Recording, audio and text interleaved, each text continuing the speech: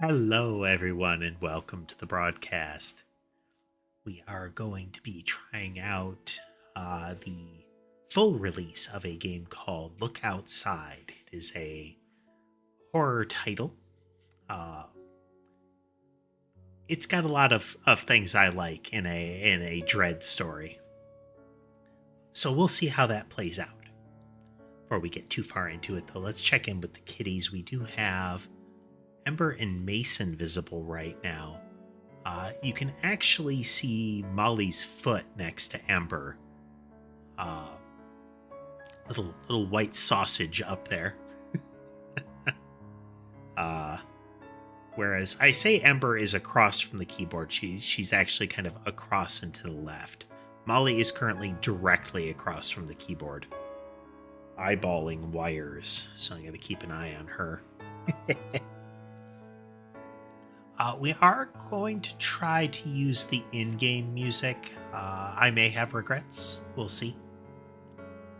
It's kind of a dice roll to see if the music that a game uses is actually like fully under their control, as opposed to a general license that they get from someone else. In the latter case, it often gets claimed a lot. Sometimes we see rights management companies getting a little over eager, and I'm paranoid. So that's why it bugs me. But just the main menu music sounds really good, so we'll give that a go. All that said, let's pause that and click.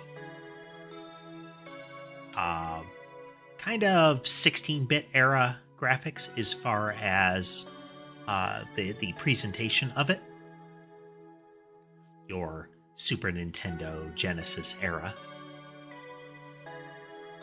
But I mean, just listen to that. It is also at like 60% master, 20% music volume. By nature, it is very loud. I know the general gimmick of this. I've seen the first couple of scenes during the demo, kind of early access era of the game.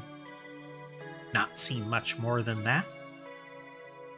So we'll get right into things and see how we do. Not an action-y game, so feel free to chat, ask questions, anything like that. Or just lurk as you like. Which game mode do you want? Oh, interesting. So we're gonna go with the actual game experience for this. Maybe on my own time I'll do story mode, or perhaps if we get thrashed so badly and we just want to get through it, we'll try that. I know the inevitable hardcore dudes in the forums for this game have been complaining about the difficulty. It's too easy. I have strange dreams tonight. Again, we'll keep an eye on the volume. A familiar voice beckons you to your window. There are stairs leading into the night sky. You awaken just as you begin to ascend them. Very Eric Zahn vibes.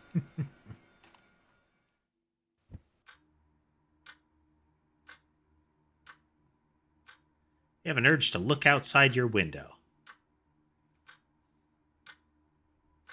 A lot of extra animation on the character there. A voice from your wall. Have a look outside. It's beautiful.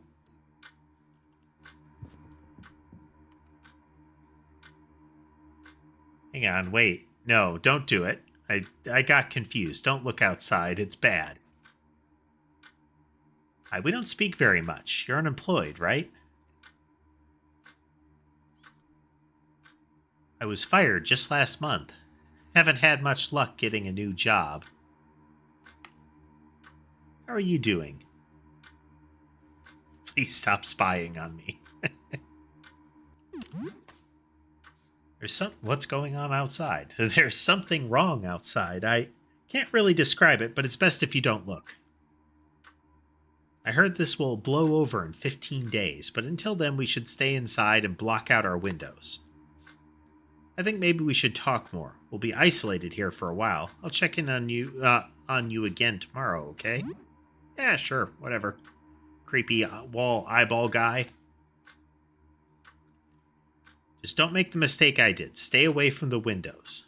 I'm still not sure what this did to me. That's not ominous at all. Good things are inevitably going to happen.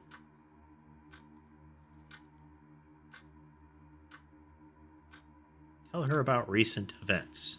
Okay, this is how you save. Wasn't anything too stressful then? Sybil. Before I go, what's your name? I'm Sybil. Oh. Okay, looks like we don't have... Okay. We have some control here. Okay, no, that's not that one. There we go. Get the impression that I may need to bust out the gamepad for this.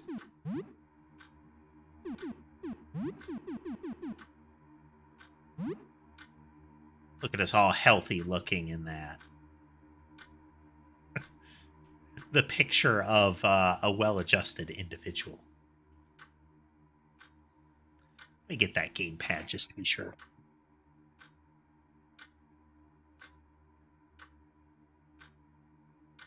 Rummage, rummage.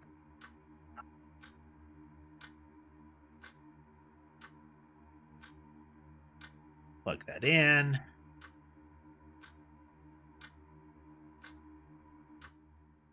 There we go.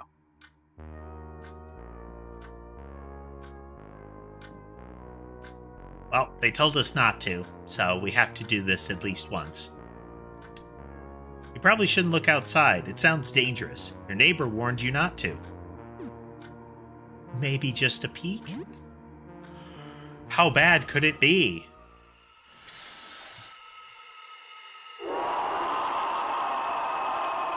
Pretty bad. Game over. Well, that sets the tone for the game, folks.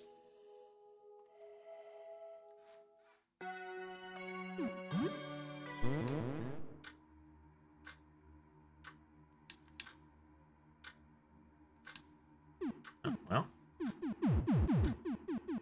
Guess I have to enter the name again. Wonder if it auto-saved before I got, you know, vacuumed into oblivion.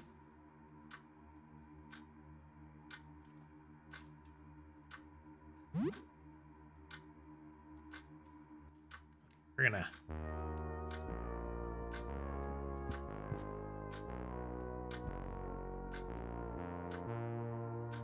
Updated your wardrobe in years.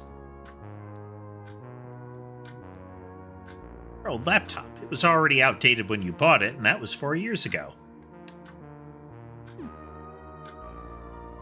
Check social media, play games, do nothing. Only 15 days left. Well, we are establishing a mechanic here.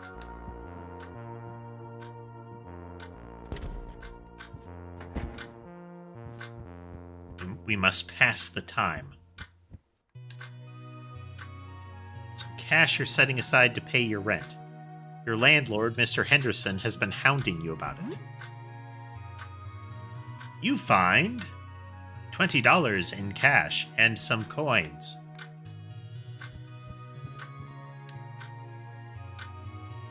Case full of old books and junk. Your video game shelf. You can relax and kill some time with these. You'll need to leave your apartment if you want to find new games, though. You have 3 games on the shelf. Use your TV to kill some time. Video games are on the shelf to the left.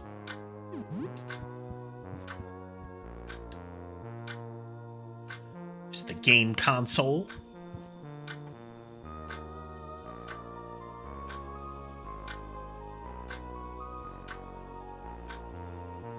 Hack choke. Look inside your fridge. Be dinner? Extremely salty, extremely processed, extremely mediocre. Used in cooking. Pizza bites. When pizza's in a bite, you can eat pizza anytime. A riff on the pizza bagel.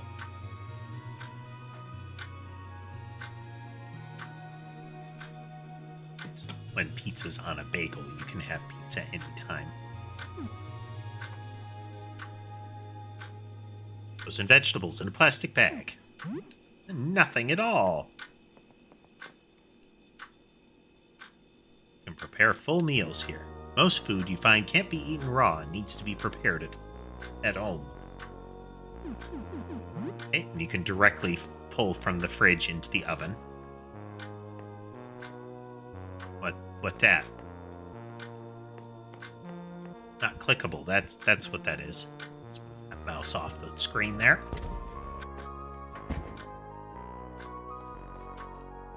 There's a first aid kit.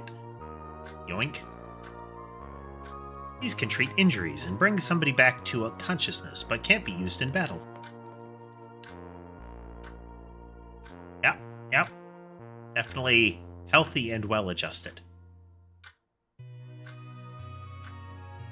You feel stressed. Should you brush your teeth? Fully animated. You gain +8 hygiene.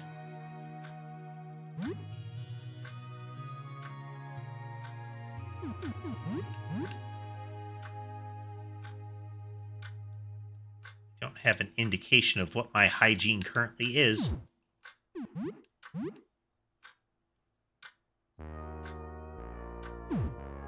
Okay, equipment and what have you.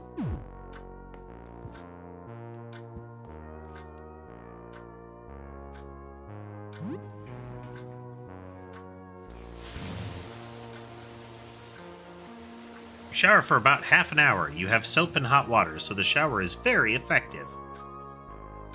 60 hygiene, 10 calm, and 4 morale. I suspect there are hidden stats then.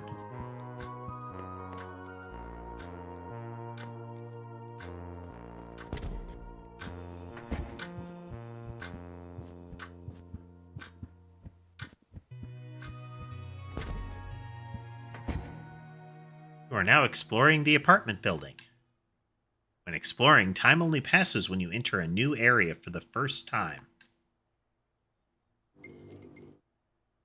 There is a little danger meter across the bottom. Okay, well, we have what appears to be a blood trail.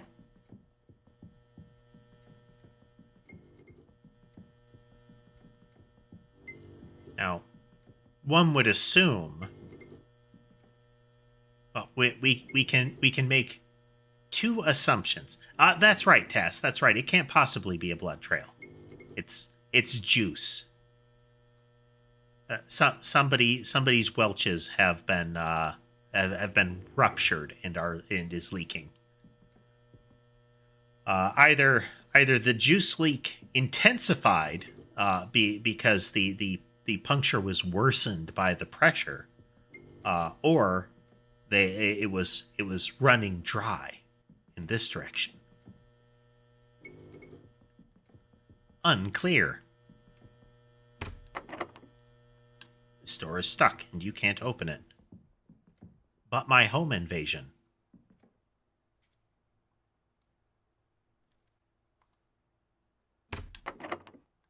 Also stuck.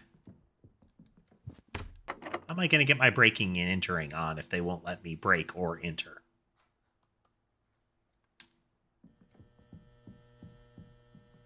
Well. The janitor's closet is also locked. A A heavy padlock secures the stairwell doors.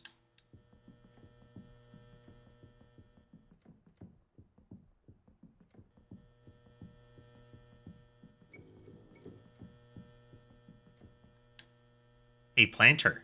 You've never seen anyone water it, so it must be plastic. You hid your spare apartment key in it. Oh. Oh, no. Oh, it's gone. Did you take it and forget? Or maybe someone found it.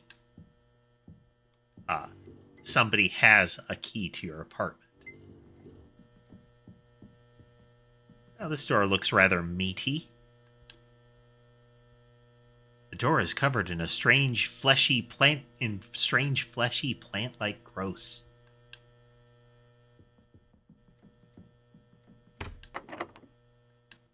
So, apartment 35 then would be the neighbor who is peeking through our wall. Sybil.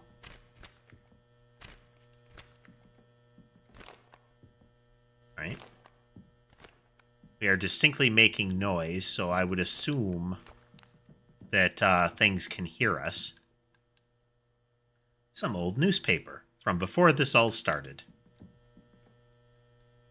A vending machine. It sells snacks for 75 cents each. It only takes coins.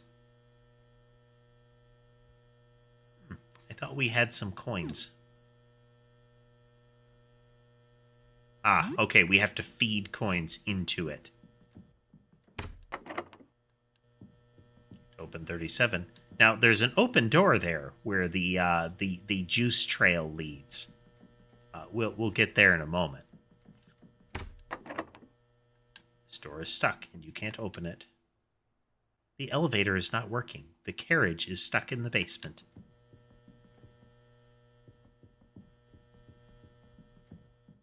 Well, we shall proceed to the juice room.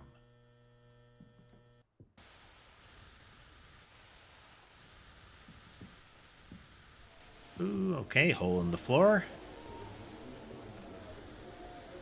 There's a cracked baseball bat in the table. You would feel safer with this.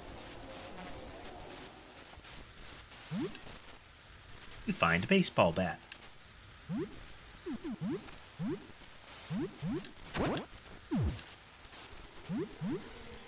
Yeah, that is a cracked baseball bat is wildly effective compared to not wielding one, at least numerically.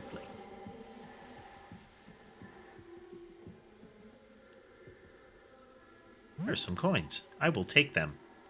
2 quarters and 2 nickels.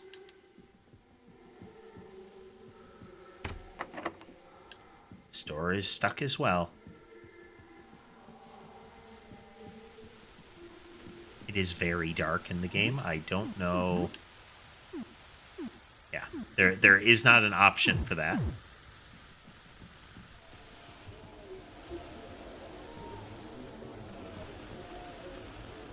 It's a landscape painting, though. Oh, he's having a bad time. Just gonna take your tonic water. Curative items can only be used outside of battle. Tonic is an exception. Take your bandages. Small wounds and bleeding. How you doing, buddy? One of your neighbors is here. You've seen him before, but you don't know his name. He looks wounded. He's holding his hand behind his back. Menacingly.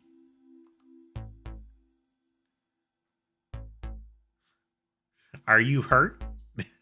Man with obvious chest wound.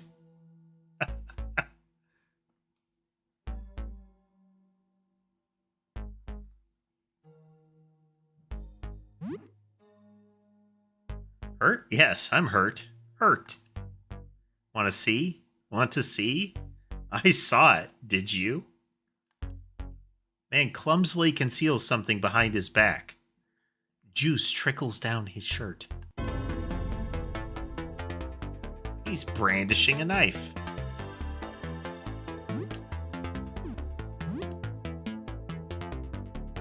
High damage attack with a chance to stun. Slightly increases the risk of damaging your weapon.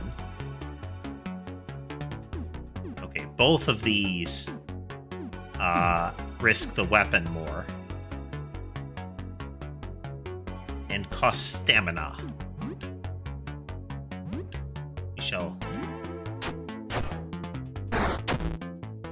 Yeah. Oh. That is contraindicated, sir. I do not believe that will lead to proper healing.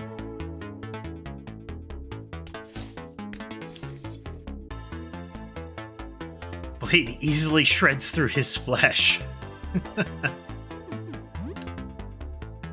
Give me that knife. Get your own. I need it.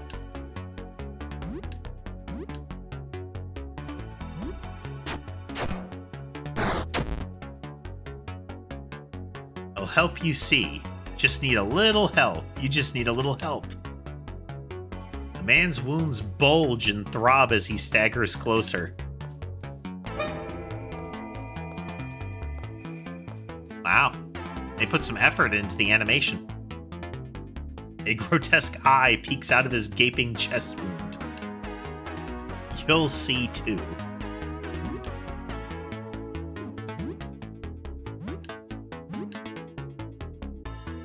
Giant eyeball squirms inside the man's open wound.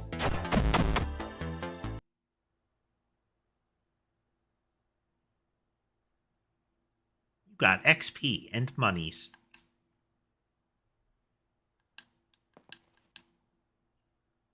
Happened to him, that eye. His hand still clutches that knife. Give me knife. As you pry the knife from his hands, the giant eye in his chest turns to gaze at you. You find a kitchen knife. The wounded man drops a key to the floor. It looks like a key for a heavy padlock. You are low on stamina and moderately injured. Oh, that made me flinch a little bit. Oh. You can hold the shift key to run.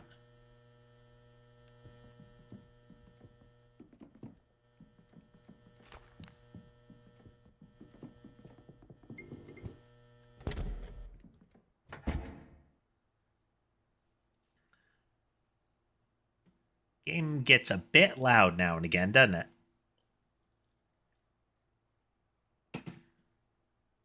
When you return home, you receive bonus XP and morale if your danger level was high. Away for a few hours, the danger was stimulating. Exploration bonus, 20 XP and 2 morale. You are now level 2. Oh, welcome back. Save your game at your return from exploring. Speak to Sybil. Oh.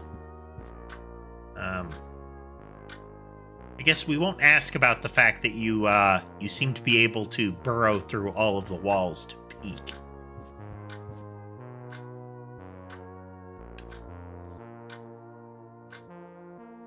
So what's new? Anything interesting happened since we last spoke?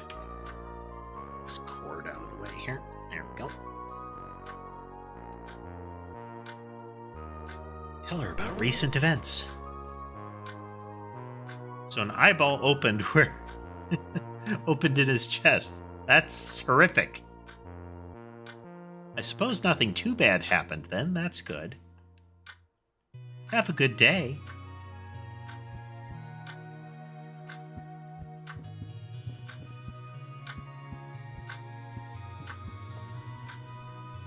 Let's see.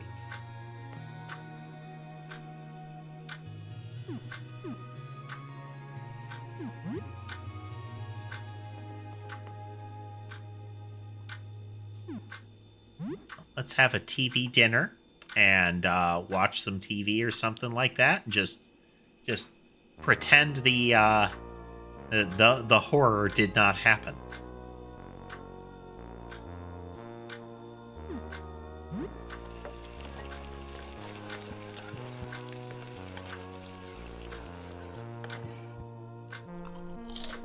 You eat a TV dinner. The chicken is cold, but the brownie is scalding. Okay. Get health and stamina back for that. Not universally, though.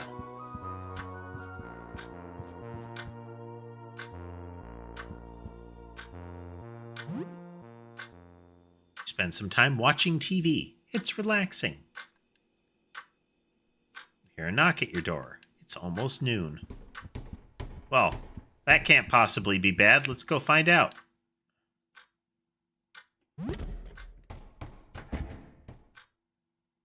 Man in modified football gear stands in front of the door. He rests a baseball bat over his shoulder.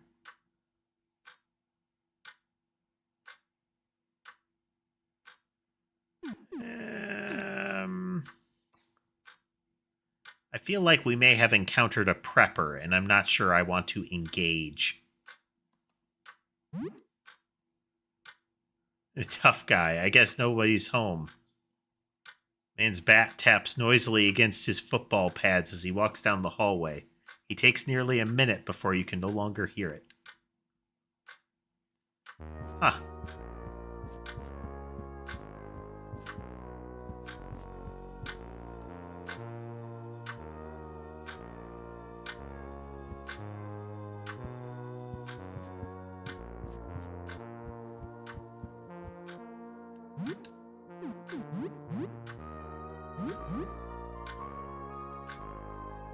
Very sharp kitchen knife covered in juice.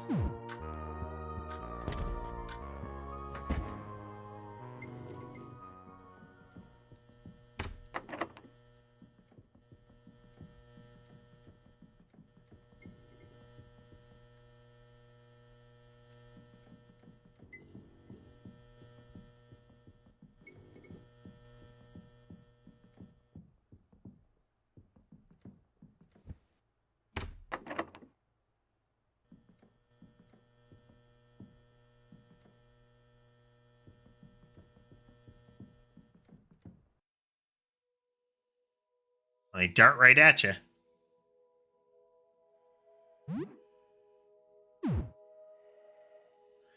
Well, they're blocking the only door. Well, the door that we need to get to, I presume, because of the key. And because, again, time won't pass unless we do stuff and explore new areas. Hey there, Miss Gloomy. Welcome.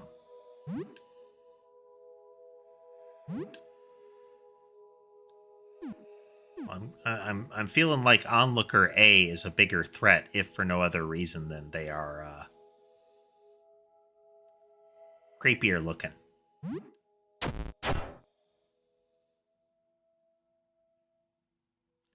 They are drawing closer.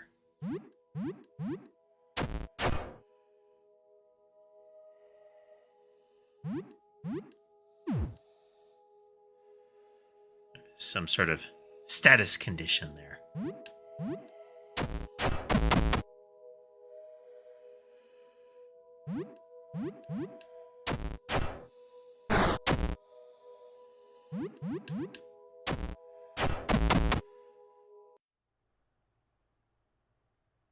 I got a nickel.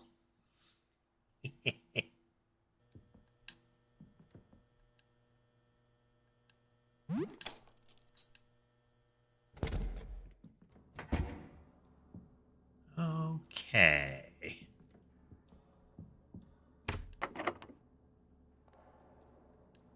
Probably a bad idea to go out on the roof. Yeah, we found that out.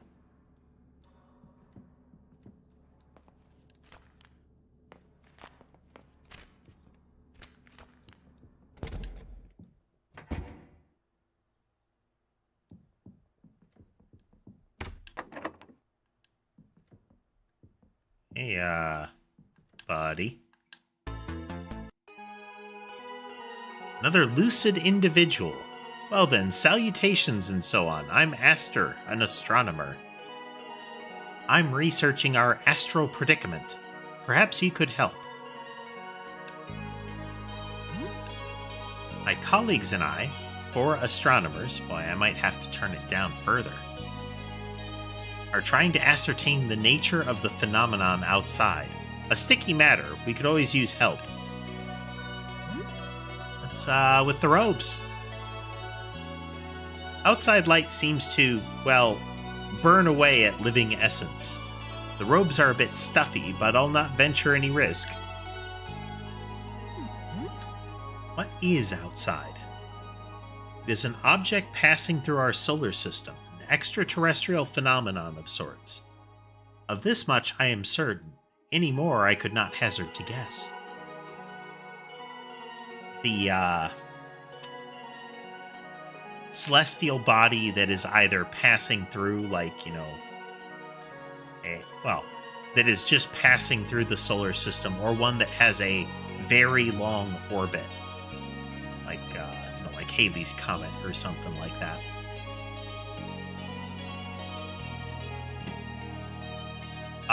Is not uncommon as a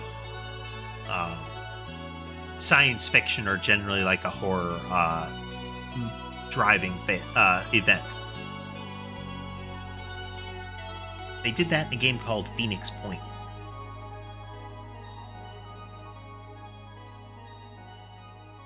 We simply don't know yet. Looking at it, even indirectly, causes grave changes in living things. Even looking at a reflection warps a person. Speak to my colleague, Jasper. Astronomy is dangerous work, you understand. Besides, we must ensure you meet our rigorous credentials. Do you have a robe? Yes. Do you have gaudy gold bling? Yes. You're in.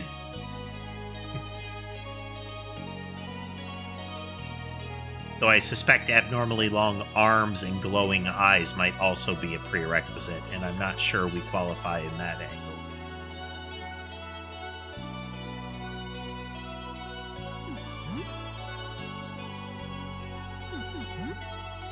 Have you looked outside?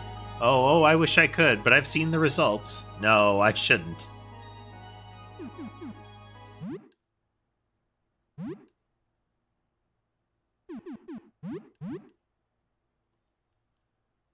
That kitchen knife. Let's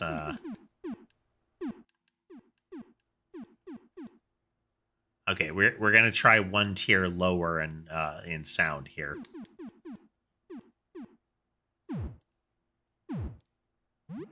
Yeah, we'll lower that too. We don't need the menu beeps and boops that loud.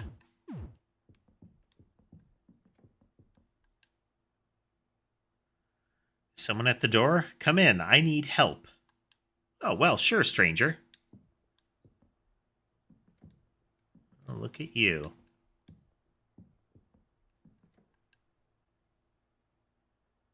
Hey, friend. These 3 kids in a trench coat. Hey, you're still normal. That's good. Listen, I left a full load of clothes in the laundromat on the ground floor. Not really capable of leaving right now. I think I might be sick. Hey, you got a bad case of eyeballs. Lots of extra eyeballs. Can you just grab my clothes for me? I'll pay you $50 for it. Cool? What happened? It's fine. It's just a bit weird. I'll be all right. Yeah, it might be difficult to reach the ground floor at the moment, huh? Lyle, my neighbor across from here, told me there was a way down to floor 1 from his apartment. You should ask him. It seems we have a universal option for the stabbing. I'm just gonna steal your stuff now, okay?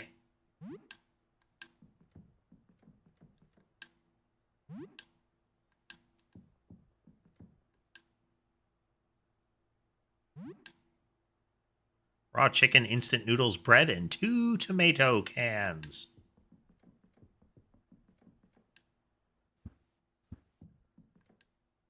Soap. Many soaps. Well. Getting our dragon quest on. We're going to pillage your whole house and you'll be fine with it.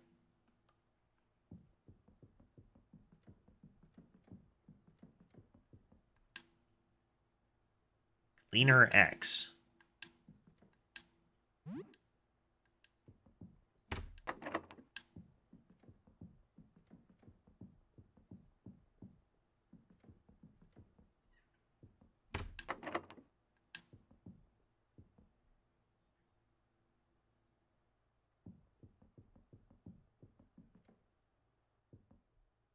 So entering that room for the first time progressed the game clock.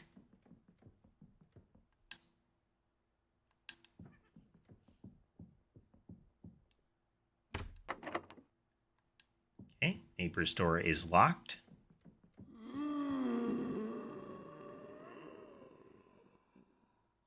Okay, okay. That seems fine and normal.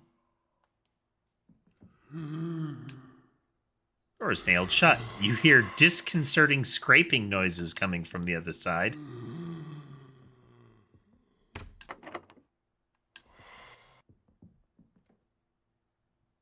Oh boy.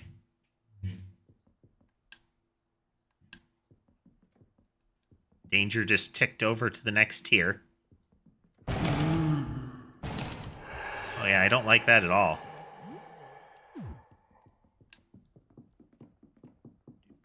Just gonna... Oh no.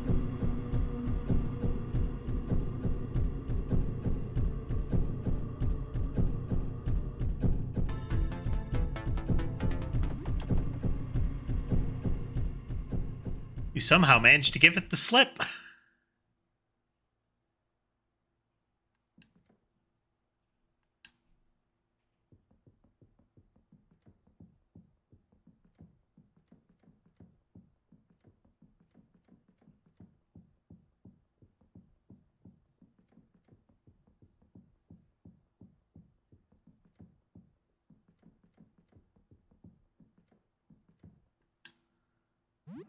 Oh, you got gun.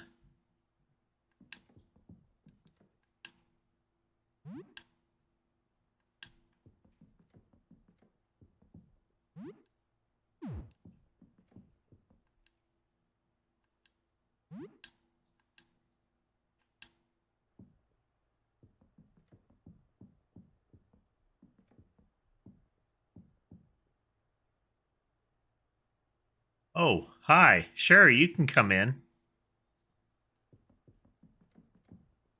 You got a gooey door there, bud.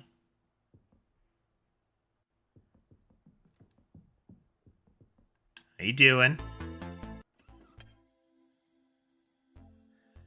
How are you doing? Remember me? I'm Lyle. We were, together. We worked together at the convenience store. Remember? Oh, yeah. Lyle. The guy with the stuff. Oh, yeah, definitely. We were friends, and we still are. Definitely.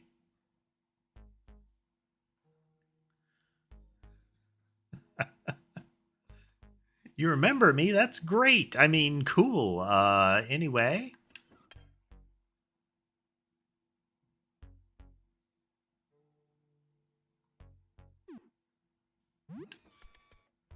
A room here? It's my dark room. It's where I develop film.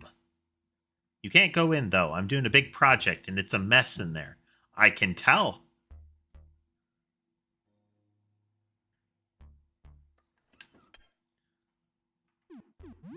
Why are you hiding?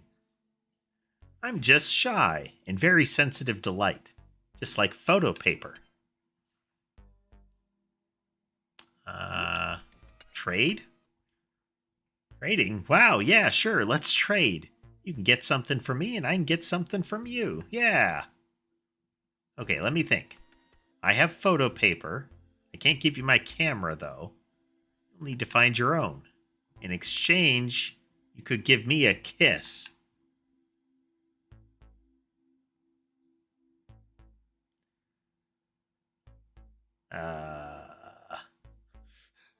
Absolutely not. Not a chance. No.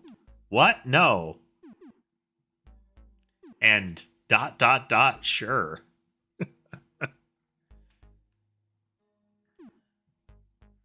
Let's see. We have... So you could assume, it wouldn't be out of the question to assume, given the art style, that it's just a normal person wrapped in a sheet. But below the waist, the anatomy becomes more concerning. We have 3 different things that are probably legs. Hey there, Chaos. We're playing a game called Look Outside. It is a survival horror RPG. So we have a 3-clawed foot on the left, 2 2-clawed feet on the right, and we can see, like, near each of those feet on the right, we can see the shading indicates that there's probably like a knee or something there. The light effect on the sheet. So there's a lot of extra lumps to this fellow. No. I'm kidding. I should have taken a picture. It would last longer. Oh yeah, just let me take your picture. Yeah, that's what I want. What do you think? Sure. Okay. So now we can definitely see. So old-timey camera, like flash powder style camera. We can see the 2 human limbs, and you can see the eyes, like a human, potentially human-looking eye up top, but the mouth has drifted south, and the insect-like legs are now protruding under the camera. I knew you'd like that. Okay, hang on.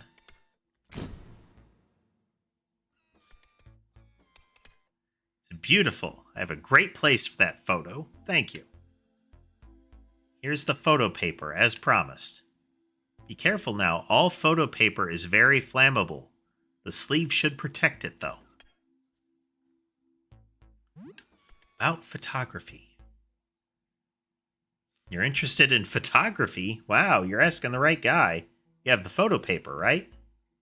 So first you need a negative image of the subject. Usually that would be film in a camera. Then you need to expose your photo paper to light projected through that negative. Once the paper is exposed, you need to develop it. The parts exposed to the negative's light will go dark and reveal the positive image. You need a dark room to develop the photo. I have a dark room here, but you can't go in right now. I have a project, and it's a mess.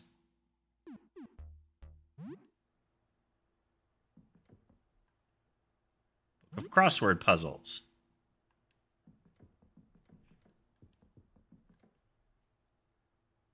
Puro Care.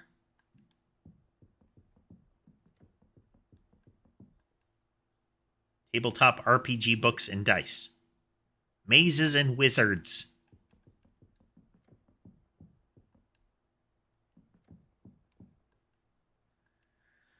Old photograph. Oh, that's a lot of eyeballs there.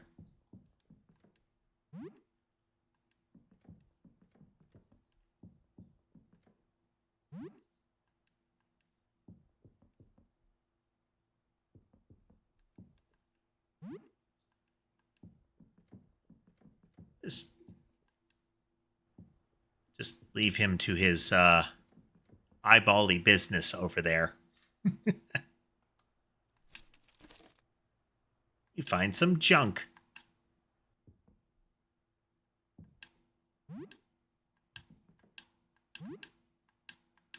You look big and disconcerting.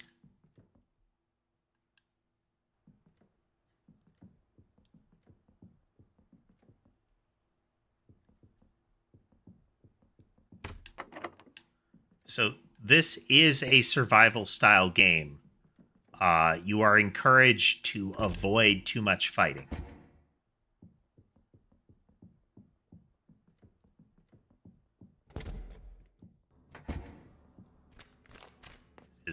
attrition is a real risk.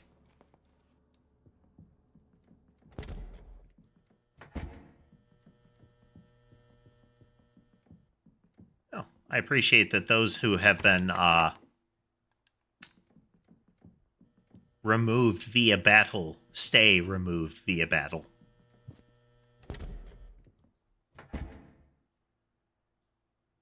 We're away for a while. The danger was exciting. We get an extra 80 XP and 6 morale. And you go up a level.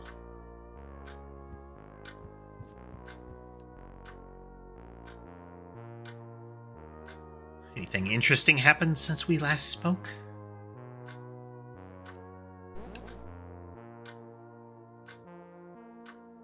His dream was about liquid pouring out of a tube? What if it's not liquid but light? What if it's his telescope? Why did I say that? I did hear something large moving below. To think that was a monster chasing you. Okay, Sybil comments on the events that happen. Jumpy photographer sounds like a strange character. I wouldn't get too close to him, even if he's friendly. But I guess if you need photos developed? Been through a lot, huh? Have a good evening.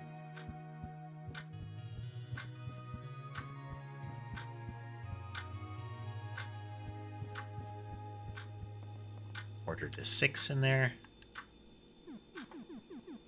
Okay, it auto-loads the food.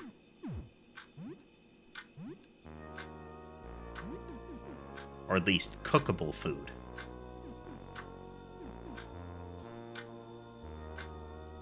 Cleaner X, strong-smelling chemical, hurts the eyes. Okay, broken items lead to junk. We saw some junk, like this same icon on the table with the red thing with a skull head, you know? Here's mental status effects and makes you immune to them, but makes you more vulnerable to sleep. Heal an infected wound. This implies that we can get an infected wound in the same way that this says we could be suffering from bleeding. Declogger.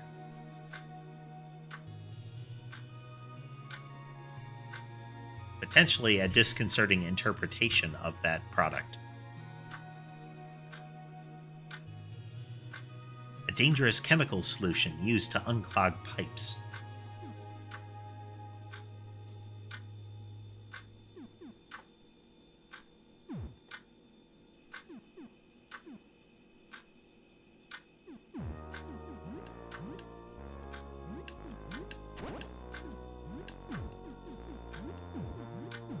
We can get other equipment here.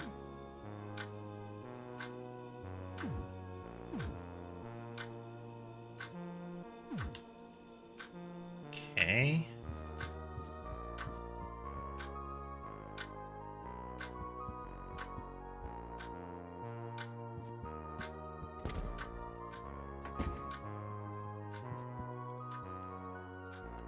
Not tired yet.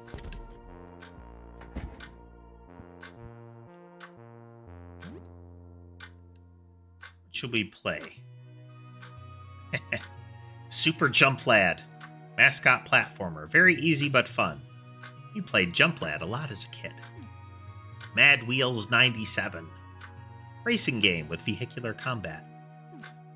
Myrmidon. A top-down squad tactics game with little ant people as soldiers.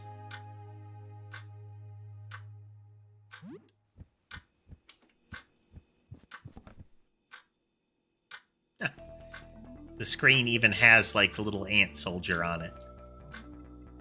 Put on Myrmidon, that tactical squad combat game with ant soldiers. You got this a few months ago, but didn't get very far yet. Takes a while for you to remember where you left the game at, since you haven't played in weeks. After a few clumsy mistakes, you start making progress. You have a squad of 6 ants, 5 veterans, and a rookie. You get the feeling something good might happen if you manage to beat this game and bring those ants back home safe. You should play this again sometime. Okay. We get XP and calm out of that. We pass another 2 hours.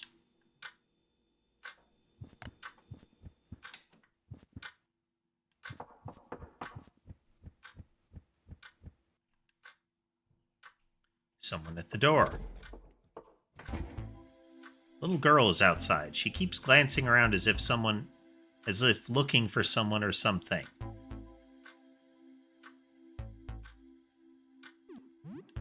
Who are you? Looking for my mom. You seen her? Well, let's be, foolish.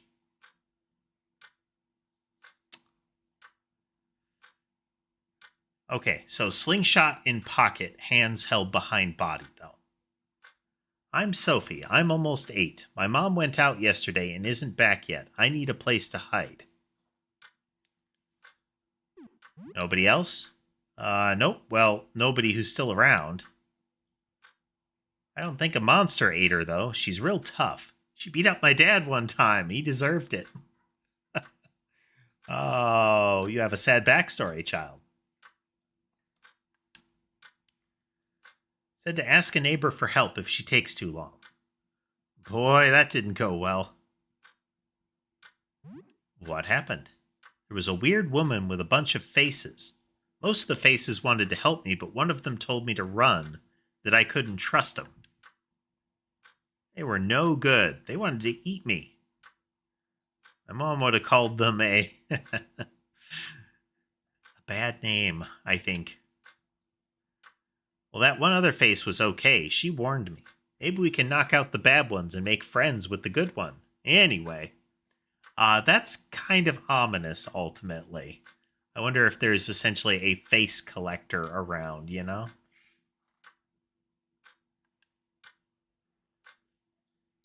Oh, wow. Can you help me out? You're ugly, but you're not monster ugly. You're just like a regular guy, I think. You're just tired. I get it. All right. You can hide here. Definitely won't regret that.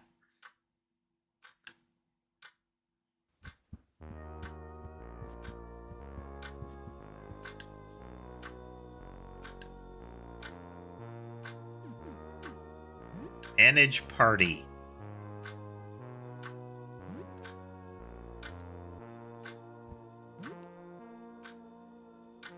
Sophie, the little menace.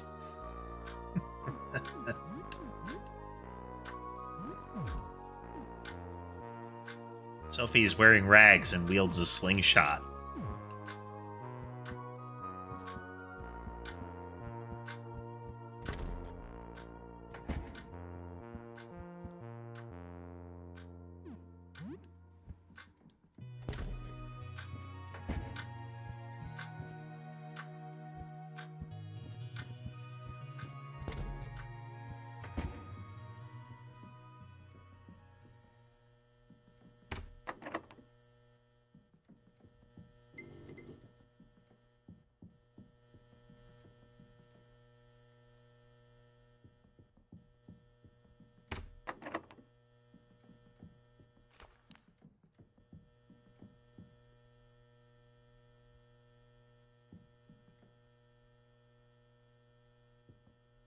I don't recall this door being open. This is Vincent's place. You think he held a party recently? Loud music played the night before all this started. We're exploring a dangerous place. If you die here, you will lose all progress since your last save. Since you are playing on normal difficulty, you must return home at apartment 33 to save your game. If you explore enough to raise your danger level to the notch with the save icon in the meter shown below, you'll be able to save your game upon returning home.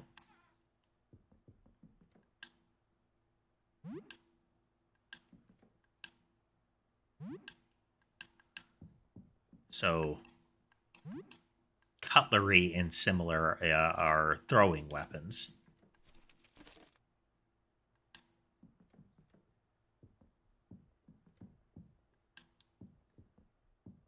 Ah, okay. That thing on the counter is a sink in the house.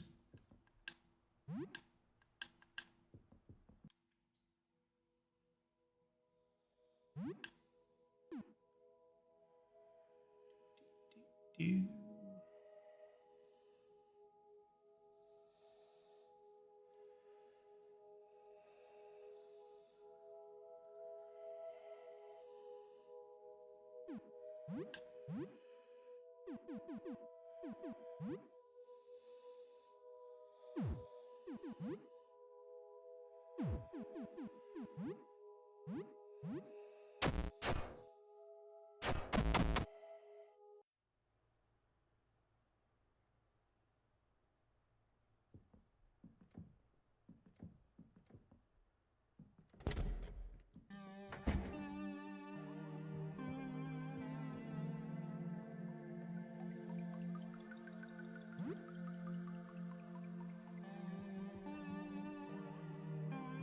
Fuck.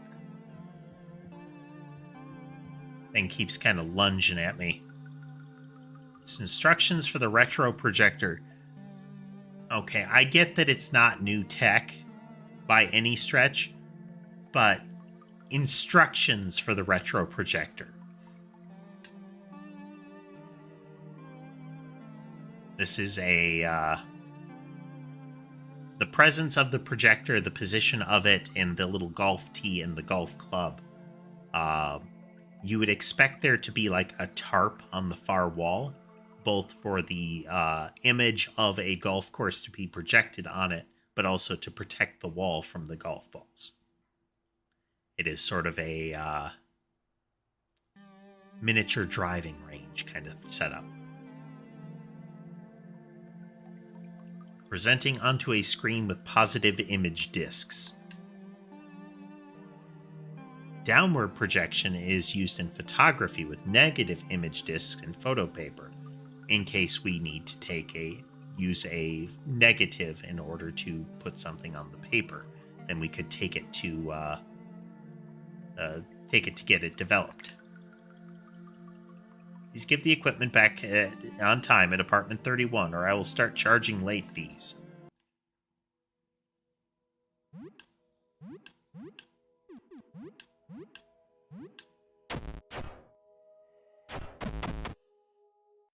Well, having the kid here is definitely a help.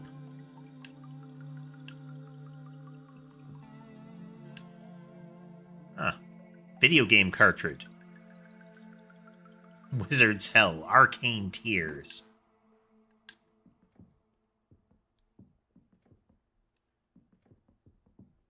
Okay,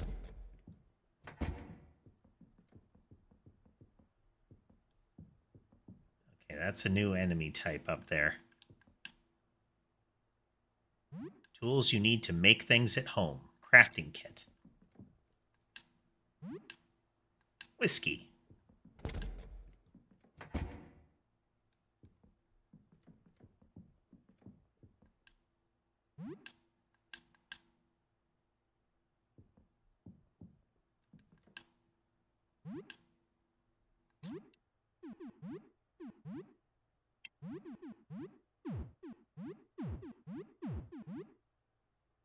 Glasses. Increases accuracy, but reduces critical hit rate. Well, we haven't been missing yet, so...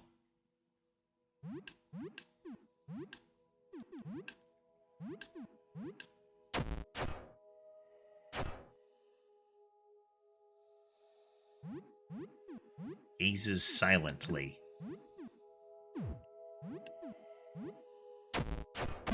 Kid's gonna run out of ammo eventually, but...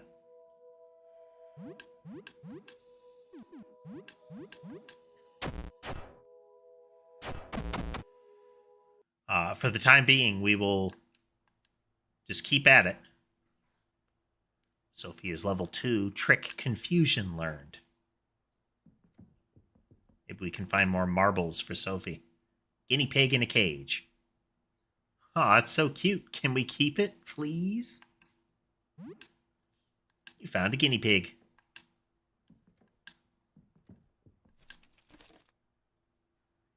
Bottle of Puro Care.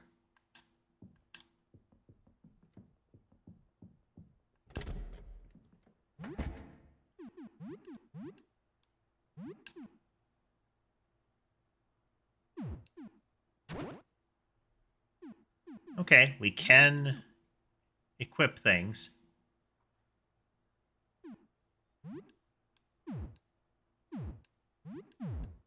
Sophie cannot equip regular weapons.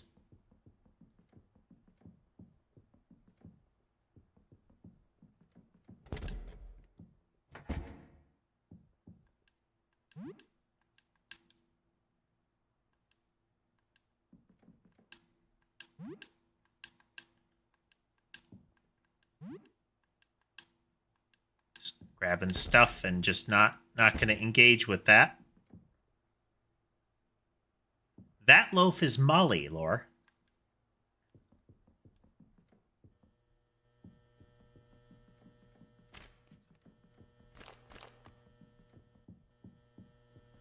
She is cozy and has currently taken Ember's spot. Ember is resting nearby.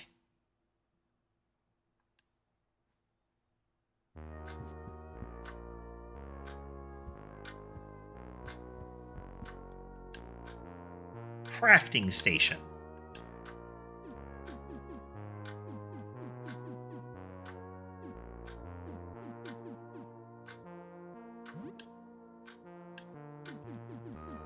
Okay, we can try to mix things. So, wild guess, cloth and whiskey.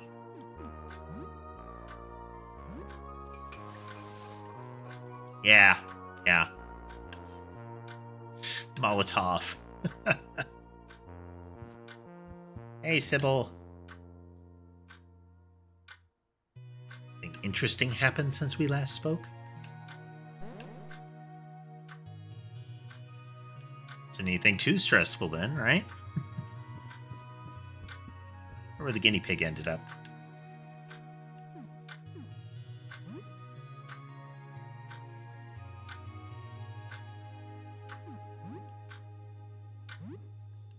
Let's see. How are you doing? Pretty hungry. Think you'd make a snack? Any idea where your mom is? Well, she said she was looking for supplies. She's definitely still in the building, no matter where she went. I know she's looking for me. You know what will happen? I don't want to sound optimistic here, but I don't think we're going to have school next week.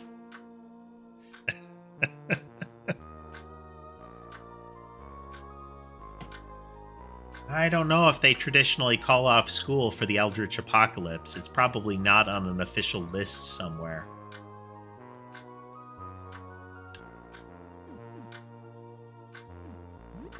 Did you look outside?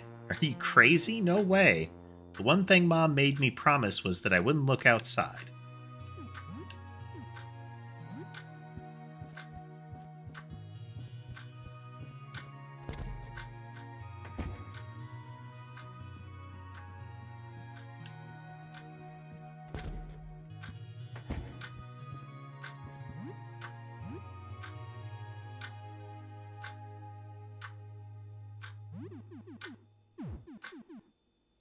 The guinea pig is a key item.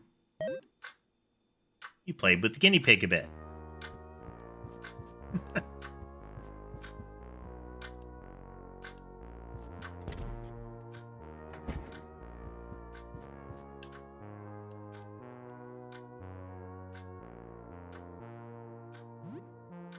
Might as well sleep.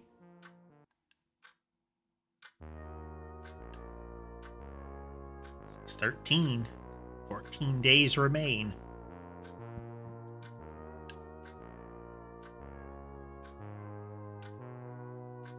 This morning I heard a crash in the hall, then someone was stumbling around. I think they might still be there. They're muttering something about tooth pain. It didn't come close to my door, so I couldn't see.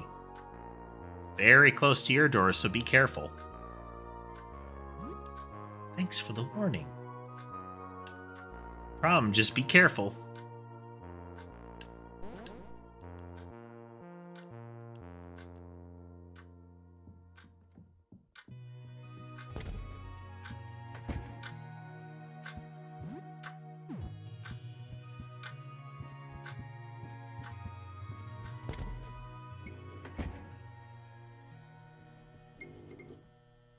Okay, we have another door open and we have a new type of dude there.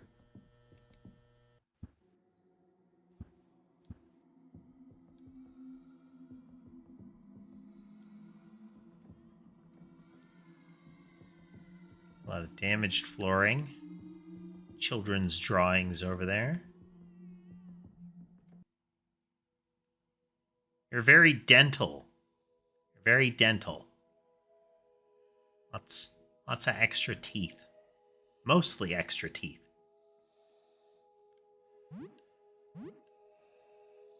A toothling.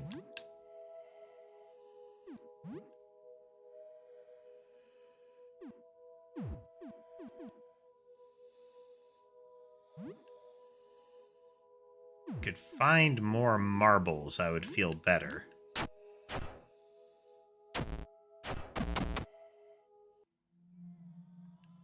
Not surprising, Toothling is resistant to knife.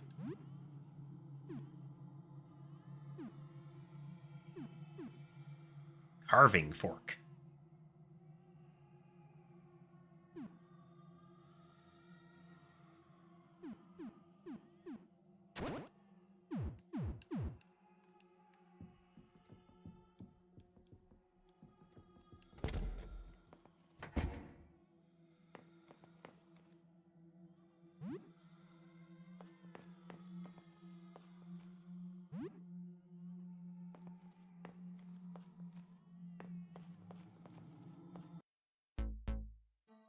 Should have known.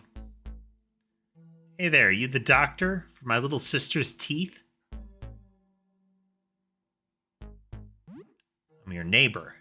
Yeah, you live in front? You live in front, right? Hi. Hang on, I'm brushing my teeth. Your sister sick? Yeah, my sister is sick. She bit me on the nose when I was playing with her. Oh no, are you okay? Yeah, I'm okay. I didn't even cry. But I caught what she's got, and now I'm brushing my teeth. Now brushing my teeth takes forever. Oh boy. You're going to be real fun when you turn around, aren't you? Still brushing. Just a sec. Other jaw.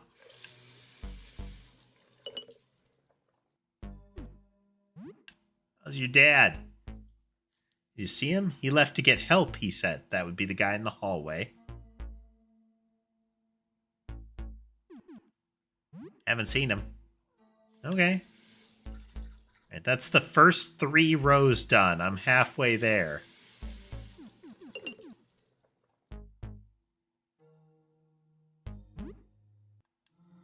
You just keep at it, bud.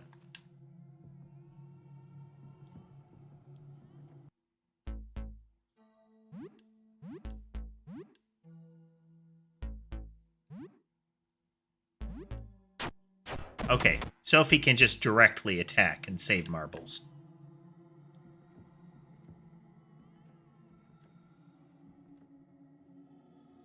A lot of toothlings. Baseball cap. Baseball cap of a team you don't like.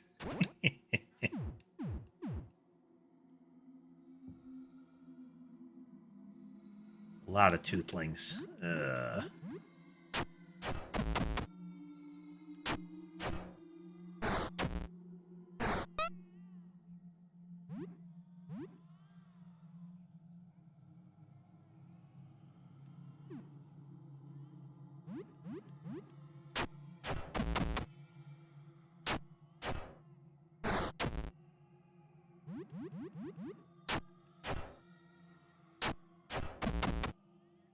Well, baseball bat's still holding up. A lot of dead folks there. Oh. You are extra toothy. A grotesquely deformed child is playing with toys. Seems to be rooted to the ground. Just gonna back up there. Took the child's teddy bear.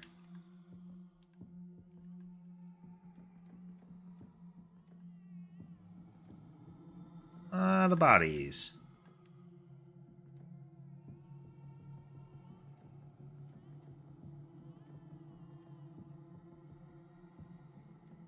Get to that central area there.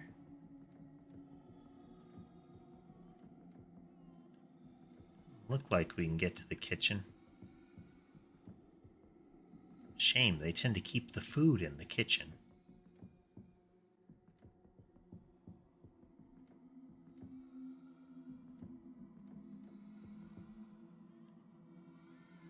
Or is missing a doorknob?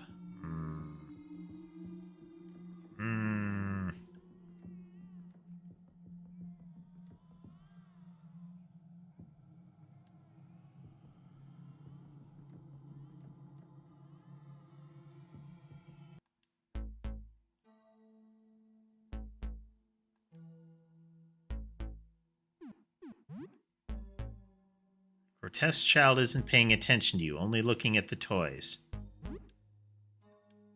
Hi there, the child is ignoring you, only looking at the toys.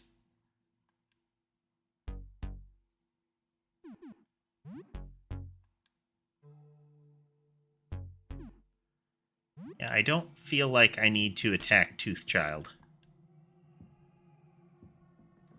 It's gonna leave Tooth Child alone for now.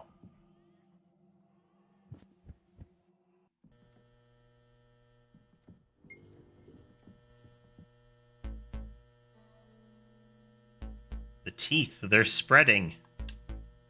I need to bite, grow the teeth on you. Alright, let's get rid of this guy.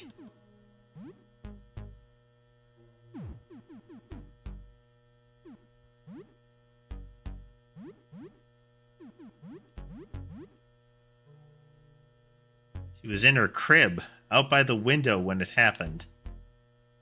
I have her smile, her beautiful smile. Alright, we got a stun there. That's good. This is good. If you look at the forearm there, from the elbow down, it's starting to split like a mouth is forming there.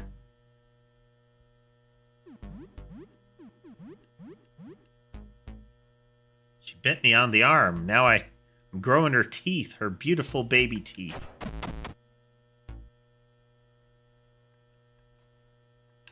Found rags.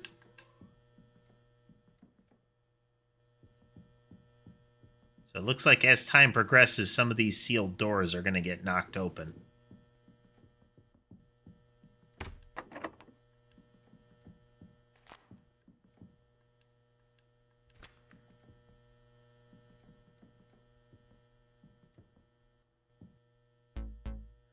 Let's get rid of you.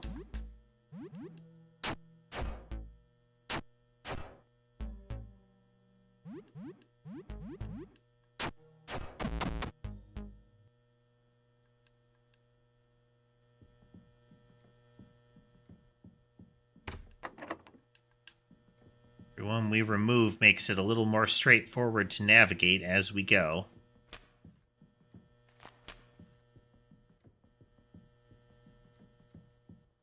Extra goopy door.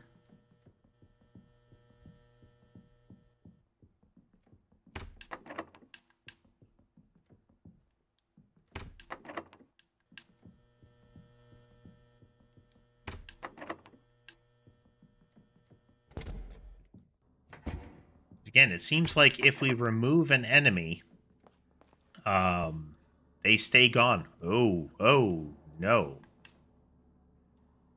Visit Eugene's shop, now open on floor 2, apartment 24. Hello, no mask. Dark shape with a pale face observes you. Despite its size, it makes no sound at all as it moves closer. The pale face's features do not move. It seems to be a mask.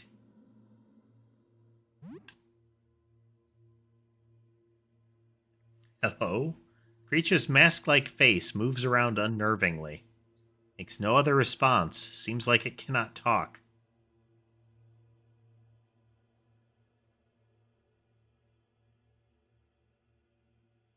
You seem okay.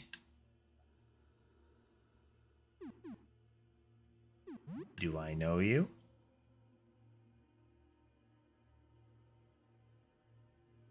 Mask inches forward. Is it scrutinizing you? It shakes its head. No. Okay, bye.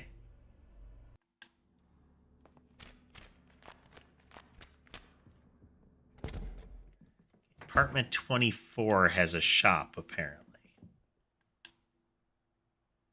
Jean's shop, now open on floor 2, apartment 24.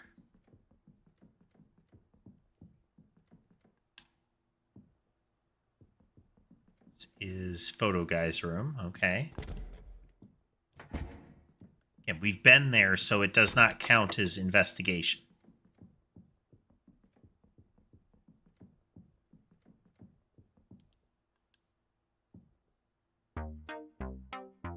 Sorry for the clutter. I'm still setting up. Let me know if there's anything you'd like.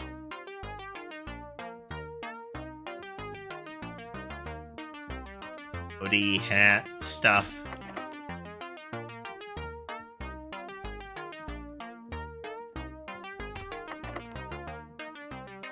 Good thing it's turned down to, like, really low, isn't it?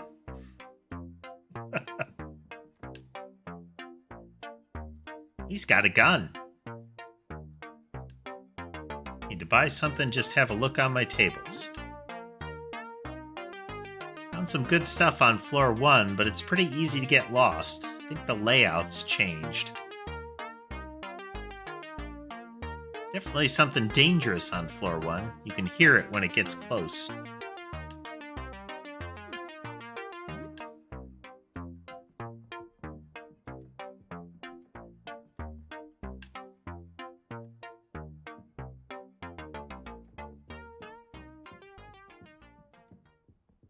I like how the music fades.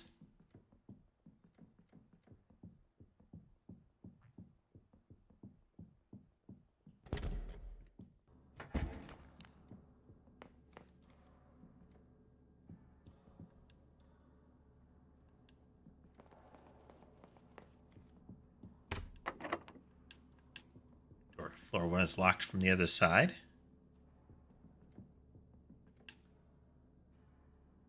Ground floor.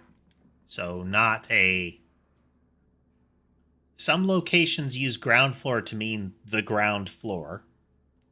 Like floor, like the floor that you would enter the building through. Other places use the first floor as the floor that you would enter from ground level.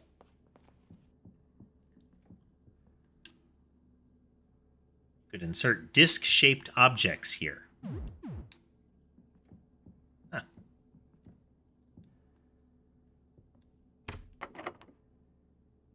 To the ground floor. They're locked electronically. Number 3 is etched on the handle. Well, you had a bad day. Jean is very proactive about their advertising. A pool cue. Looking at it makes your stomach turn. The head burst open like a pumpkin. The note on the body. Henderson, the landlord, is keeping his gun and ammo in the basement. I need to find some way to get his key. Must be in his apartment on the ground floor.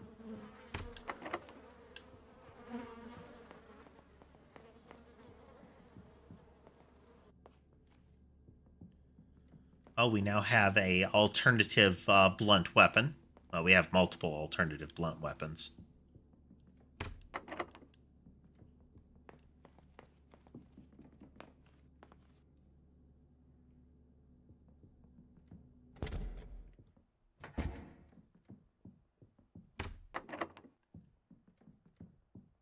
I feel like we're going to have to dispose of the rest of the teeth, folks.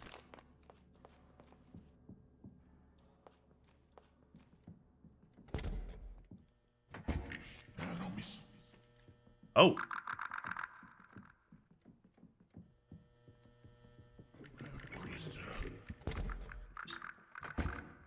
Bypass you, thank you very much.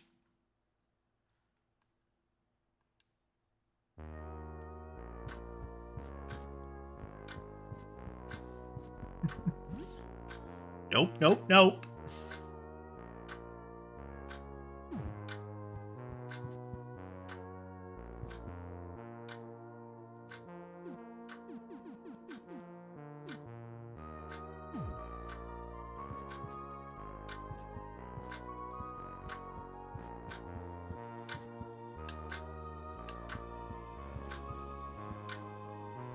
Still in reasonable shape.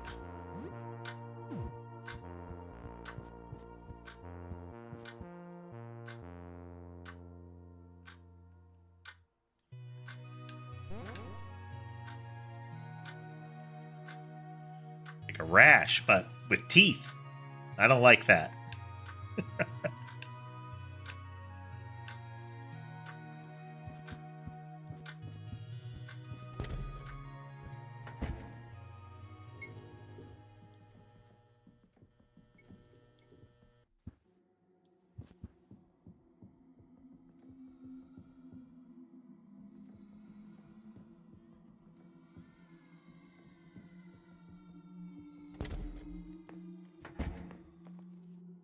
Well, we saved it, so hey, Mr. Rows of Teeth.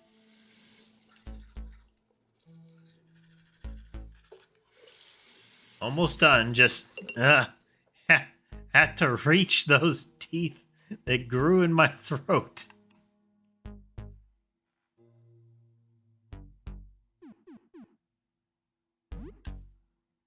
Brother, as bad as I got it, Ben got it way worse. He got too close and she jumped on him and bit him a lot. He almost died, but he's all better now. He's in our bedroom right now if you want to see him. Well, what's left of him. Okay, I'm all done. Every day the brushing routine gets worse. Hope they stop growing soon. Can feel more growing already. Yesterday my mouth grew into my eye, so I lost it. It felt funny. I think my other eye is about to go. I think the teeth, they're growing in my head. I can't think. I'm scared. Fuzzy. Ooh.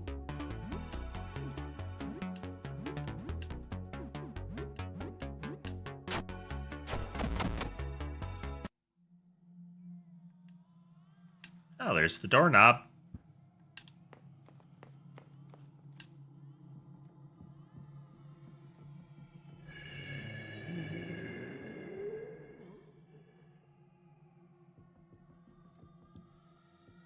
Like the look of you at all.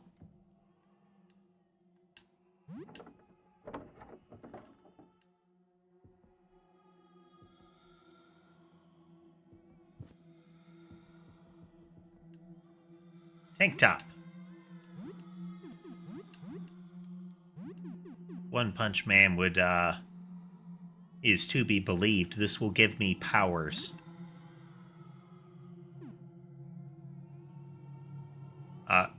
It does indeed. Show everyone your shredded biceps in this tank top. Increases my attack, whereas rags will increase my defense.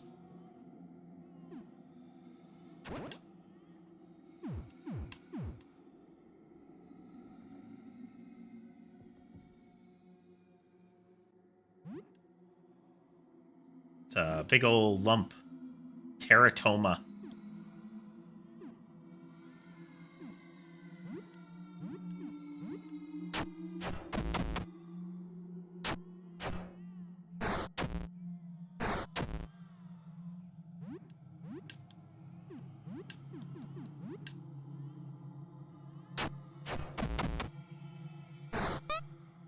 Sophie is hiding.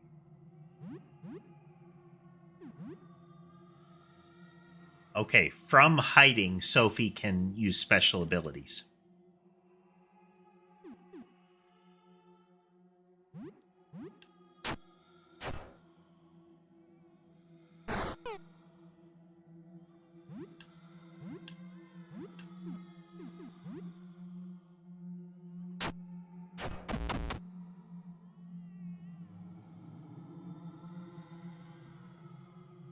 Small safe. Do not have keys for small safes.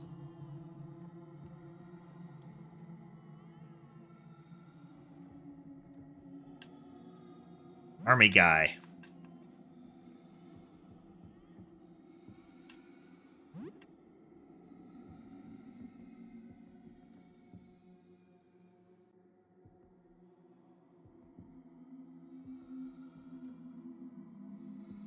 Take it that's the brother.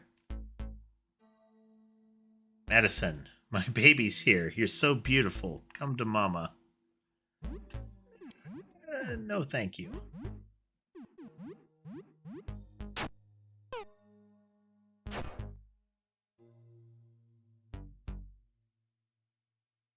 Grown so much in just a few days. You must be hungry. Let Mama nurse you.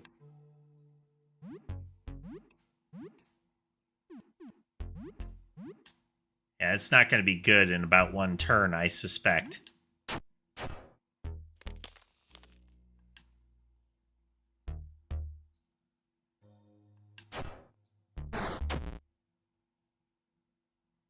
I know, your teeth hurt. It's okay. I'm not mad that you bit me. It's not your fault.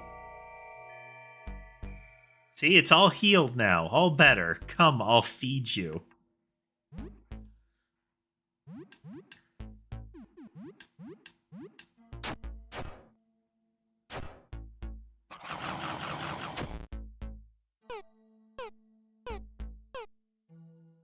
Oh, wow. That was a lot of attacks.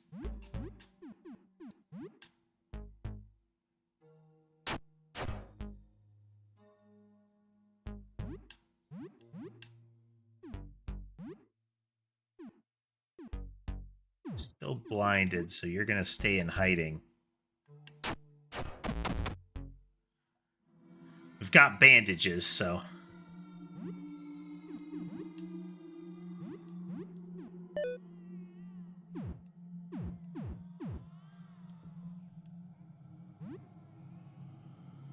Got handbag.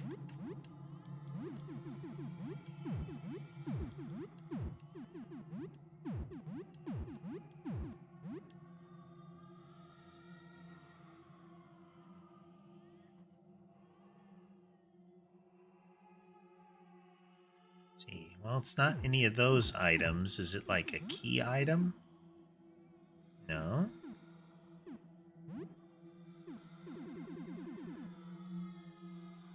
Handbag full of toiletries and other personal effects.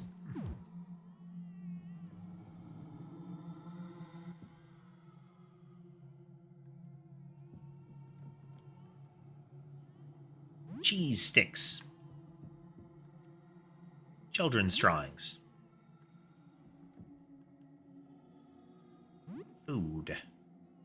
Raw chicken, instant noodles, bread, and 2 eggs. A frying pan. Now we will be immune to bullets. 2 jugs of vinegar. Smelling salts.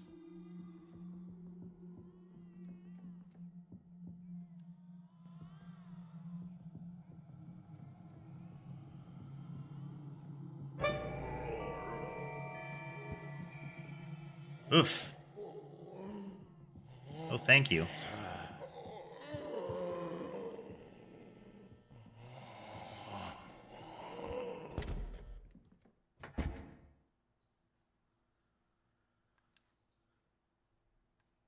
So if you learn trick poison,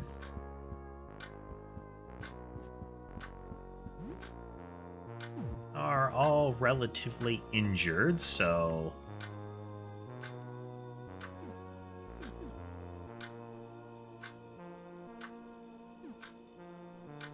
tomatoes, eggs, instant noodles.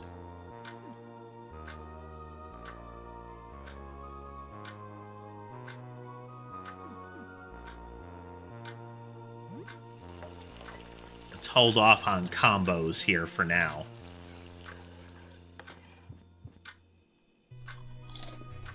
Plain noodles, filling but bland.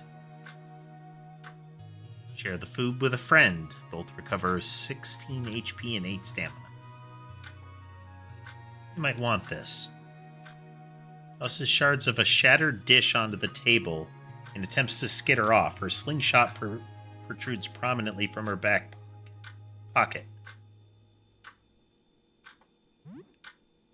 Sorry, gotta run. Thanks for the food. Mischievous grin, she bolts off and hops onto the couch. You're not even mad. Knock at the door.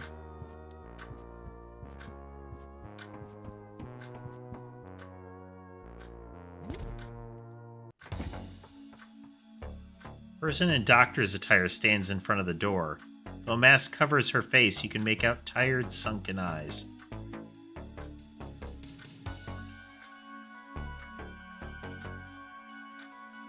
Now, let's talk to him.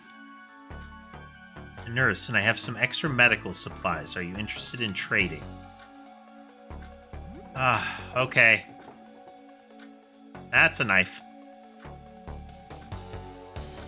Oh, a scalpel, but effectively knife. Thanks for trusting me. Some people have been pretty skittish. He's been spending a lot of time caring for the wounded nearby and has heard some almost unbelievable stories. Does any of this medical gear sound interesting? Let's trade.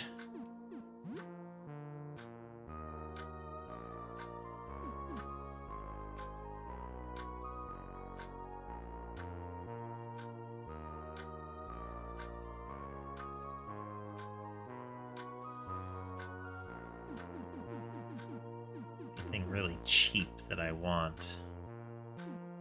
I have a bunch of bandages already. Lysocks, not to be confused with any other trademarked cleaning product.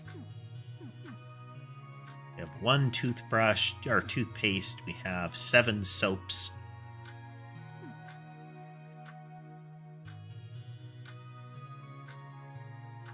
I feel like this could actually be a good investment. It says limited protection, but poison and infections has got to be a pain given that it takes consumables to clear it. We're going to do it.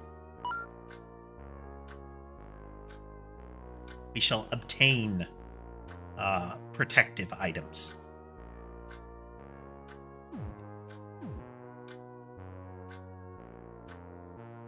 Thank you. I hope you just don't end up needing any of this.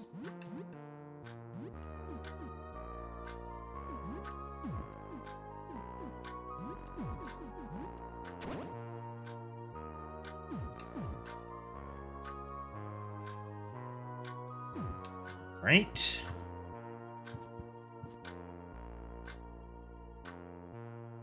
Hey there, Sans. Welcome.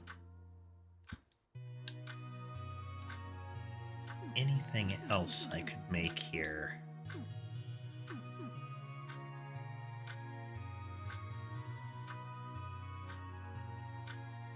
Still working on that game over time there, Sans. Looking at off of stream, I'm looking at revising the rendering system to see if I can get some more flexibility in it. But at this point, we're kind of adding gameplay features.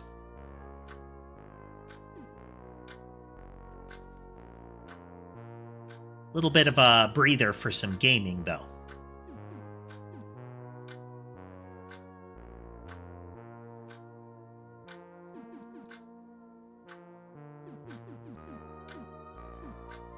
I feel like we could hurt ourselves badly if we do things like mix cleaners.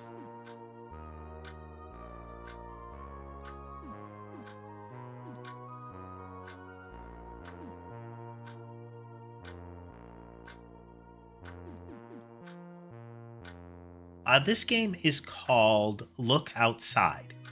It is a survival horror RPG. Very eldritch horror, body horror concepts going on.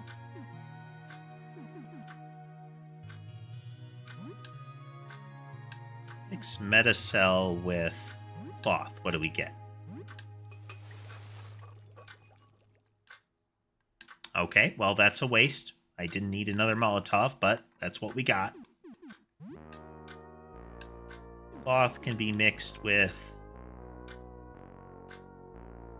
disinfectant. Oh, alcohol-based product.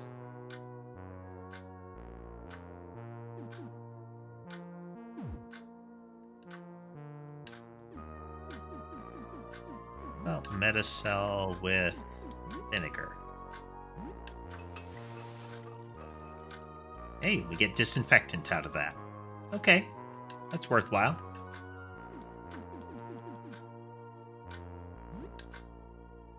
Puro Care with vinegar. Acid flask. Well, having stuff that I can, yeet upon the enemy could be useful.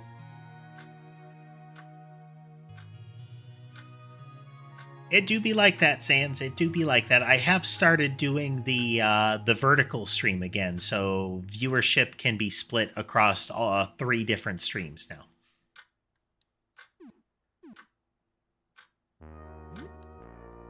Drain clogger with Puro Care.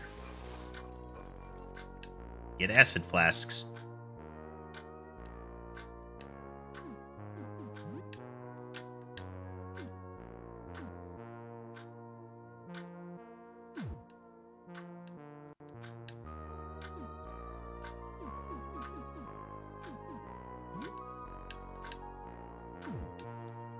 Well, it doesn't let us mix cleaning solutions.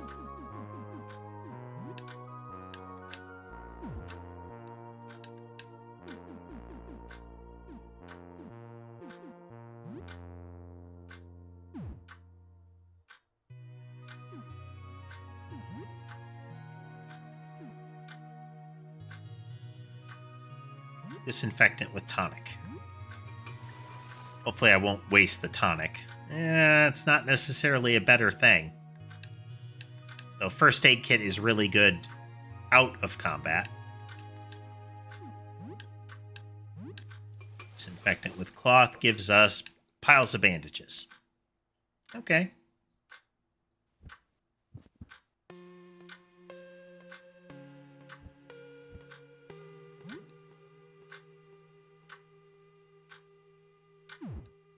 Best shape, but we should head out again.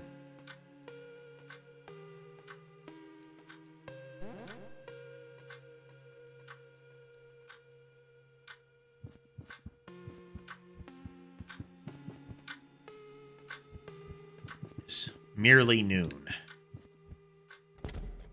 Okay, we're gonna go back to our toothy neighbors here.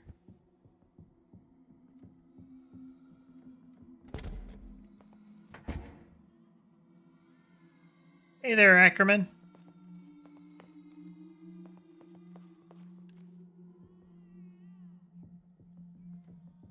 Yeah, we got our vertical stream going again.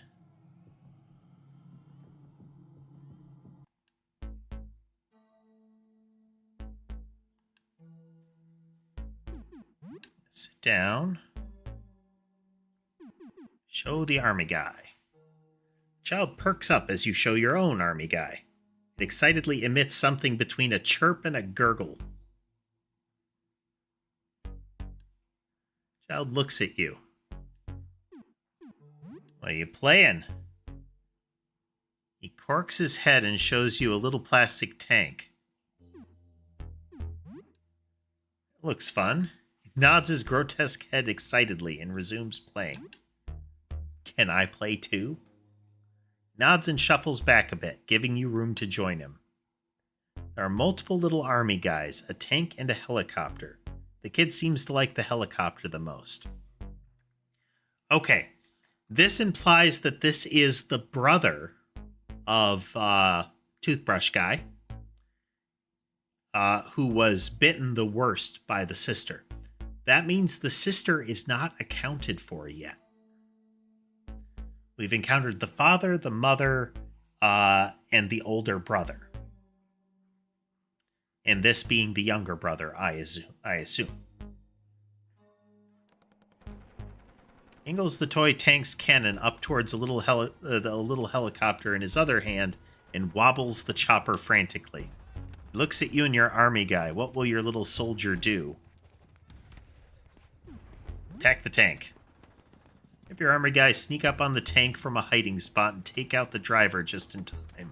The chopper is safe and the tank is no longer a threat. He babbles disgusting helicopter noises and shoots down at some enemy soldiers that were coming up to attack you. The kid has a short moment of confusion as he drops one of the toys, peering around the room as if unsure of where he is. But after a moment, he snaps out of it and resumes play. It seems like his affliction is getting worse. His face warps further as flesh gives way to gum and new teeth bud. So the older brother finally snapped when it was that the essentially the mouth and teeth extended up into the head and started to consume the brain.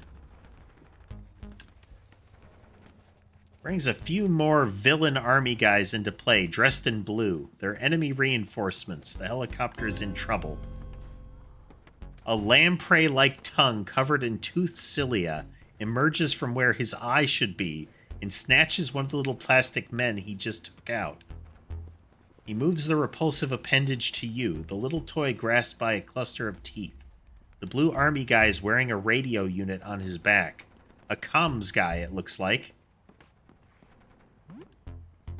Delicate remove the army guy from the grasping teeth.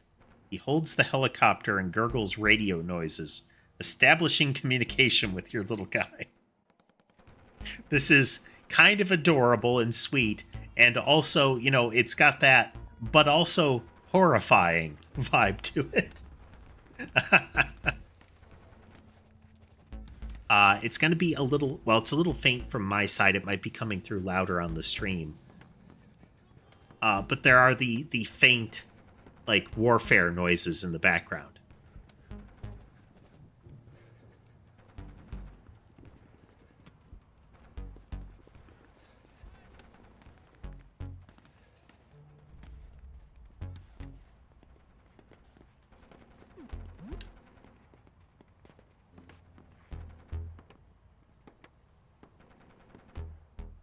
Kid shrugs. It sounds like this was a bit odd. Ackerman, yes, that is one of my cats. That cat's name is Molly. She is the youngest cat at this point. Let's see who's visible. Should be at least two. So there's Molly. Ember is currently rolling around a little bit. Sky is up in the cat tree. At the top of the cat tree. Mason is sitting on a comforter on the bed. Sammy is on her side. She's the tuxedo there. And it's hard to see, but Sherbet is in the little house in the other cat tree.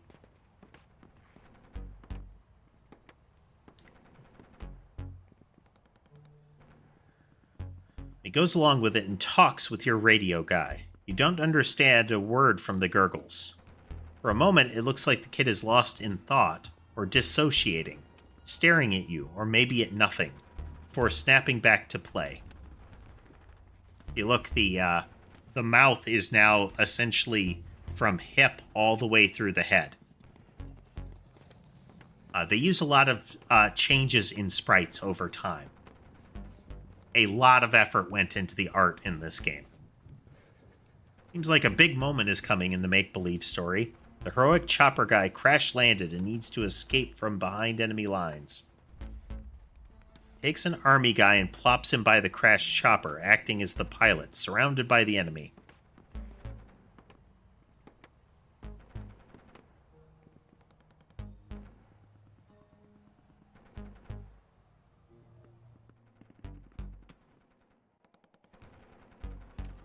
Let's bring in the tank. Dramatically reveal your machine gun guy had commandeered the tank he destroyed earlier and comes to the pilot's rescue. The kid laughs at the little surprise. He is done with the army guy play for now. It seems like you're an excellent playmate. You can tell by how his face contorts that he likes you a lot. So now the mouth is open further and you can see like the fibers in the mouth are starting to split and fray at the top. If you're not aware, this is a horror game. The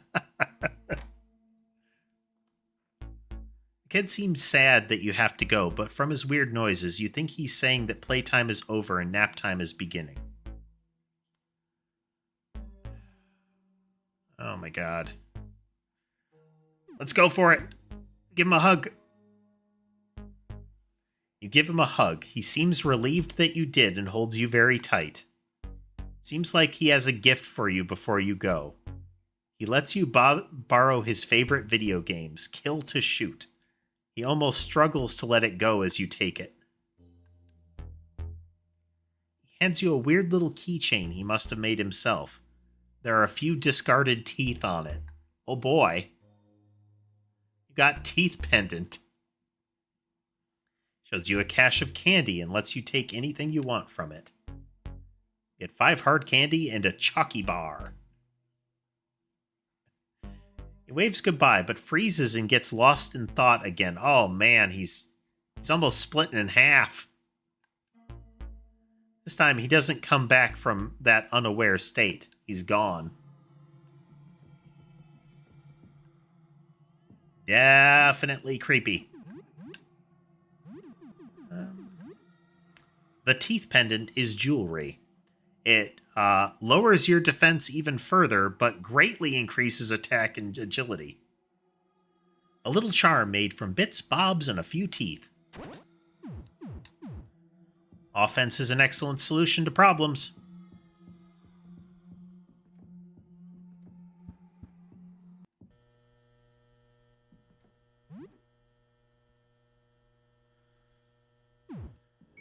Like playing it a bit safe here.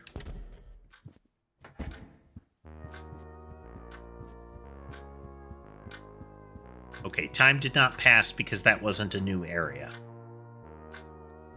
Which means we can't save yet.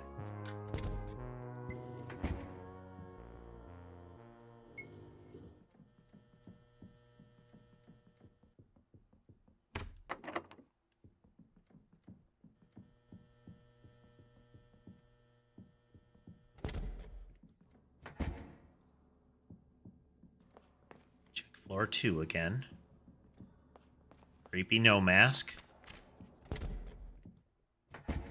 I say no mask because it reminds me of no mask from Spirited Away.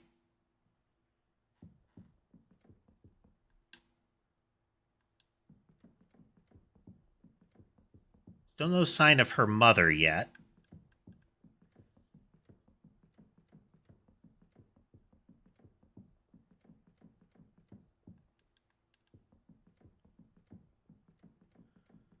The shop. 21 should be Lyle the photographer.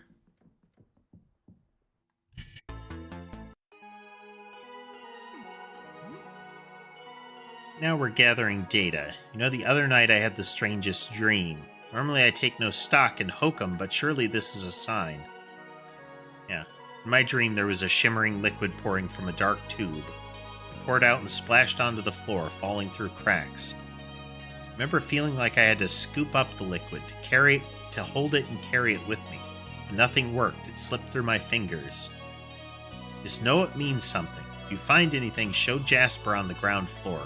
His purview is the collection of materials.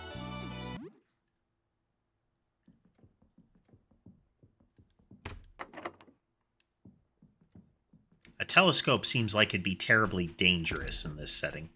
I wanted him to be out of the way of that door.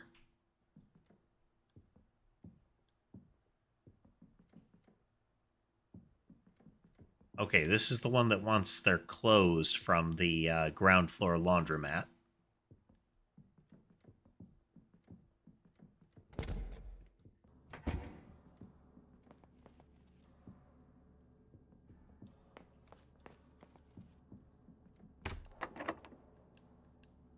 Okay, first floor is still locked. Ground floor is still...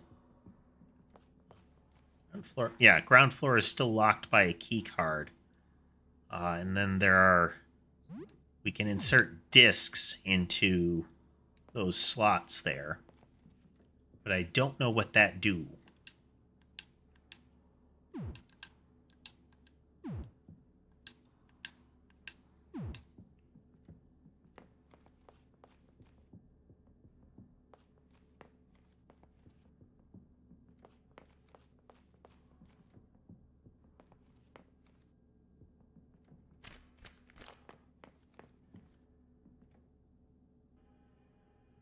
Creature is still here. Do you need help? Thinking. Yes.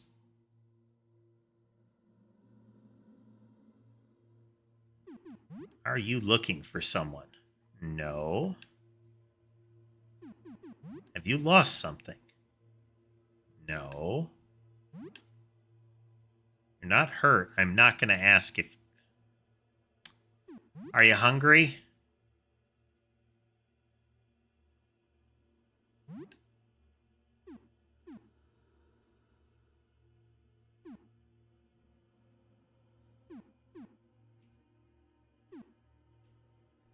Here, have some hard candy. Seems like it enjoys the food. Still facing you, it backs away.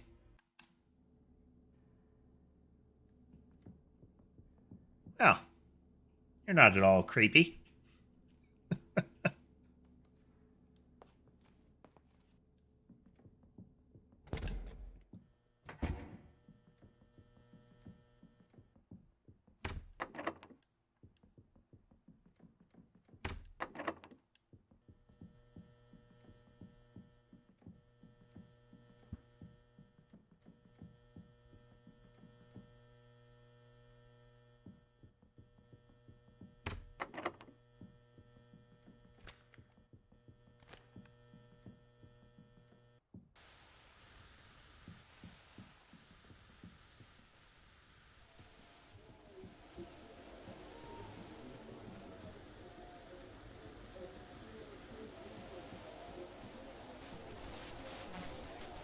Okay, there's the first eyeball guy down there.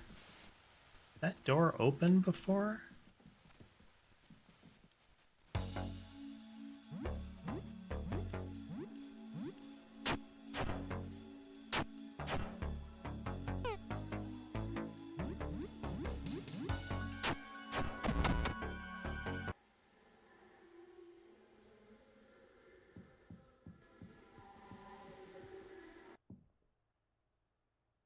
It wasn't.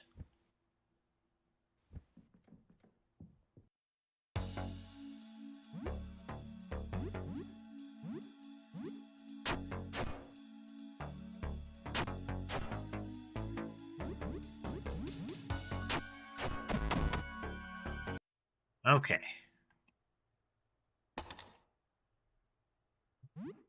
So our cracked bat gone.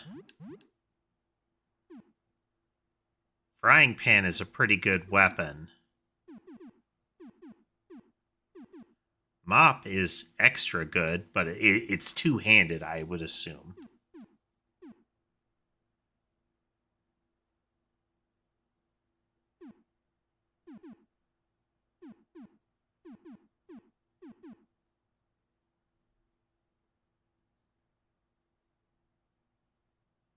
Broom isn't much better than nothing right now.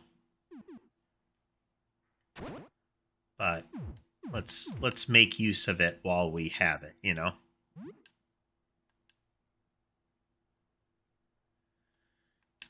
Okay, keys can open simple locks, but break on use. Well.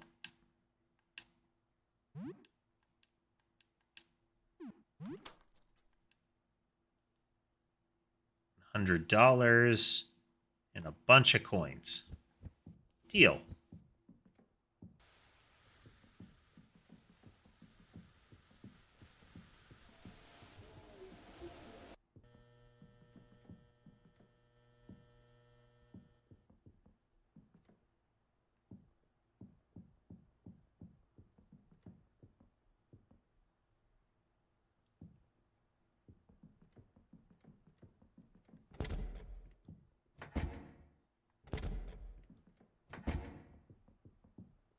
Really don't trust that guy there.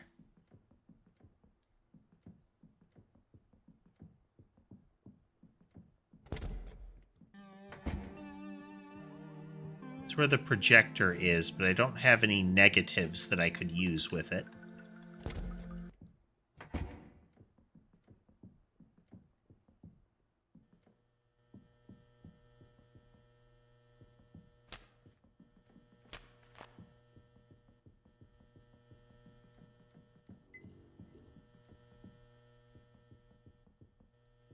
We just have to while away some time in the apartment here. Okay, we're going to take a short break, and we'll be back in just a moment.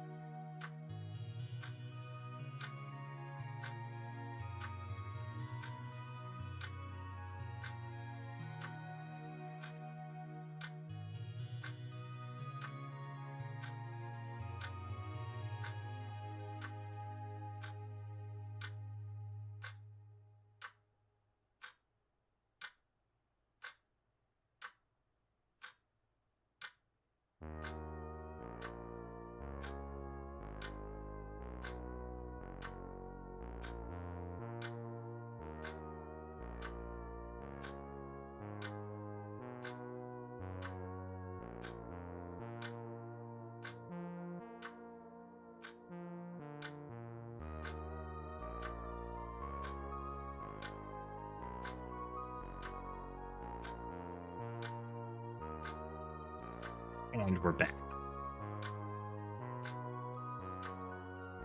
Sip a beverage here.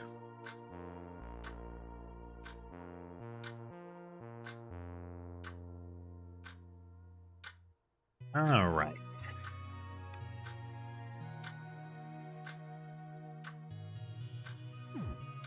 So I think we want to just spend a little time here.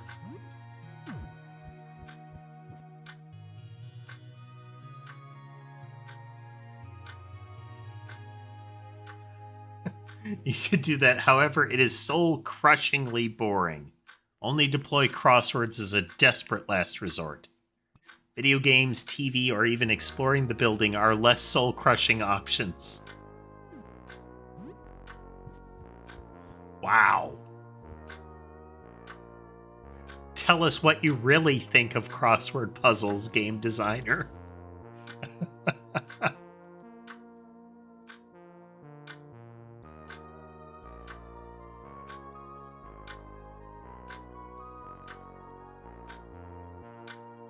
Ember has come to join me, which means she is greatly obstructing gameplay.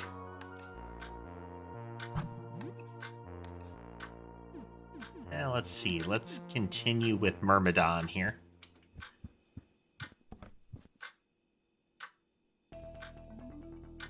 Resume your Myrmidon game. You get through a pretty tricky part.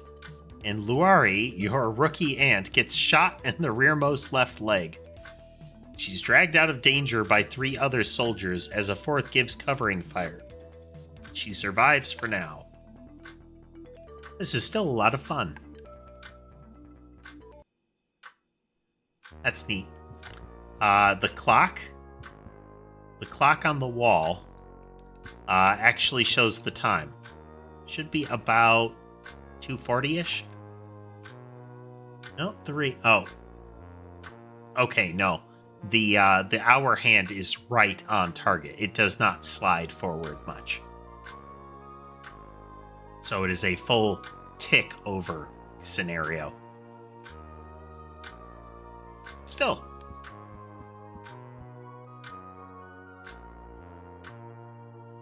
Let's see here. Oof.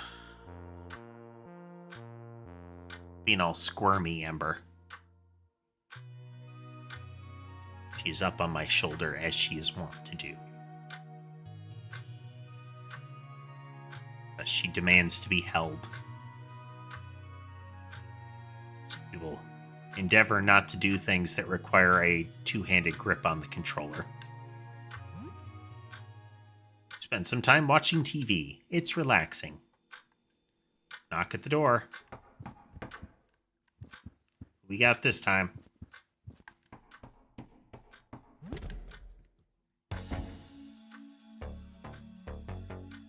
Towering shape hovers at the door. An ominous mask covers its face. You can tell it's a powerfully built individual.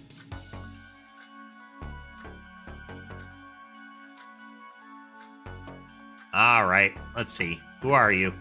Oh, hello. Open up. I need a place to crash. I got nowhere to go. Alright, let's be foolish. Yup. I'm Helen. That's a big knife, Helen. Yeah. I use it to cut stuff. You don't say. What's with the mask? People scream when they see my face. So I wear this. Come on in.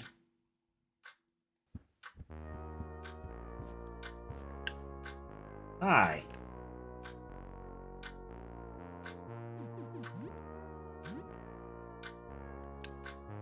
Huh. Well, I wonder if Survivalist Guy would have been somebody that can join. I wonder if you can only have so many people in the apartment. I know you share food, so that might be a factor. Helen. Class Maniac. Yeah, this is going to go over just great. Just great. It's going to be wonderful.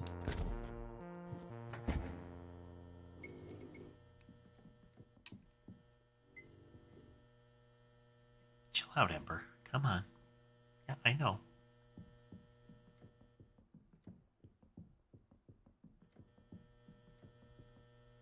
I need to find something more here.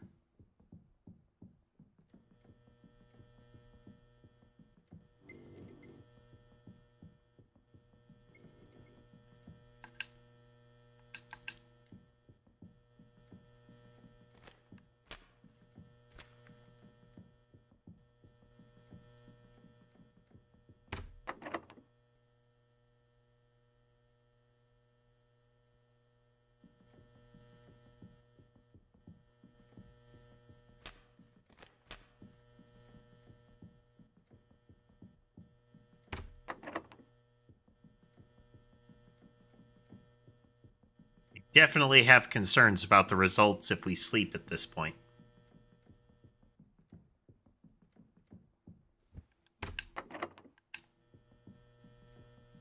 Alright, we're going to make a sweep of the floors again.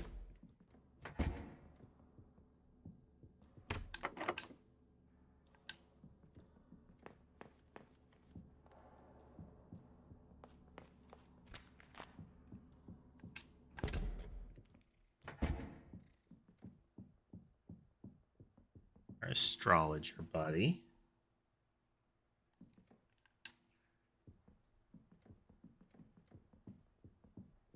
It's our photographer friend.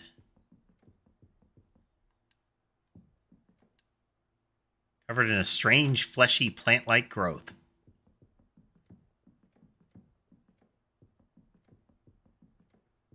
Well, hello, Raiders over on the Twitch side. Welcome along with Pink Frost.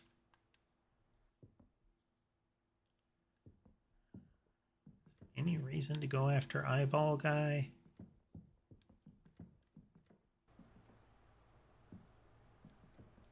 Oh, we found a new pathway. So that's something at least.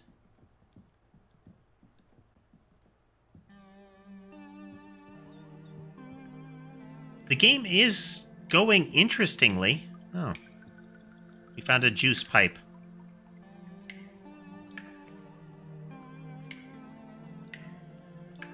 The only encounter I had with this was somebody looking at the demo some time ago. Seeing a full release of it, giving it a go. I have just now made the somewhat questionable decision to invite Helen the Maniac to stay in my apartment, which will surely have no negative consequences. Dripping pipe. Is there someone here? I can't see very well. A feminine voice echoes from the dripping pipe.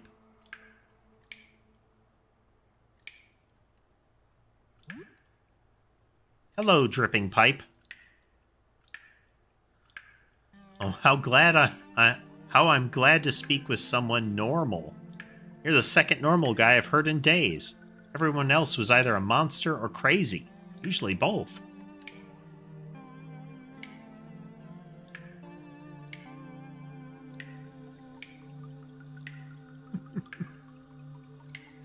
Well, thanks for joining us and bringing the raid, and thank you for joining along with Pink Frost Raiders. One of my cats just disengaged from my shoulder, so I can move in the game a little more freely. I'm in a bit of a tight spot, as you can see. My name is Rafta. How'd you end up stuck? Not entirely sure.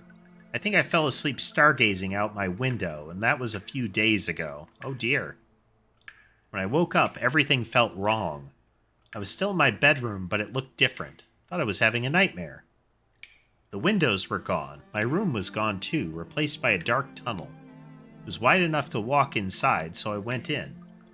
Narrowed more and more as it went on.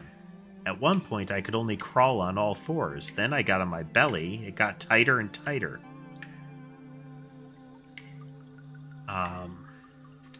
Reminds me, who is it? There's a prolific, horror manga author. They did things like Uzumaki and, some others. Well, a whole lot of others. And they have one where the gimmick is that these strange kind of person-shaped cracks appear in the side of a cliff that got exposed by erosion. And some people, upon seeing the cracks in the wall, become obsessed with the idea that that crack is shaped perfectly like them and are compelled to enter them and like slide further in. And that seems strange and creepy enough until they find out that far away on the other side of the land, kind of further on the other side of the mountain, there are cracks that form that aren't people-shaped, that are just, like cracks in the rock, and things come out of them. As if the people had entered from one side and been like squeezed and twisted on the way out. Are you stuck? Not entirely. I'm still slowly inching along, but it's been very slow and I've been feeling weird, like I'm being squeezed out of a toothpaste tube. The horrifying implication of this is that they've been slowly like worming their way through an increasingly narrowing pipe, and that dripping is essentially them reaching the end of the tube. I can see the light at the end of the tunnel, but I'm not sure I'm going to like what comes out the other end. Promise me you won't judge if I come out as a blob of meat paste, all right? We won't judge you, meat paste blob. Can I help? Well, maybe. I mean, there was a guy before you, Nestor. He was kind of cute. Could you find me some stationery and a pen? I'd like to write him something. I don't have a lot of room in here, but I'll manage. There are, what I presume are like rats next to me?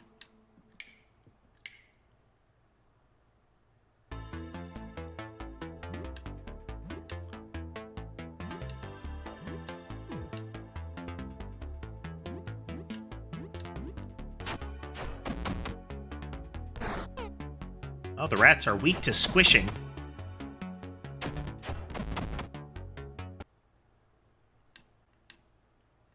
We found rat tails.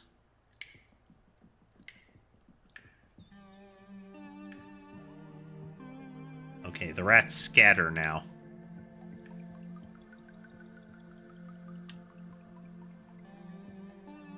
Are we going to find the mythical Rat King? Okay, new area, danger increases.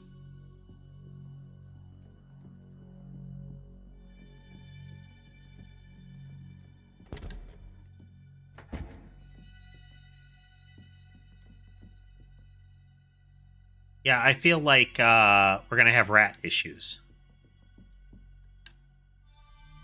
A discarded letter addressed to Jasper. It's dated about 3 months ago. Jasper is the material gatherer of the astronomers, right? I destroyed the negatives. They were too dangerous. I know you said you wanted a picture, but it's a bad idea. I only glanced at the projection for an instant and am now plagued with migraines. It seems that even indirect observation carries deleterious consequences. If word got out, images would spread like wildfire and cause untold damage. I believe stopping all of our activities is the only safe course of action. So, SCP has a concept called cognitohazard, where knowing of something is dangerous. Like the act of knowing of it. But I know there are some types in SCP that are the image of it is dangerous. There's the Shy Guy, one of the classic ones. There's another that is effectively Where's Waldo. And it's seeing the thing puts you in danger. And that's kind of what we've got here, is if you see it, you either die or horribly mutated or something like that. And seeing it is in any form, in a reflection, in a picture, anything. I have half a mind to destroy my telescope and blank discs, too. Get rid of all my notes. We should just forget we ever found this. I'll just lock it all away for now. I don't want to get anywhere near this. Your worried friend, Edwin, apartment 31. Okay. We need to get into apartment 31. There are potentially, records of the image.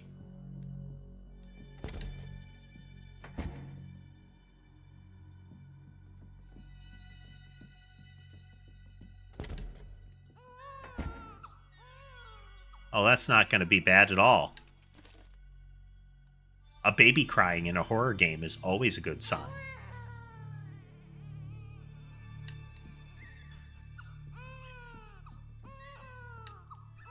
Wedding picture. Oh boy. That's 4 rats this time.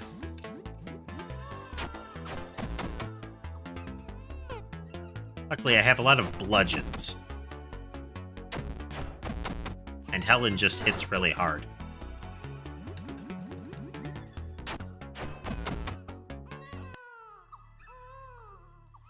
It is interesting that the ambient extra sounds that are in addition to the music continue to play during the battle.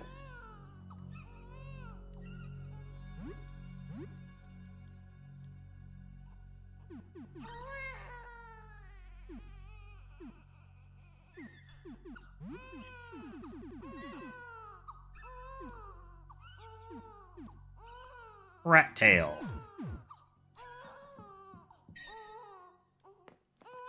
More mutated rats.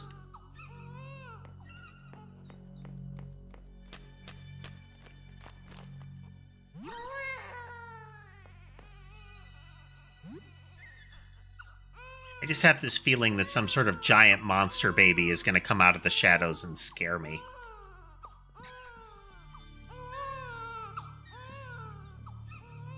Yeah, that's a big old rat.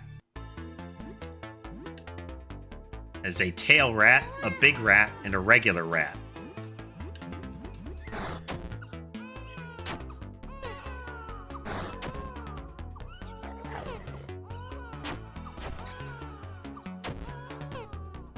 Alright, Sophie's gonna hide for this turn. We're gonna try to get rid of Big Rat, too.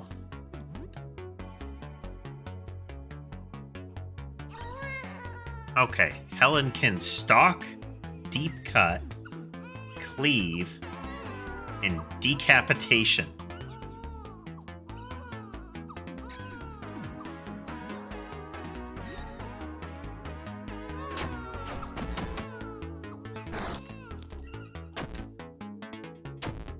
Not too shocking, room is damaged. Oh, you're much creepier up close, Tail Rat. You can just back right back up into the shadows, please and thanks.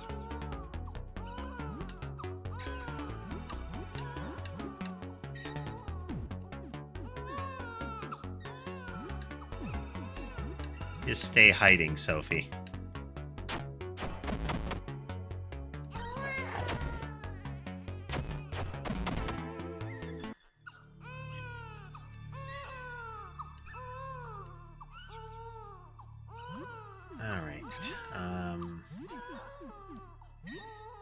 Here, have some cheese sticks there, Helen. Or Sophie. Key to the child barrier. Stack of magazines. Were other magazines under the stack? Dirty magazines.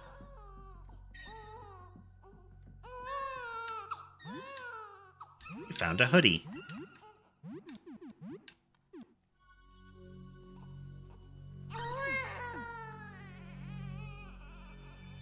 A cold resistant.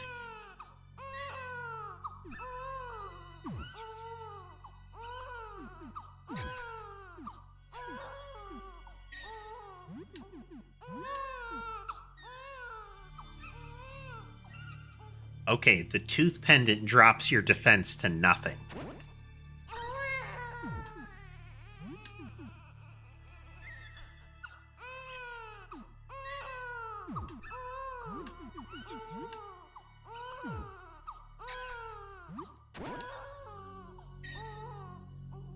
Hey there, Surf.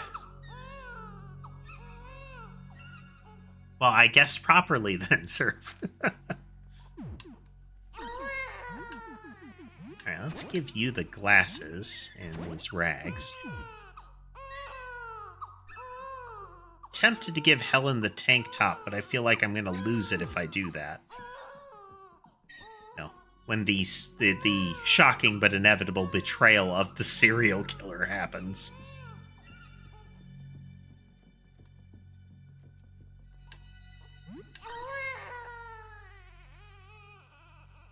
Alright, well, we've got a fountain pen. We just need paper for the drippy pipe person.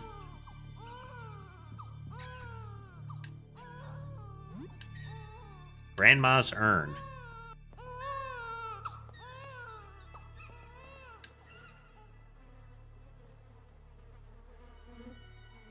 Do we have to? Zoom and enhance.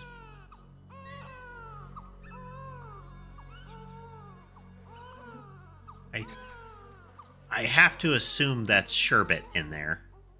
Mason is probably on the bed, and generally Mason would have trouble squeezing in there.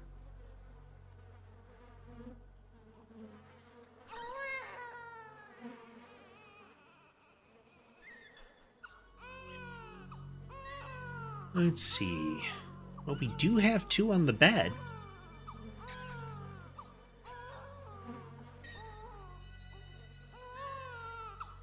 understand how the planet disks work. Those astronomers have installed strange round sockets for them. There are 2 disks on this floor, and 1 door has a socket. But how can you tell which disks are needed? The doors are marked with numbers, not planets.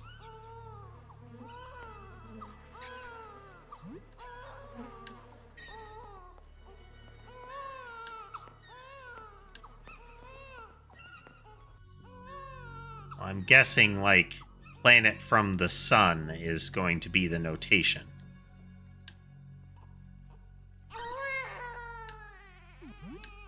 Oh, hold off. Okay. Well, let's go find the horrible nightmare baby.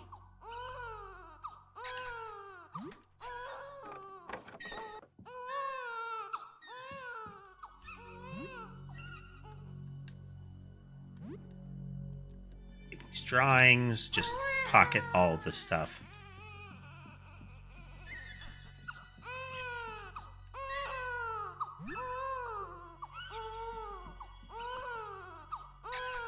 A child restlessly squirms beneath the blankets of the crib. Pick up the... Yep. There's our nightmare baby.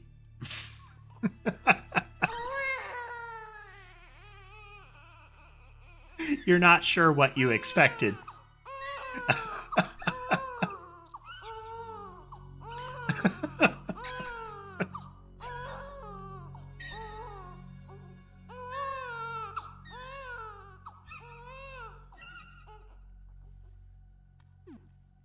Okay, if we kill it or take it with us, we're going to have problems. Almost certainly.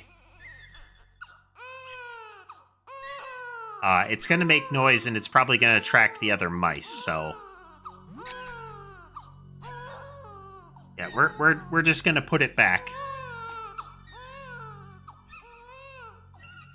You put the creature back into the crib and wipe your hands on your pants. You hear the skitter of little claws behind you. Weird rat baby thing is following you.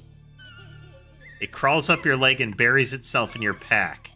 Looks like you won't be getting rid of it that easily. Well, I tried. It's what you get for having mercy, I guess.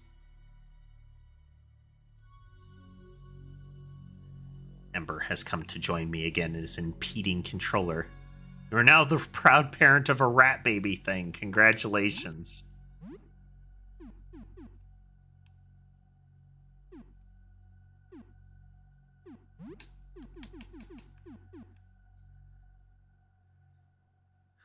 Kid's teddy bear can be thrown as a distraction.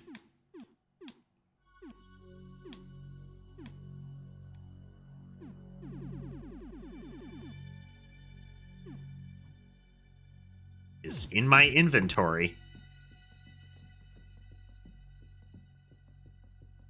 Alright, come on, big rat. Come get angry with me for that.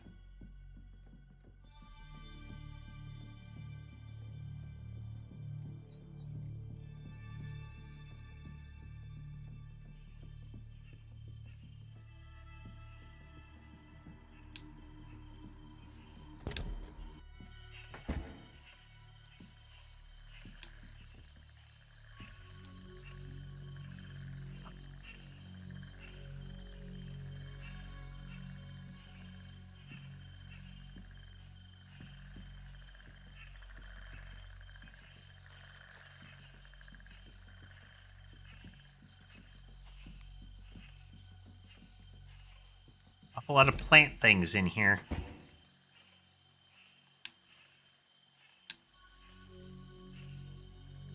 Alright, we gotta try to get back.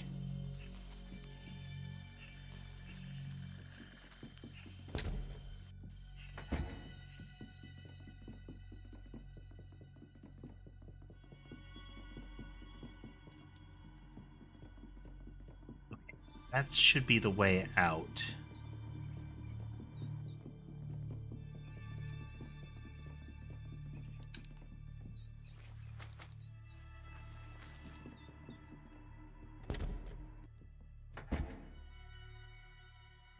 No. Oh, man. Well.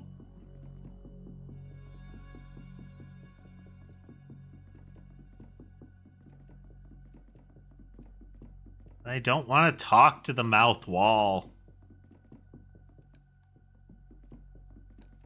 Okay.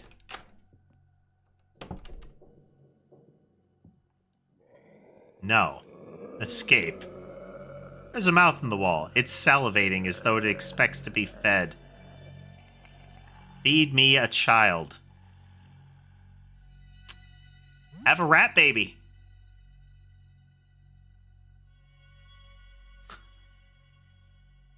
You cradle the rat baby in your arms. You turn your head, unable to look at the creature.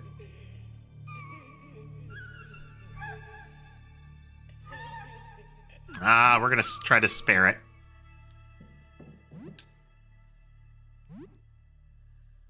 Is there anything else we could give it?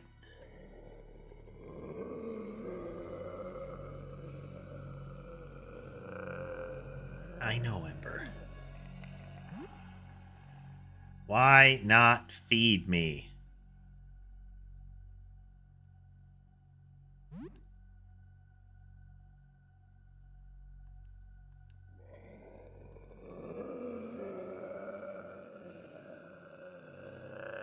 Well, let's try continuing to deny it.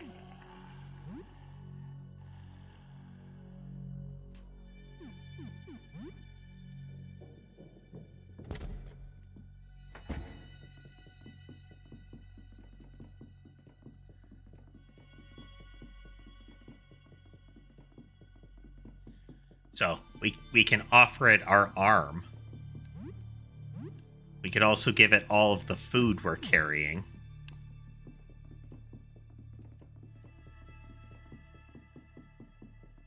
Both of them risk surfaces. You know what? We're going to go for food we're carrying.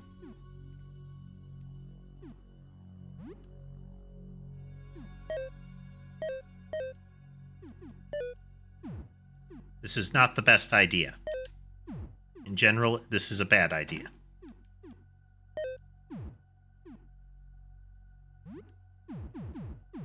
Since we're giving up healing items. But here, have some cheese puffs.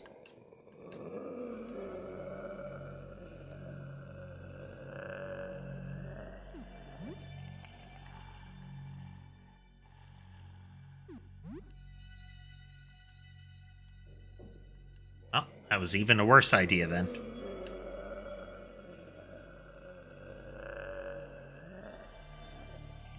Oh.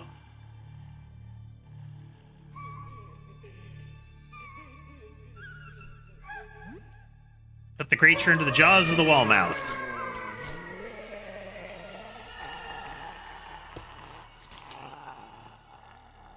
Gruesome. It accepts your offering. Touching the wretched rat into the unforgiving darkness of its opening. The rat squeals as the mouth closes until a sick crunch promptly ends it. So, if I had not had the rat, the only option is to give it an arm. Mouth widens for a moment before dry heaving. After several attempts to vomit something out, it finally retches a round, shiny disc. Well, it's something we needed.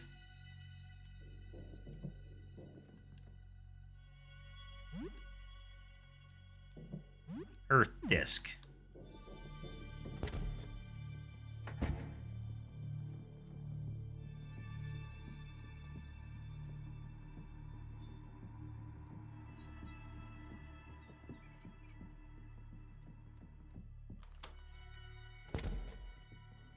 All right. We still have much to explore on the first floor, but this lets us get back to our apartment.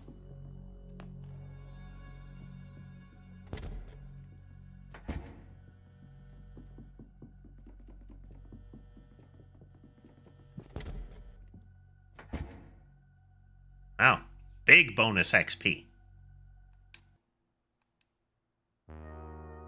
Helen has learned to stab.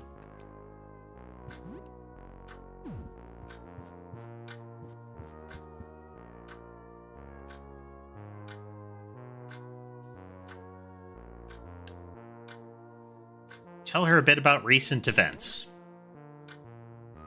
Floor 1 seems very dangerous. I wonder what's so special about Floor 1 that it was affected this way.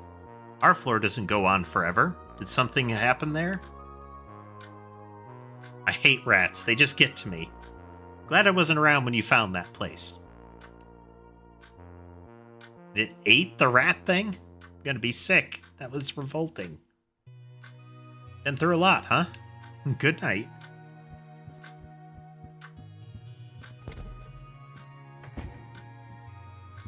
Okay, we are going to turn in for the night with the hopes that Helen doesn't murder everyone. Let's find out. Your breath is awful.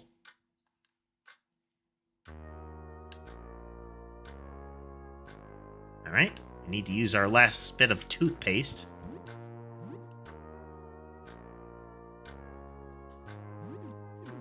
I see how much toothpaste I have.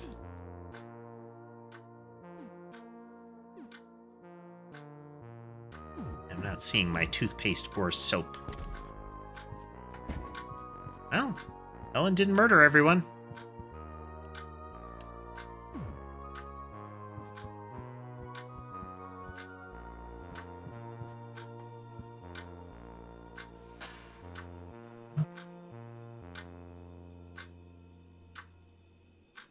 Are you trying to cause trouble, Sherbet?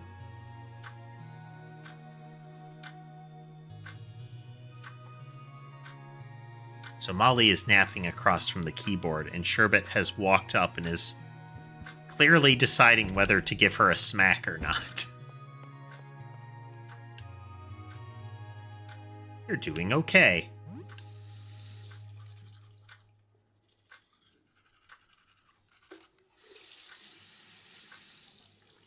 We're still working on it, Surf. At this point, we're adding, like... I'm still experimenting with alternate, like, systems and adding new mechanics on the code side, but we're also adding, like, visuals and actual gameplay elements. Trying, like, hey, let's make some new weapons, let's make some new power-ups kind of stuff. We're still a ways off, but we're making headway.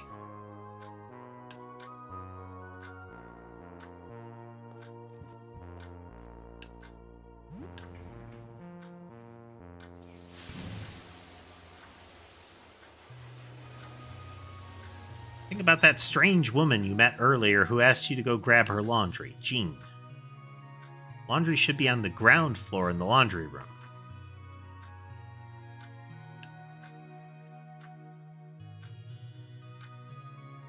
Wonder at what point we lose hot water.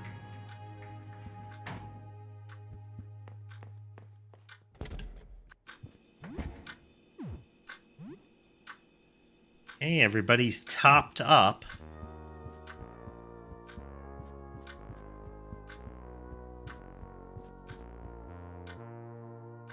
Get our morning save here. Last night I heard something move down the hall. It was very odd. I looked out the eye hole, but I saw nothing. The footsteps sounded close, but the hall was empty. Maybe you missed it. Maybe. Didn't sound human either. Way too many legs. An alarming amount of them.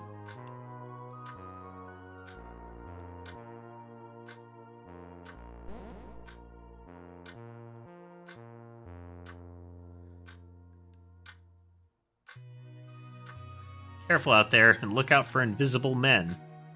I'm kidding, but really, be careful.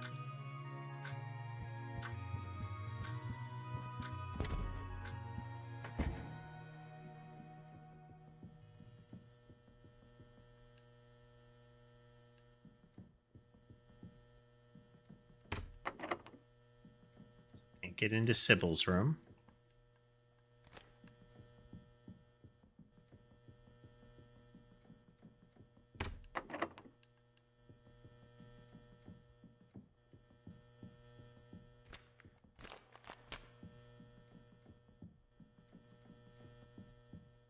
Meat door is still sealed. the tooth door. Well, that's new. And surely not a trap.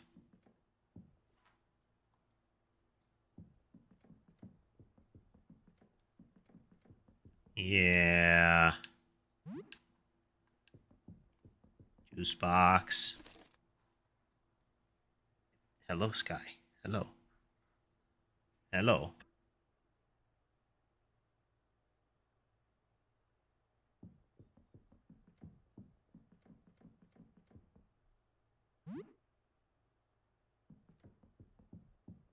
Ransack the place.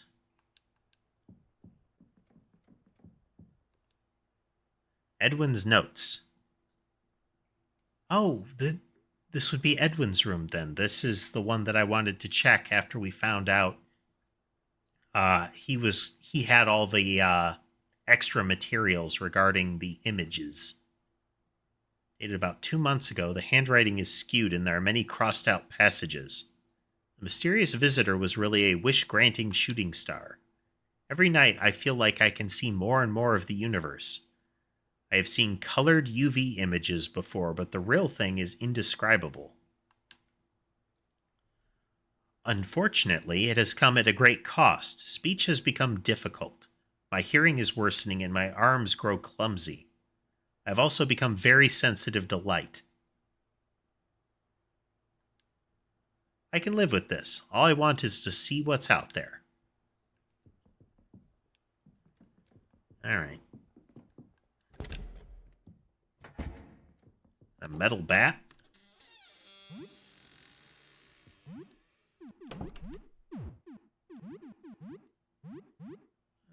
We are going to switch to...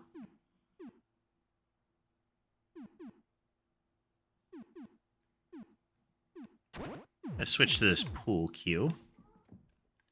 Because something just opened that door and looked in at us.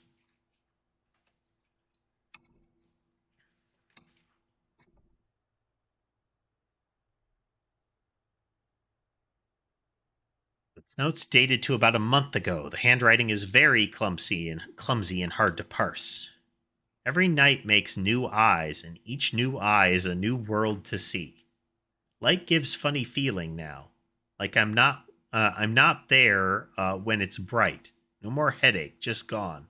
So we're missing some punctuation, and some general grammar has started to erode. Mouth and ears gone. No more real hands. I can barely hold pencil. Just eyes and legs move and see. Was looking out at sky again, then lights go on. The neighbor was at the door, checking on me.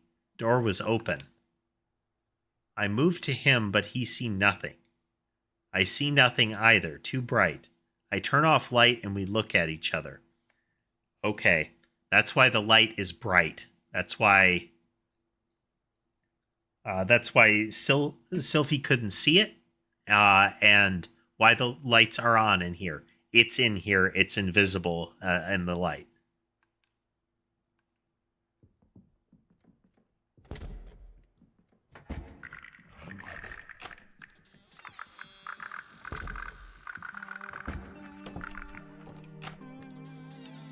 It's following me in.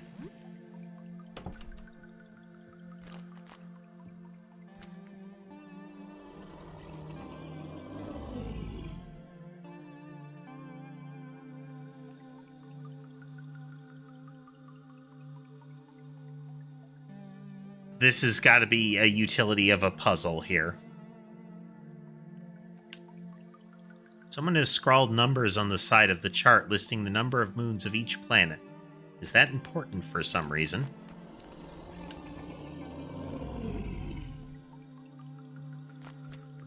You can hear the thing growling. Ledger of borrowed equipment. Sybil has a telescope. Beryl has had a telescope, and Jasper had one. So Vincent in apartment 37, that's where the slide projector is. Lambert in security has slides of the planets. Lyle has a zoom lens. Lyle's the photographer.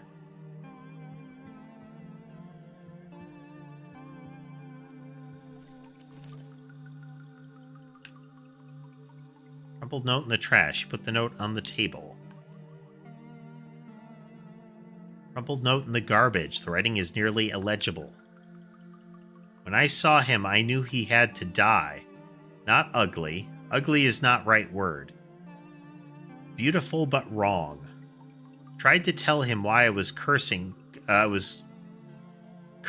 him, but mouth is telescope lens. If he saw what he was, he understand. He just don't know, not his fault. The next one was looking for him. He was also all wrong. Grabbed him and made him dead too. I think everyone all like that. Makes me sick and sad. How they live like this. How? I can help. Let me help. I can make you right. Just turn off light and I take you with me.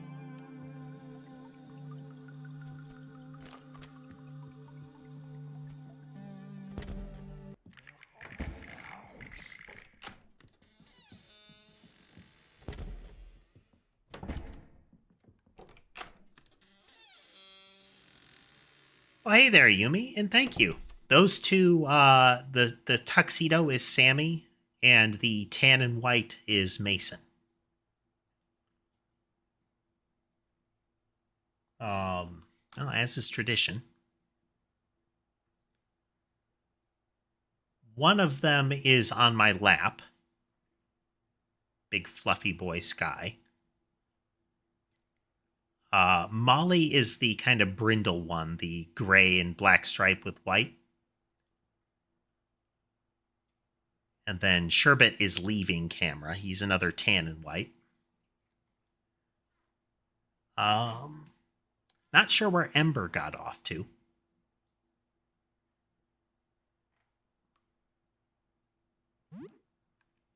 Soap. Eye drops. Vinegar. Declogger. Got any toothpaste? Yay, toothpaste.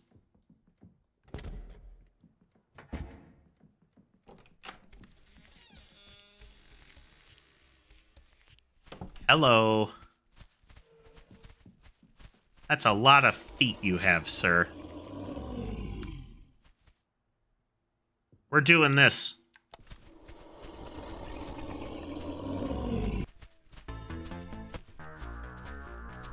You feel an urge to run away.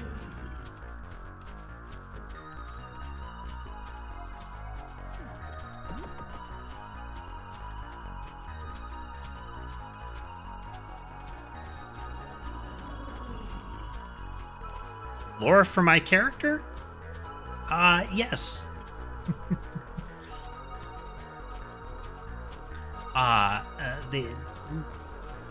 The nanotypes have a bit of a history with their development. Just a bit of history with their development. Can we escape? Nope.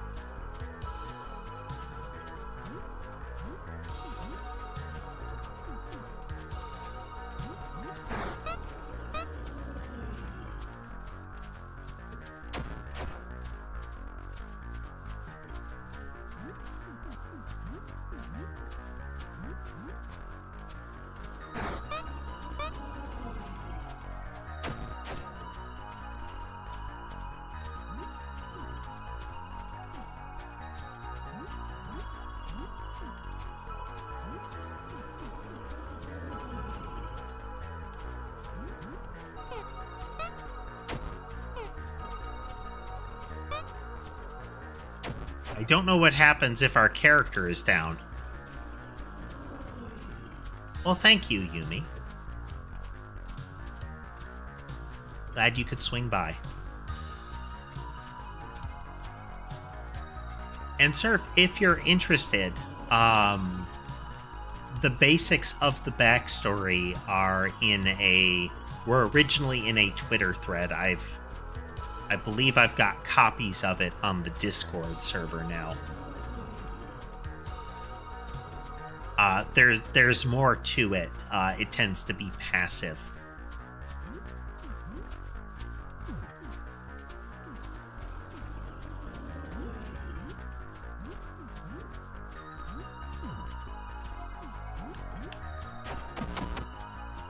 Gruesome.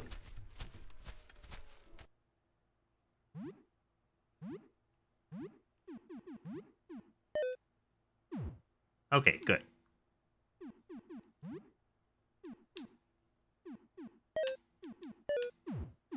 Just a couple of bandages. Well, that was much pain.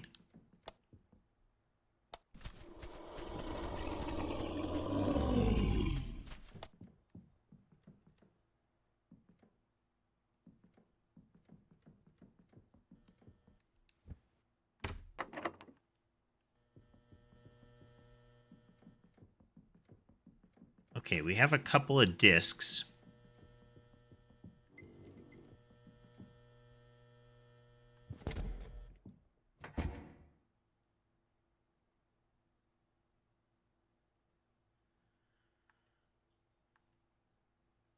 Okay, we're gonna save.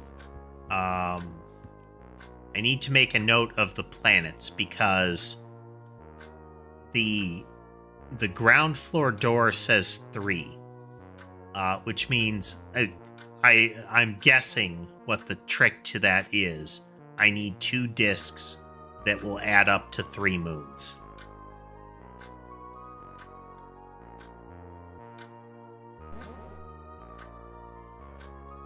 Visible thing I heard outside my door. It's absolutely a real thing, huh? From what you're saying, it doesn't sound like a mindless beast.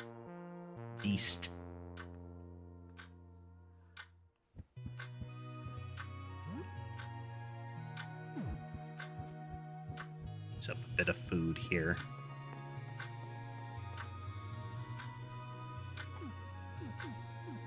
How about instant noodles with tomato?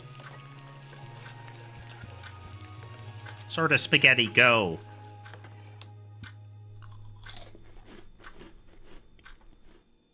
Oh, nice. Gain social. The state of your plant is unacceptable. There's an extremely uncomfortable pause after her statement. Water it every day and give it fresh soil soon.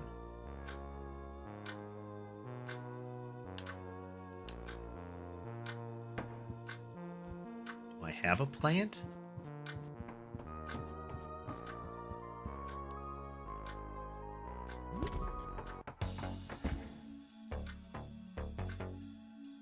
Man draped in unseasonably thick robes stands outside. You hear countless bits and baubles click as he moves. Some good things for sale. Open up. Bearing many interesting treasures. We chat for a little bit. He seems cagey about where he comes from and where he finds his goods.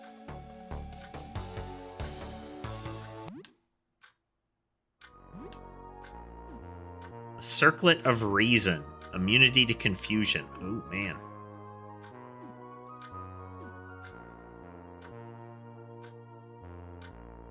Grip of firearms. Immunity to poison and increased defense. Blindness and crit rate.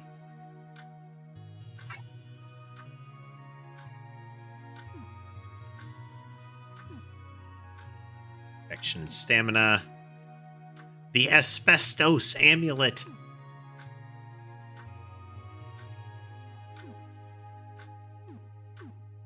Has a lot of magic seeming stuff.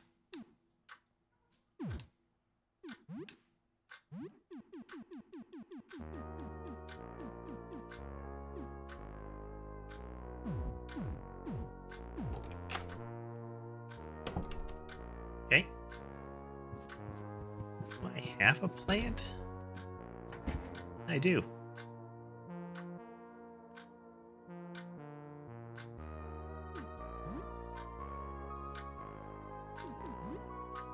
Looks fine. Not as pretty as the day you bought it, but fine.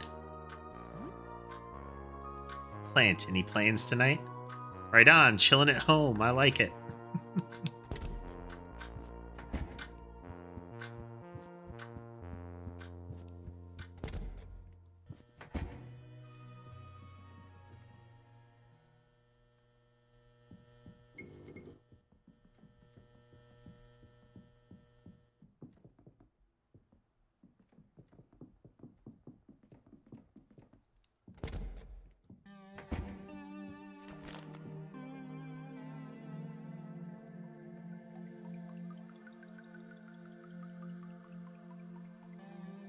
Yeah.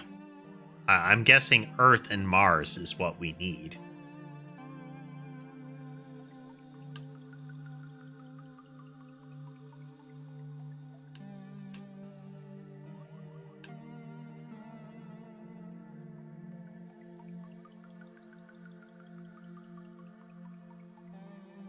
Jot this down real quick here.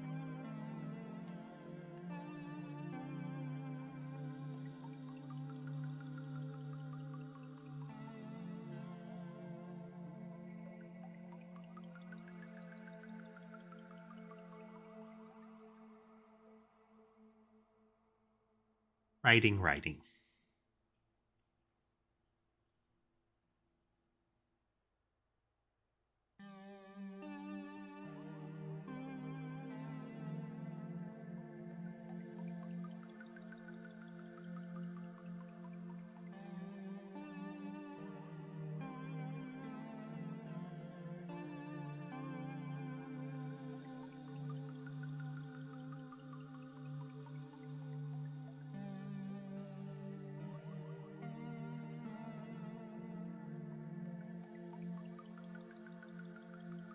Here. It's one of those we may need to know kind of scenarios.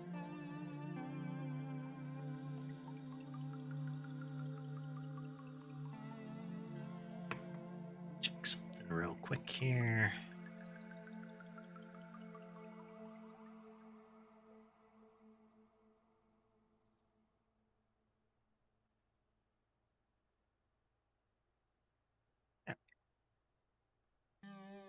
Sip a beverage.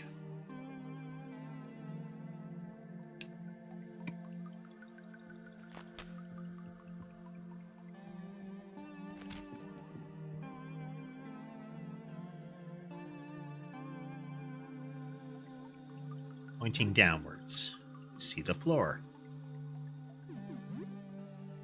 Odd-looking telescope. The eyepiece bulges out like it's meant to project an image outwards instead of being looked into.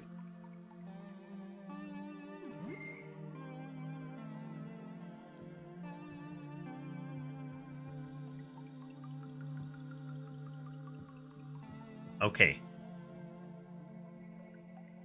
Very faint reflection on the floor, projected by the telescope's curved lens.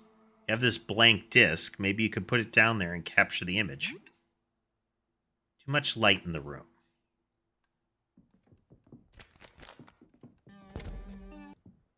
Nothing can possibly go wrong.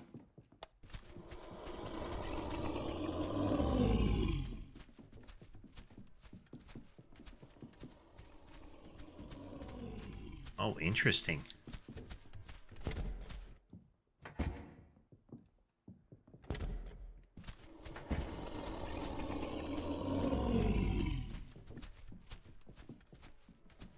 So the rooms let the... Oh. Oh my.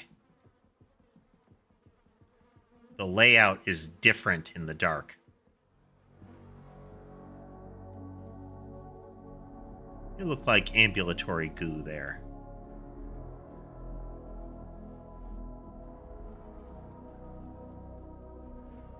You don't want to look in there.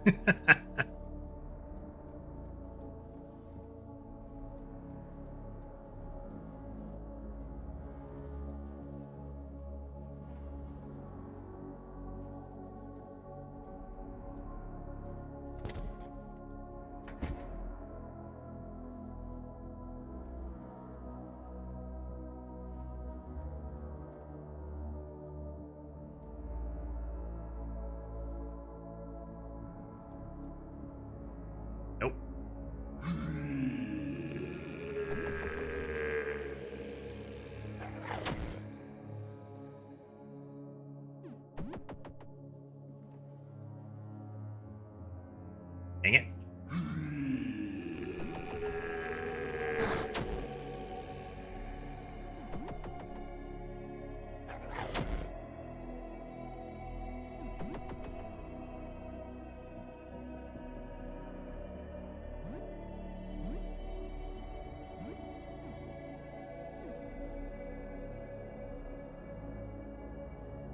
I had more disinfectant than that.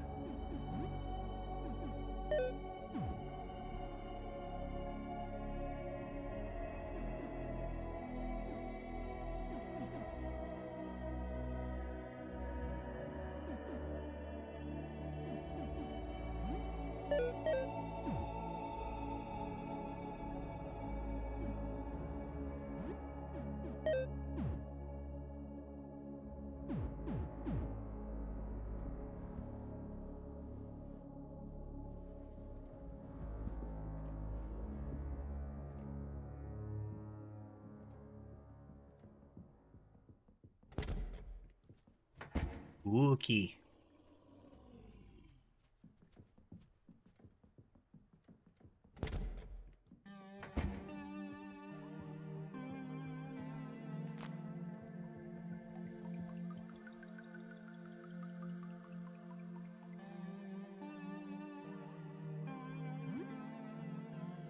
Goes the black disc to the projected image of the telescope.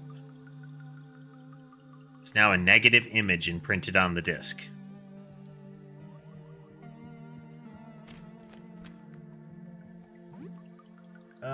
Now we have to survive getting back out, though.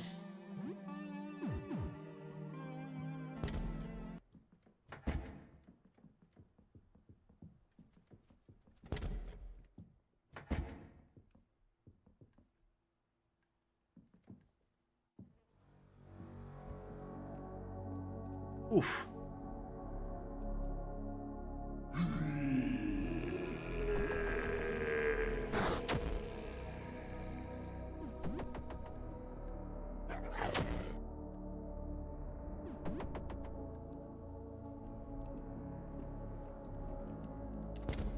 Oof. Was bad there. Let's see if I can make more disinfectant.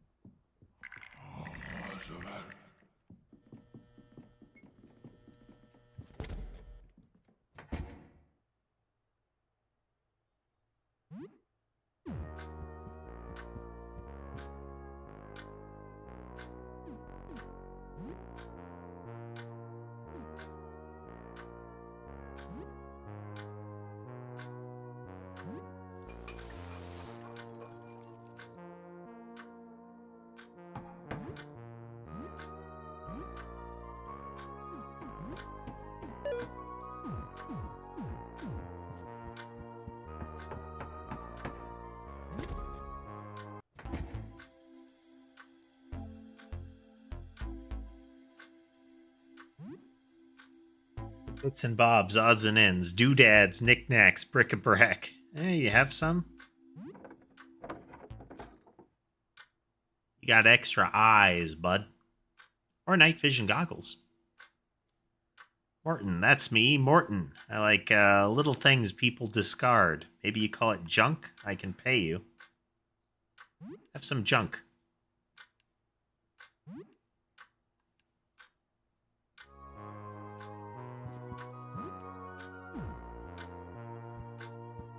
We are ripped up pretty badly.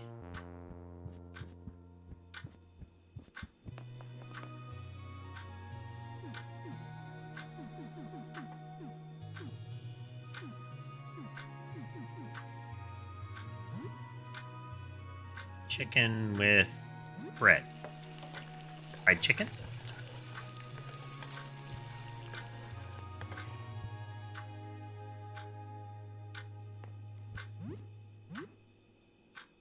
Chicken sandwich.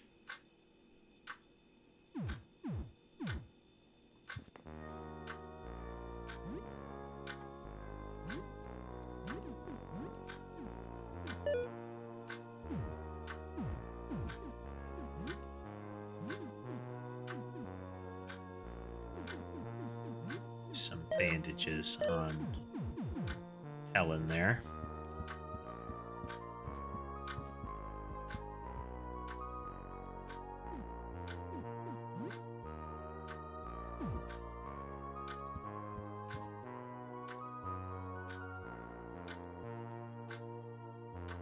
Right, we've got the disc now.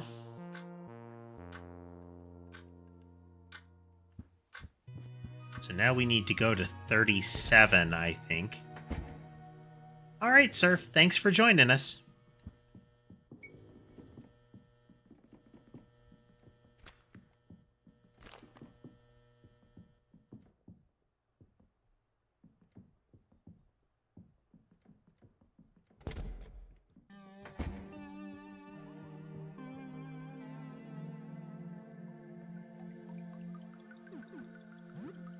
Down.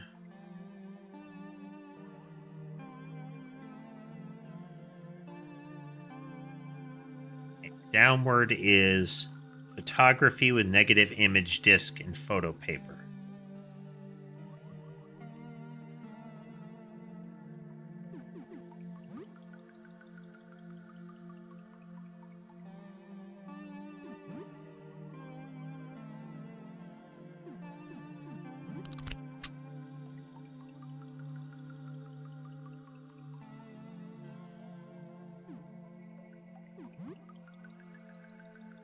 Close your eyes and switch on the machine. The image is imprinted onto the paper.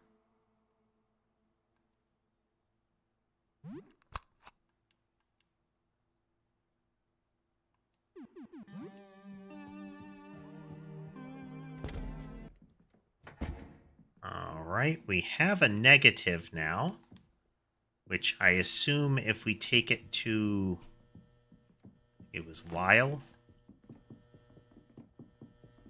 we can potentially get it developed.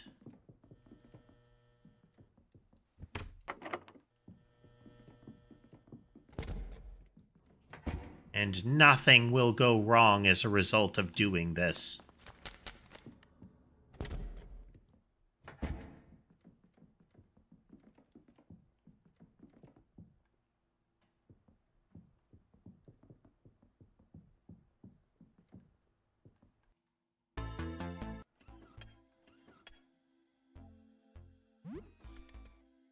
In photography, wow, you've been asking the right guy. You have the photo paper, right? So first you need to get a negative image of the subject. And you need to expose your photo paper to light projected through that negative. Once it's exposed, you need to develop it. Parts exposed to the negative light will go dark and reveal the positive.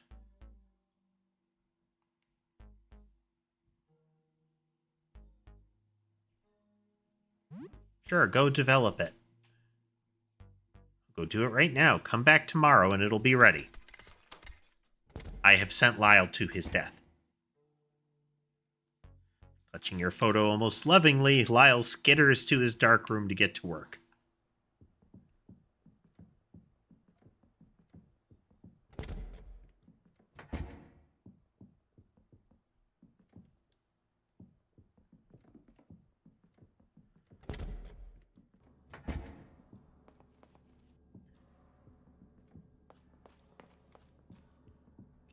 To the first floor.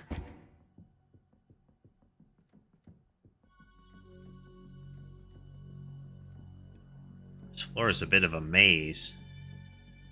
Not like a twisty maze, but more that it's a expansive grid. Invisibility is bad.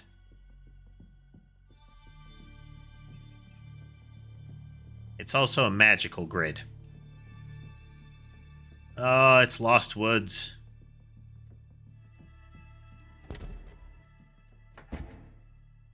New room.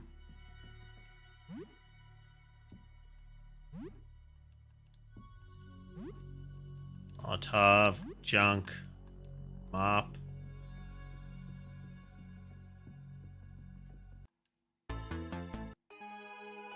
Aurelius.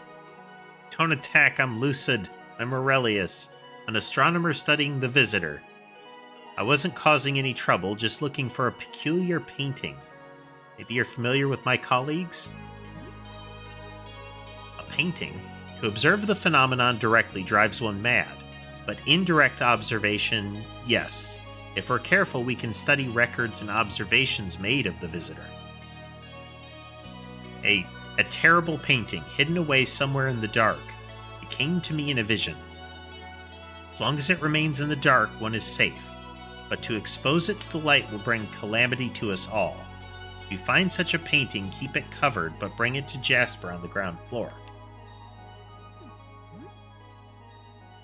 When I joined, it was Jasper, Beryl, Edwin, and our founder. Aster joined soon after. I think there were others before me, but I never knew them. We've been studying the visitor for many months, before anyone else knew of its existence. This is why we were prepared. How did you know? Our founder spotted it by telescope. She shared it with her colleagues at the time, and that was the beginning of our group. We knew this was no ordinary phenomenon. We started gathering supplies, even weapons. Unfortunately, it seems our preparations were necessary. Who left? I don't know if Edwin was ever formally a part of it, but he grew more reclusive as time went on. Yeah, Edwin became a problem. How can I join? Talk to Jasper. He's usually on the ground floor past the reception desk. Did you look outside? Of course not. I've seen what looking upon the visitor can do to people. I want none of it, but I'm curious. What is the visitor? We don't know. A stellar object that emits some terrible unknown radiation. That's our best guess at the moment. Somehow, it warps utterly anyone unfortunate enough to observe it. We have no rational explanation for it.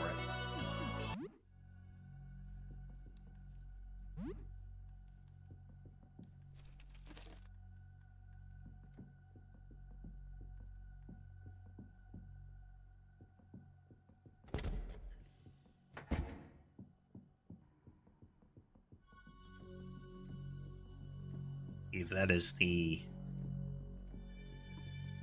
eat things room.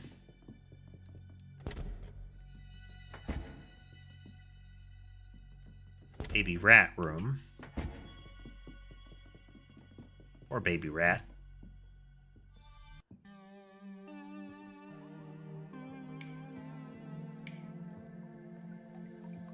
I have a pen.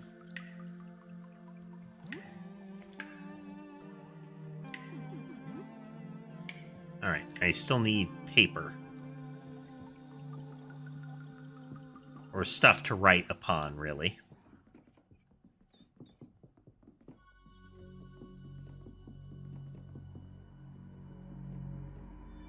Oh!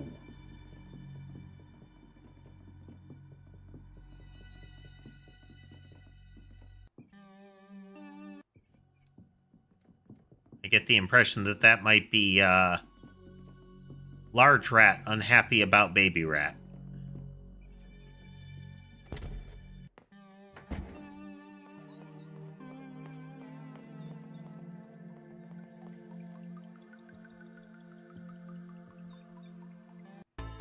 Eyeball rats.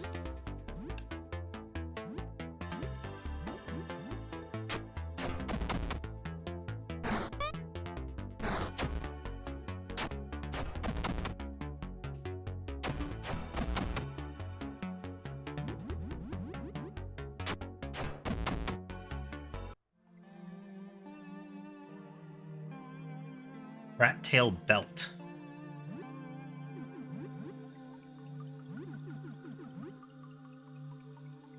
Boosts luck and agility.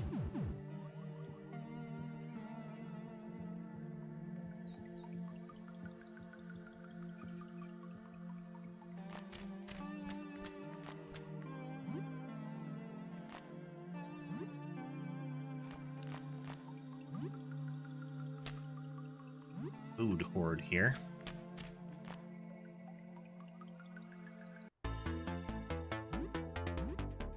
Giant rat.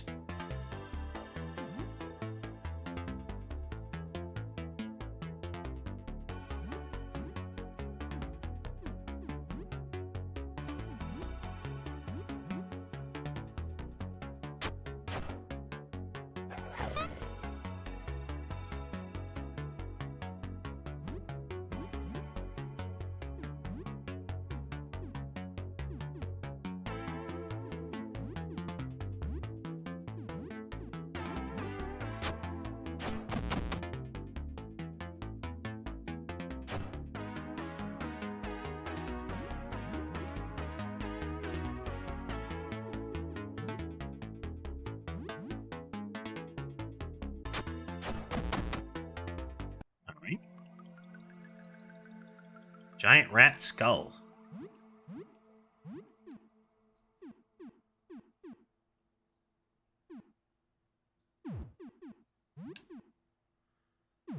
This happens, skull of a monstrous rat. Well, it's better than a baseball hat. Gives me more luck.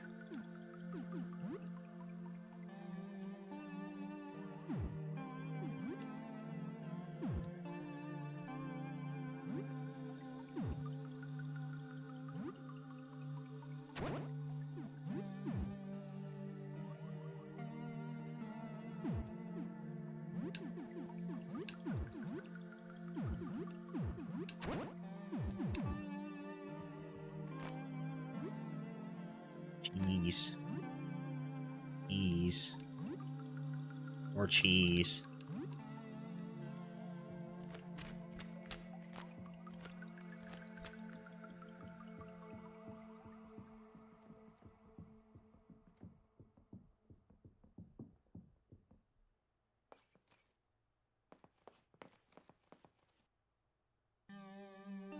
Old paper. 2 worlds in the labyrinth.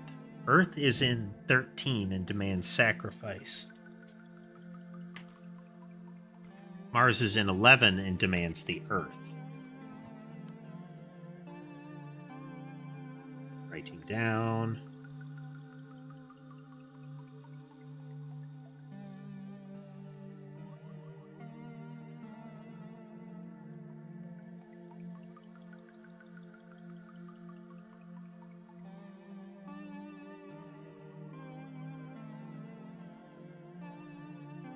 See.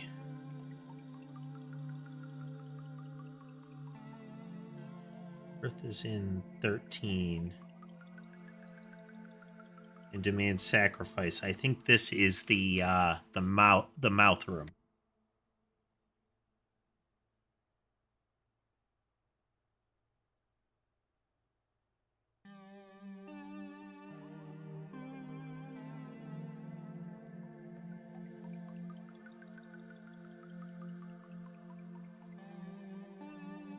Is in 11, demands Earth.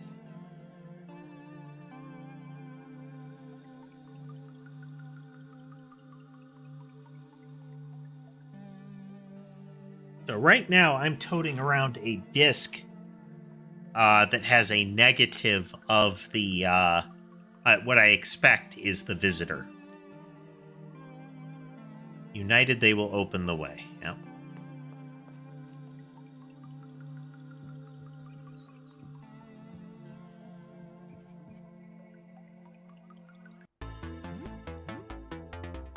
Teeth rat.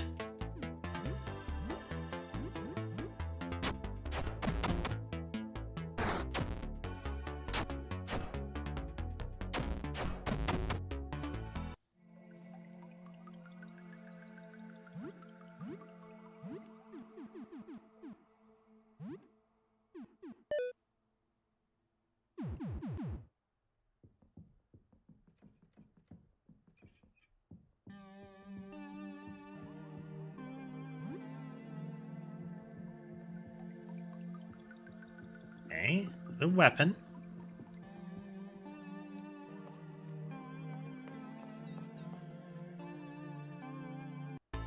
Big rat and giant rat.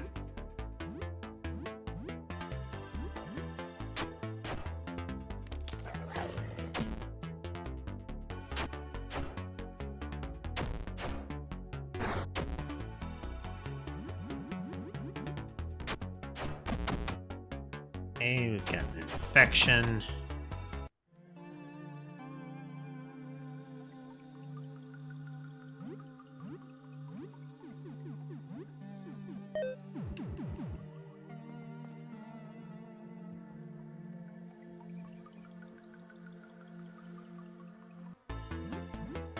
It's a belly rat.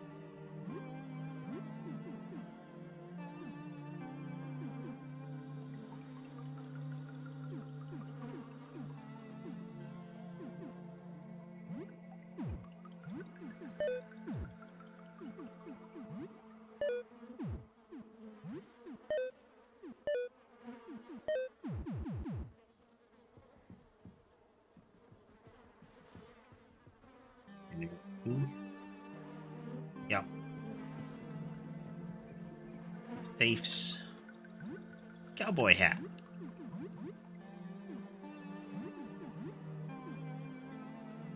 Agility and luck, but gain attack and ballistics, which isn't really what we need. Here, you can have that, just in case.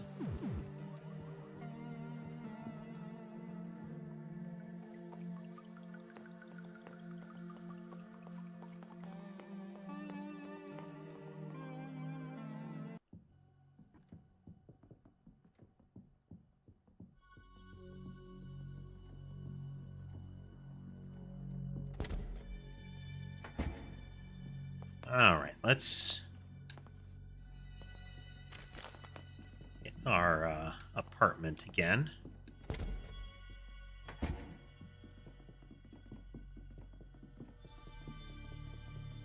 We are quite torn up.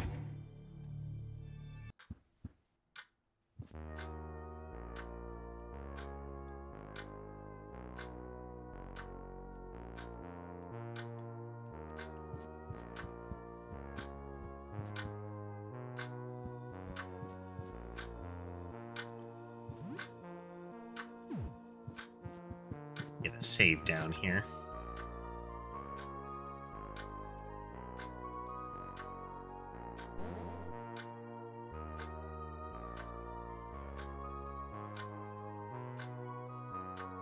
On the first floor.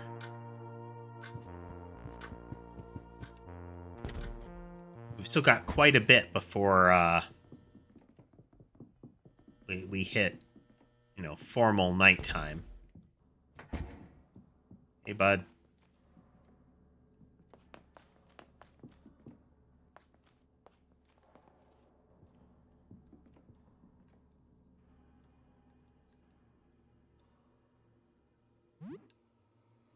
Hello again, friend.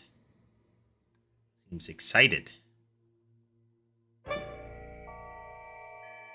Oh, you're not spooky at all.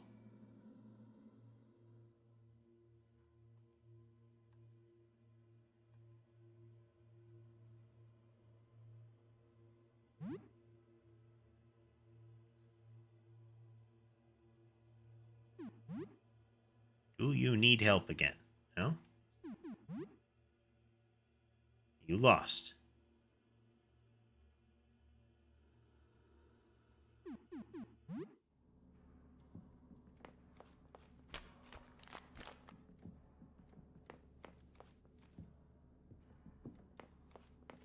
Yeah, I think it's following us now.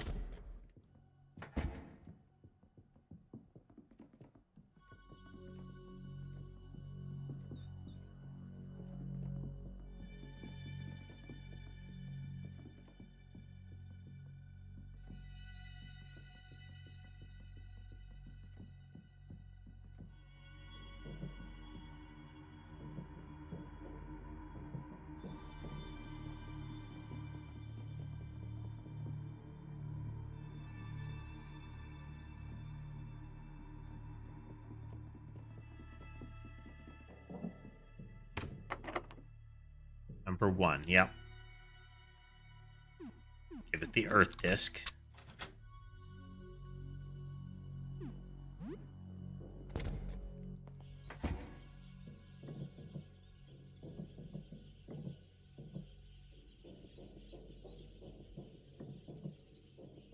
Feel like this is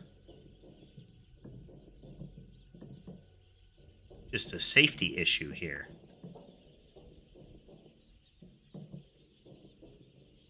Hey there, Lazuli. Welcome.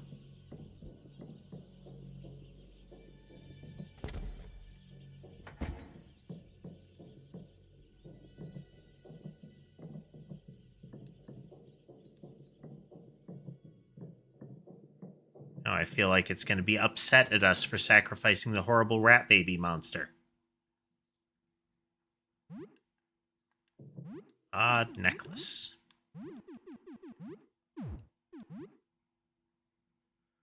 Strange necklace. It feels very cold to the touch, and you have a bad feeling about it.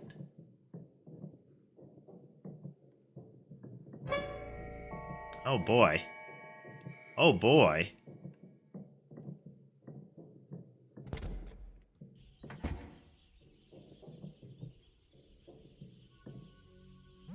Don't think I can bypass that thing.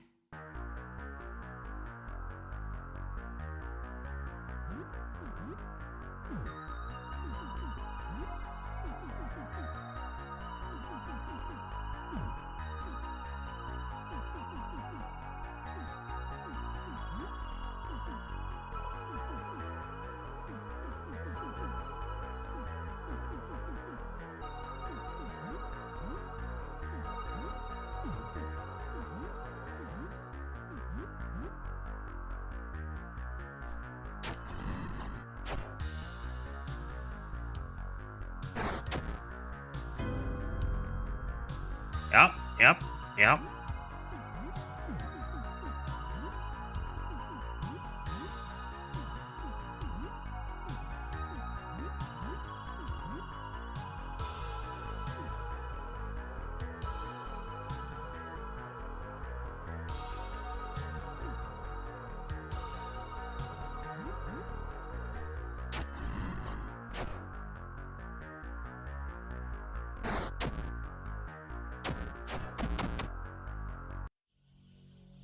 There we go. Rat claws found. Forgot to re-equip a melee weapon. Gnarled rat claws that can be used as weapon. Attacks twice, causes bleeding. That's really good.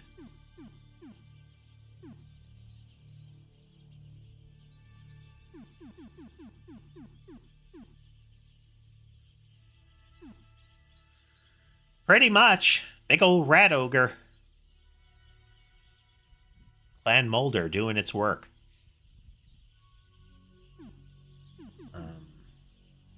Shall wield the mop.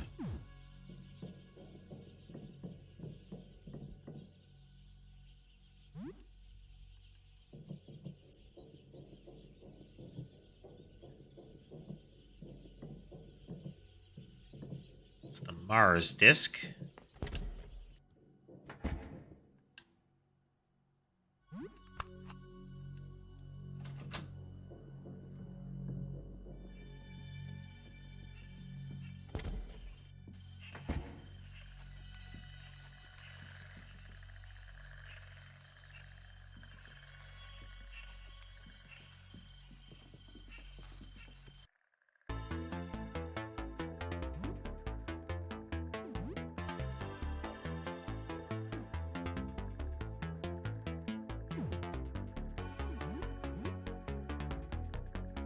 Very much. It's like it's overgrown with ambulatory plants.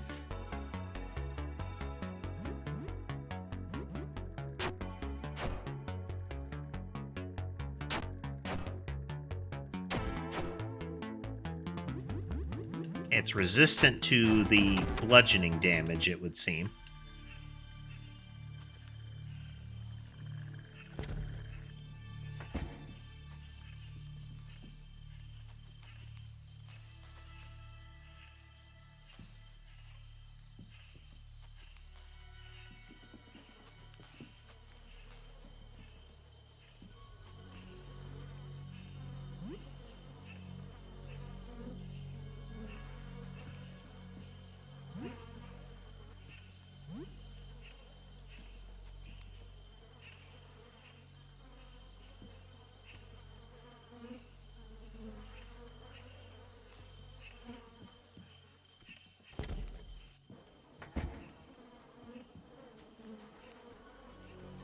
Evade as we can.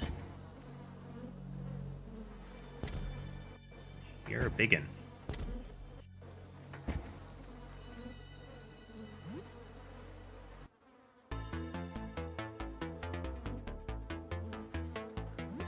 Alright, let's try to take it down.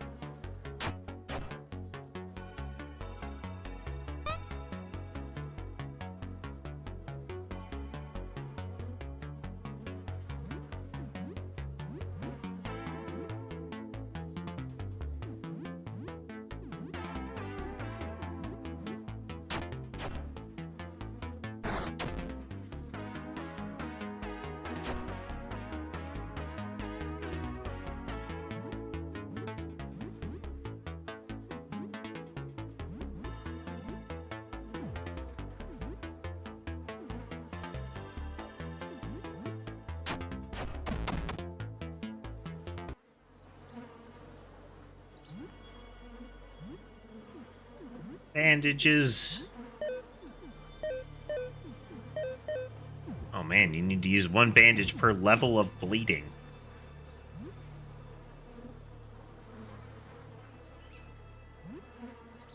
Not sure it was worth it.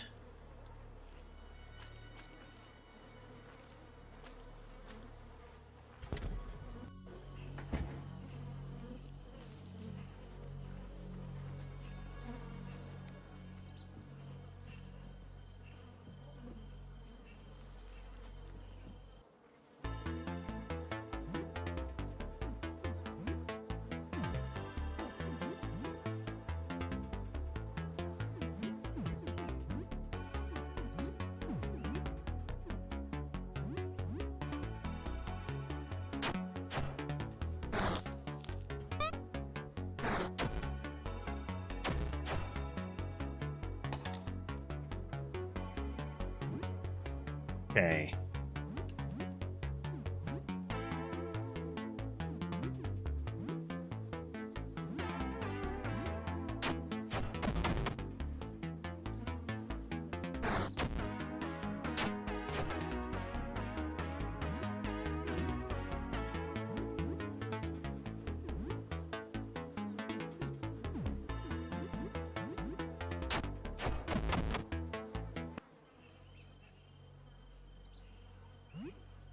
It's gonna break soon.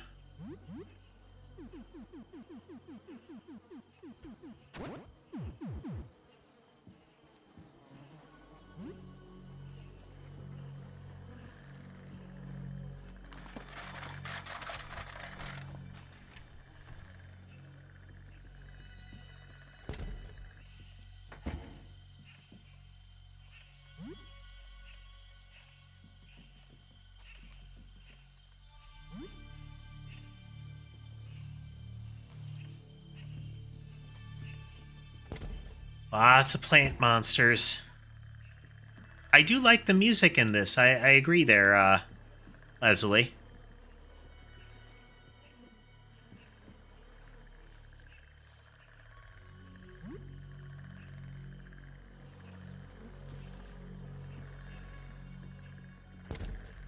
It really lends to the atmosphere.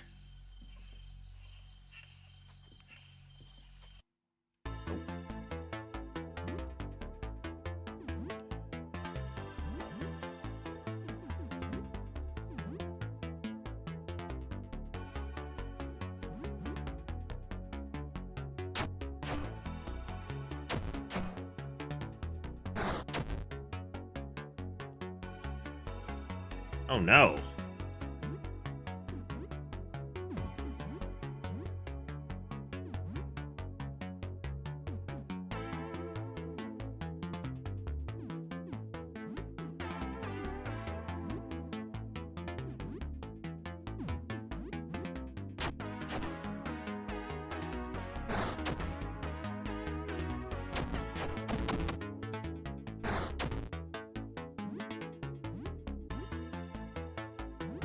All right.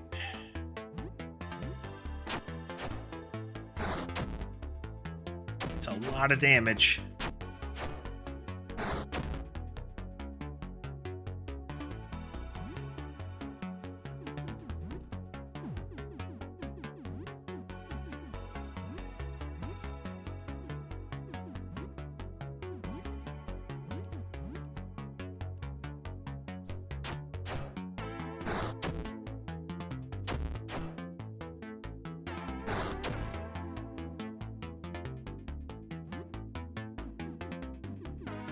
Very resistant to the damage that I've got.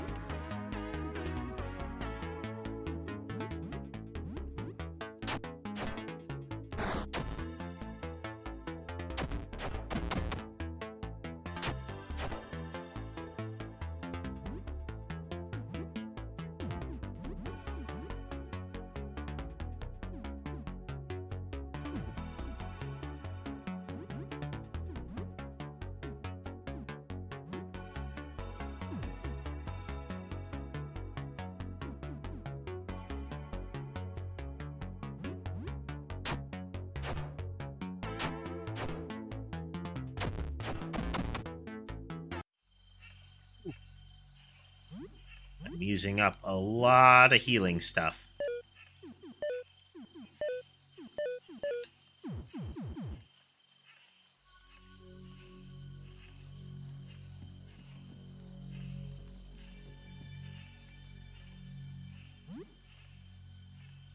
We got a simple lock, simple key. Stamp collection.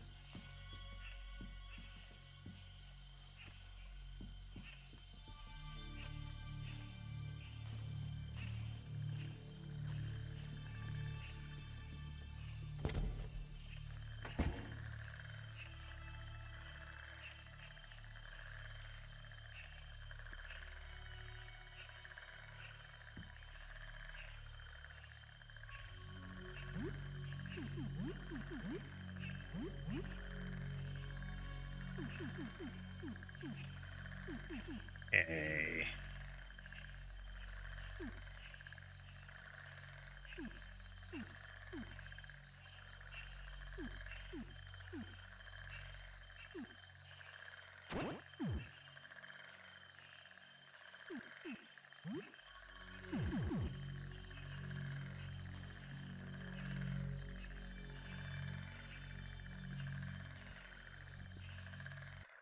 Nope.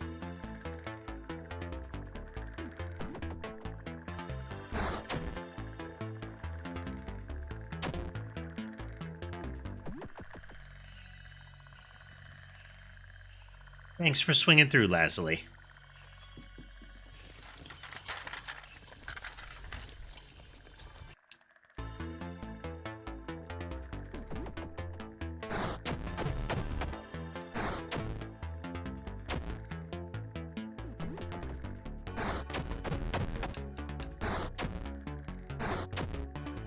I think we have made a tactical error in coming here.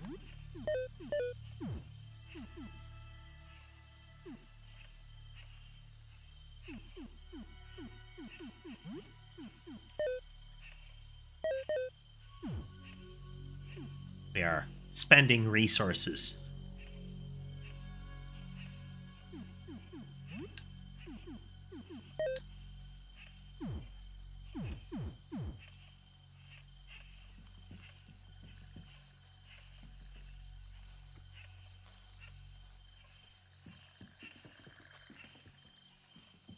Ultimately spending resources we don't really have.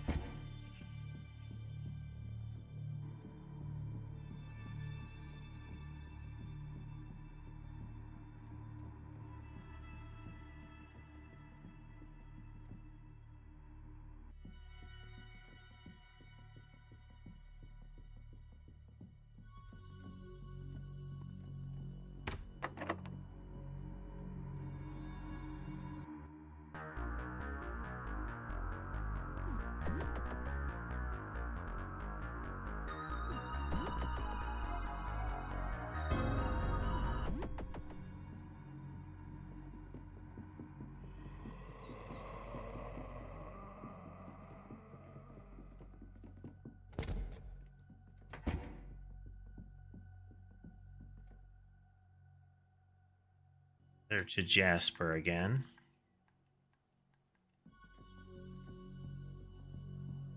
Remember what we found in here? Okay, this cut through.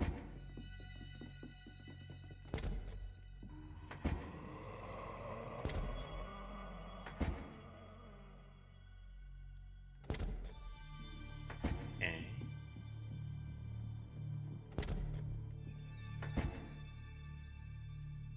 Crying infant room.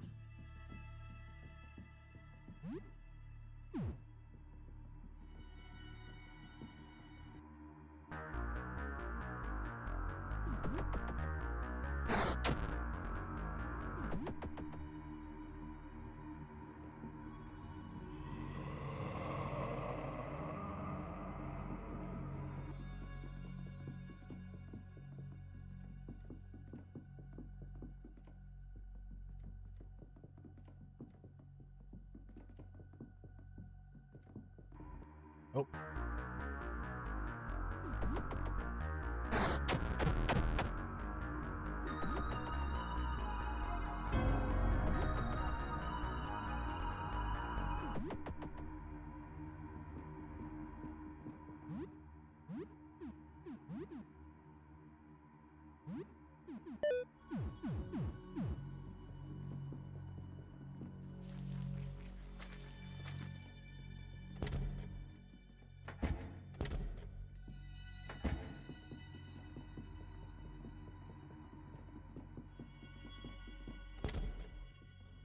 Well, we might be in a doomed state at this point.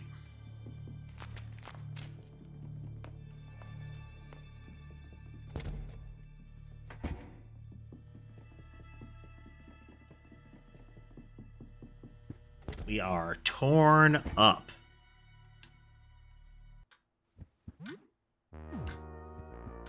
Have enough chemicals to make healing stuff.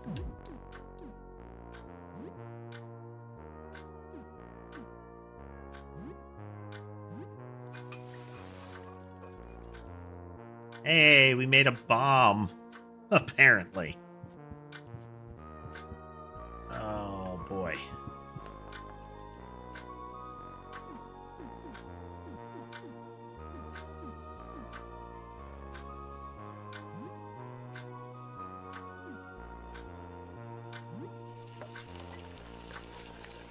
Vegetable stew, maybe?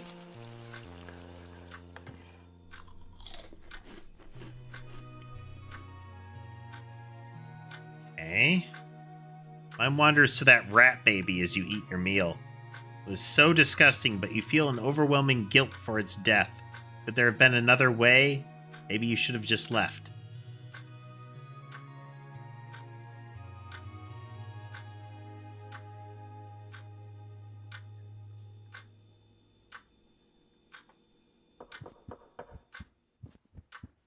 They do not, but I kind of feel like playing this one as it goes, you know?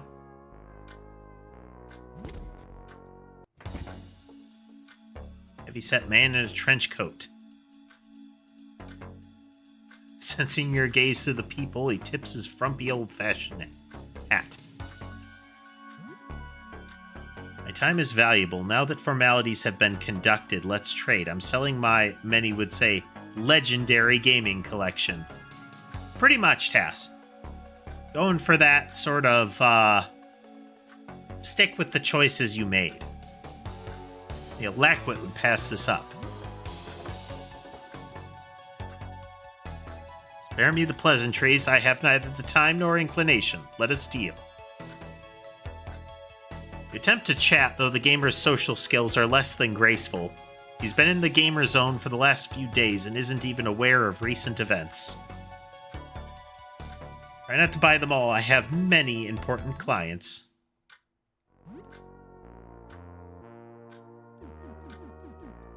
He has boxes of Baki.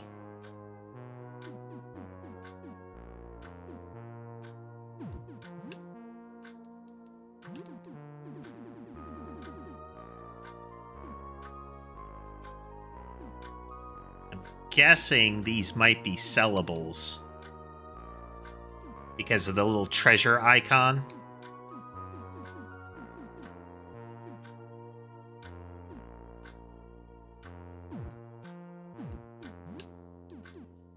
Wow. Blood Ghoul Orgy 3. They made 3 of them. Massacre Princess. Massacre Princess Catholicon is the full name.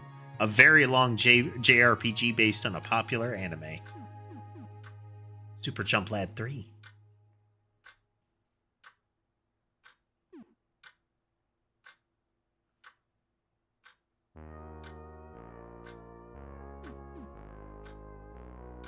Oh, we gotta do it. You know what? We're gonna while away our time playing video games. Lad 3 is the best in the series. You won't regret it. The other games are kids' stuff. This is for real gamers. Octocook is a cult hit. Doesn't look like much, but let's just say it goes real deep. This isn't the cutesy game it looks like on the surface. Not bad. Blood Ghoul Orgy is Blood Ghoul Orgy, impressive. This one is really hardcore. Real gamers only. It's been banned in 8 countries, including ours. It gets pretty intense.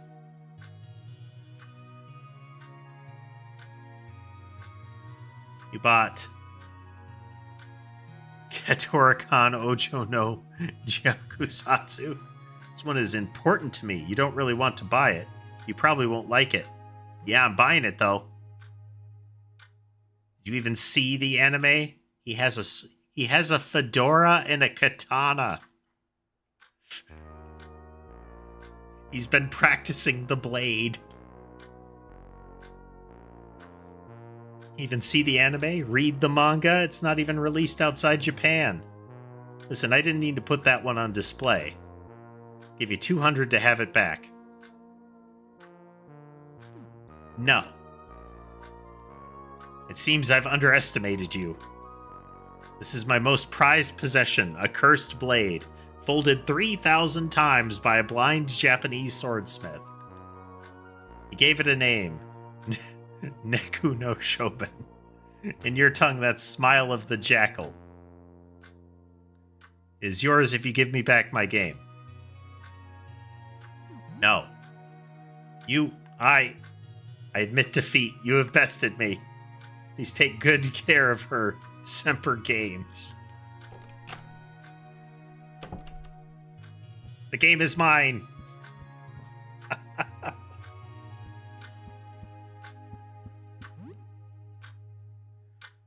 Oh, we are thrashed, though.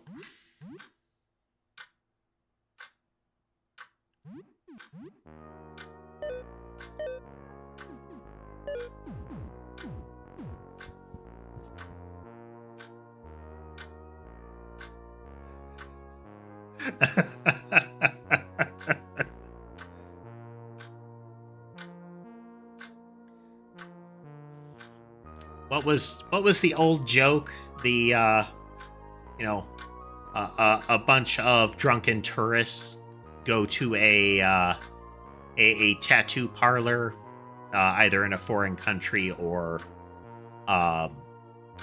in a district where that is where the population is generally of a different culture, different language. They get a tattoo that is in the exotic symbols of another language. And they think it means like love or wisdom, but it means stupid foreigner.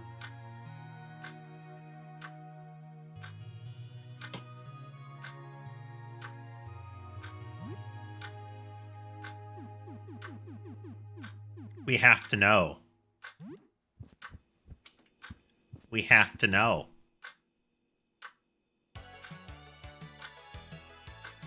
Massacre Princess Catholicon, that gamer guy's prized game. You're not familiar with it, but you know it's a turn-based JRPG. You hope it's as good as he made it out to be. Play as Rush Braver, a spiky-haired youth who practices swordsmanship in his spare time. His best friend, Blast Armbrust, is the strongest hunter in the village. And put new name for Blast? Stick with Blast. Come on, Rush. There's only one more day until the Festival of Crystals. Gotta head to the Cave of Trials and catch a boar.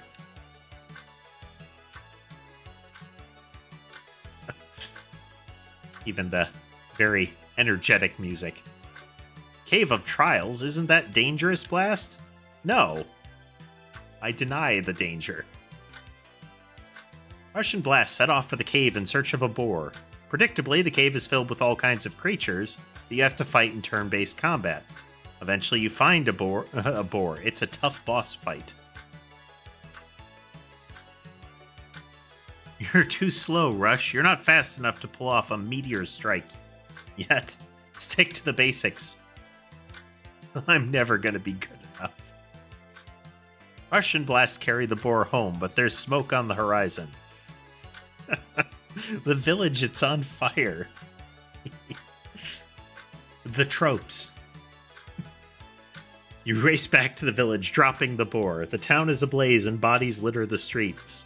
A tall man in strange black costume with a giant sword grins devilishly as you approach. Well, we've got our inciting incident, our burned home village,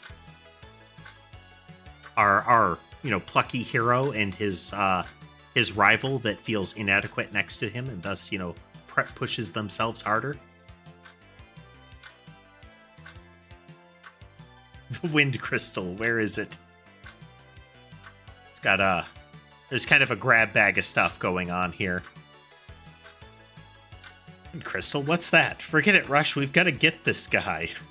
A boss battle begins. Ominous and kind of rockin' boss music plays, but it doesn't last long. The strange man takes out Rush and Blast in a single hit each. Seems the wind crystal isn't here after all. Perhaps it was in Hyrcania all along. Farewell, child, and work on your meteor strike. Rush, is that you? I can't see. I don't think I'm gonna make it. Don't let them have this. Blast closes his eyes for the last time, but not before handing Rush a mysterious green crystal. No. I like how they have you name the character only for them to be killed off in the first major scene. Can't believe how much time has passed. You put the game down for now. We lost morale.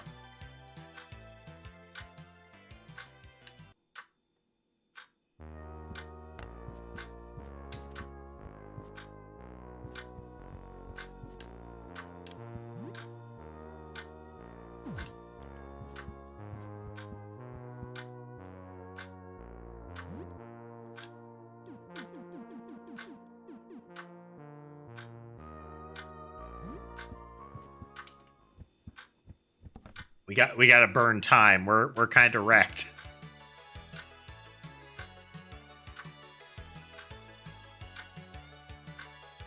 Start where you left off, reeling from the destruction of his village and loss of his best friend Blast. Rush heads towards the only clue he has, Hyrcania.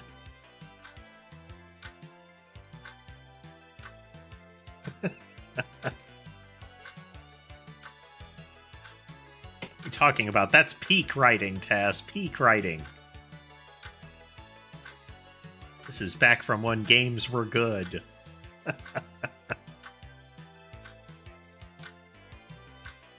Now shut up and fetch a ruby for the giant to eat so he'll step 3 paces to the right so your quest can continue. Your first time on the world map. It's gigantic. You wander around fighting grindy battles until you stumble upon a village. The village, you meet 2 mercenaries, a tough soldier with a huge axe named Zonrath, and a beautiful elven sorcerer named Himiko. They'll join you if you help them fight some goblins. Input a name for Zonrath? Okay, let's find out if this is the mark of death. Let's go, Rush. Goblins are no trouble for an axe this big. Wow. There's an anime stereotype character. Goblins are weak to my water magic. They'll never stand a chance. Yeah, they're dead meat. 3 of you set off for the Goblin Cave, which is labyrinthian and filled with all kinds of traps and encounters. After a grueling slog, which requires about an hour of grinding to get through, you reach the boss, the Goblin King. So you're the rapscallions who have wrought so much destruction in my domain. Have at you, knaves. Hey there, Roz. Welcome.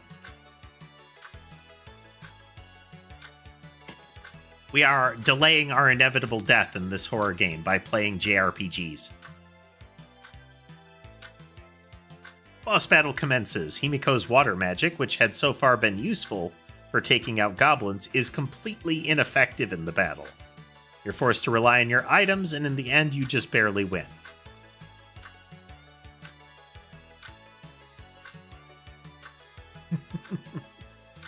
Damn you, adventurers. With my final breath, I curse you.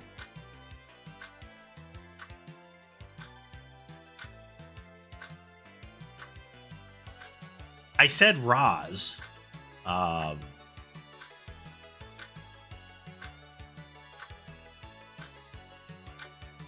have to kind of guess with some of the names how to remember to say it. Goblin King falls to the ground, dropping a small blue crystal. Zonrath walks over and picks it up. Huh? What's this? Called it. Suddenly, a giant sword rips through Zonrath's guts, killing him instantly. He drops the crystal, which is snatched up by the large man in black from before, the man who destroyed your village. Maldark.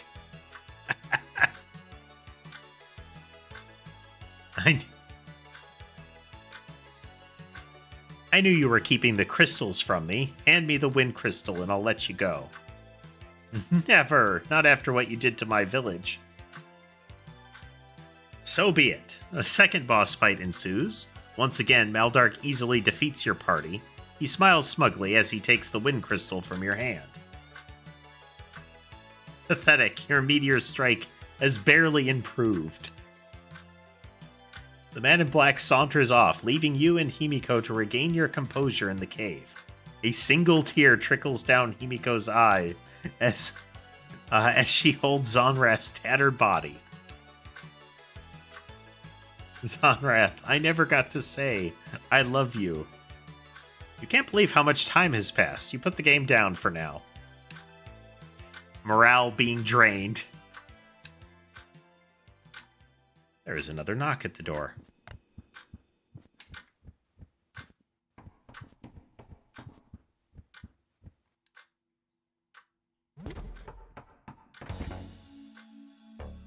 A pallid woman in a strange frumpy robe looks around furtively at your door. Her hands clasp and unclasp every few moments. Please, I need your help. Have you seen a little girl? Oh, I wonder if this is Sophia's mom. I'm Harriet, and I live with my daughter on the second floor. I left Sophie at home while I went out looking for food. I got lost on the first floor, and when I got back, she was gone. Yep, she's right here. Oh, thank God. Mom, you're here. Thank you so much for protecting her. I can't believe it. Thank you. Here, please, it's not much, but please take this. I want you to have it. Elixir, first aid kits, and tonics. Well, you know. If you ever need any help, anything, we're at apartment 22, and thank you again. Well, we lost Sophie, though, without projectile ammo, without her marbles, Sophie was starting to fall off pretty quick. Her debuff abilities were useful, but she could use them like 6 times before we're out of stamina. So it's not a game-shattering loss, but still kind of a loss.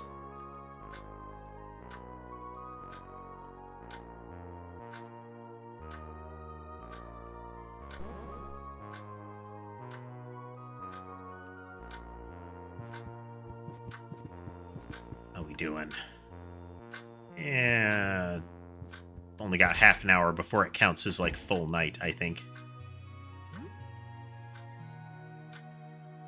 Enough talking to plants, we've got more sane things to do.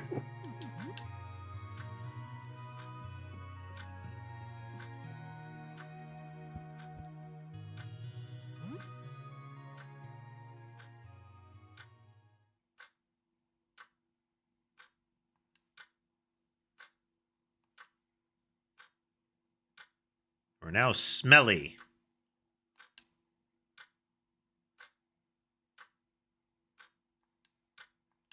Well, I have toothpaste and soap, so.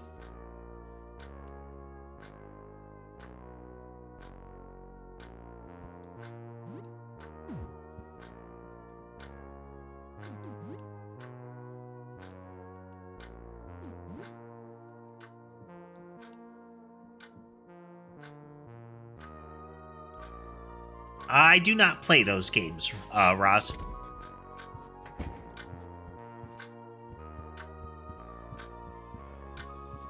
The general idea of the games is interesting enough, but the surrounding mechanics and monetization are not things that I wish to endorse.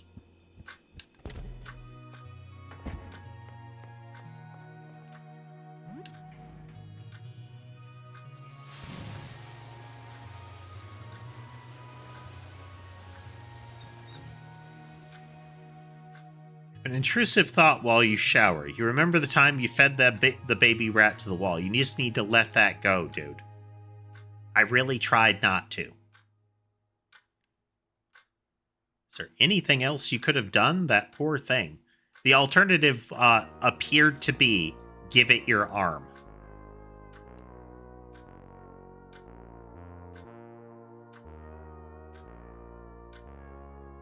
Did you get to see the baby rat, Tess?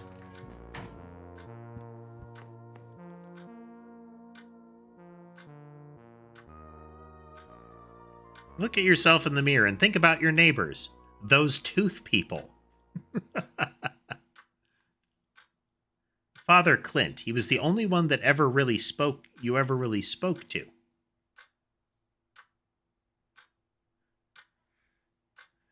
They really made you feel bad about the giving the horrible rat baby to the thing.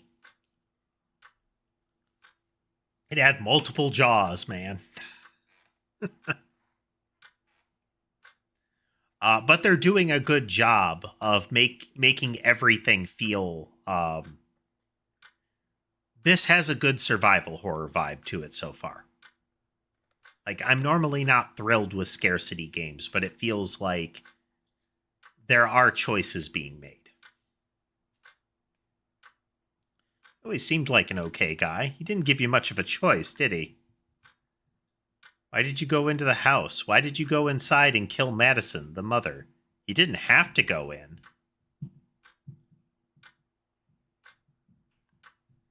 The boy, Joel, he let you in. His mind wasn't even gone. He was lucid. Kind, even. When you attacked, he called out for Fuzzy. You walked into their house and murdered them. This is what a murderer looks like. Wow.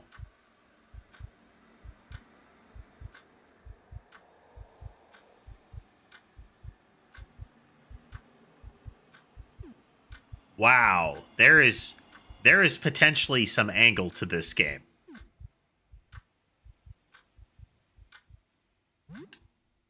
Became monsters. That's right, they were no longer your neighbors. They were demented tooth creatures.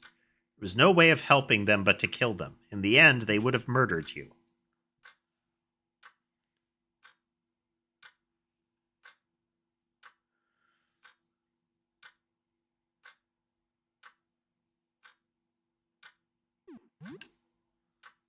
Didn't have a choice. You had to enter their home and kill them. They would have done the same to you or someone else. And you needed their things. That's what this world is now. They were miserable. They'd lost their minds. There was no way to help them. Killing them put them out of their misery. You did the right thing. Maybe you're not a murderer. Maybe you're a hero.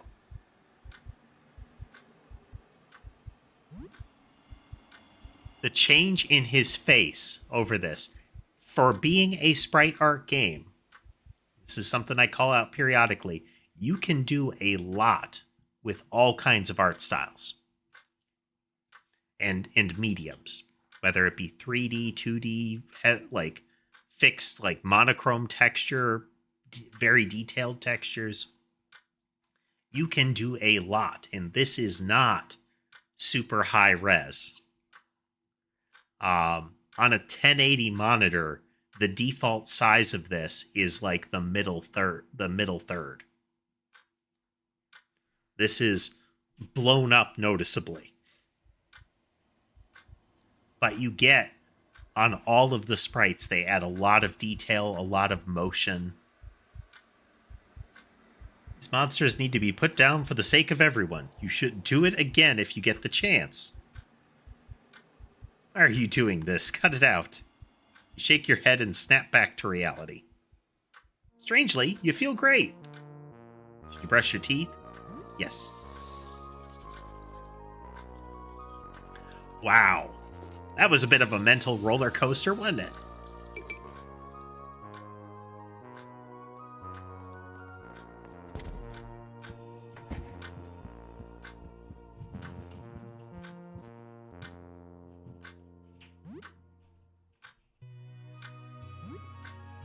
How you doing? Ready to go, just tell me when. What did you do before all this happened? I gardened. You think will happen? Something very, very good. Can you be more specific? I don't know what will happen, I just have a very good feeling.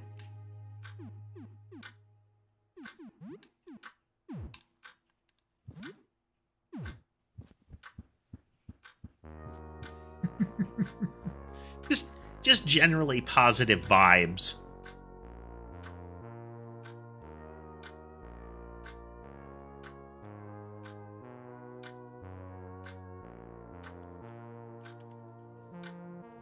Save. Strange people been knocking on your door at all times of night? Scary people? A few, yeah. 3 or 4 people have knocked on my door since this all started. Mother looking for her child, a man with far, far too many teeth. Where are these people, and where did they come from? They can't be residents, can they? So what's new? Anything interesting happened since we last spoke? Like, I wonder if when the elder brother finally goes mad, if you could throw the teddy bear to him and completely placate him.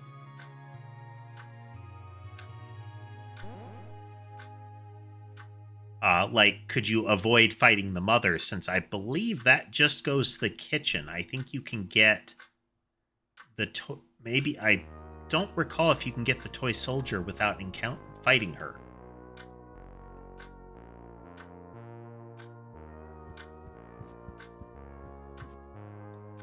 It does. It does. There's a lot of, like, little variables in here. Okay, we're going to go to room 22. You got to go down to the... Oh, I don't like you at all. I don't like you at all. You stay there. Walked right by him, and I'm going to keep walking by him.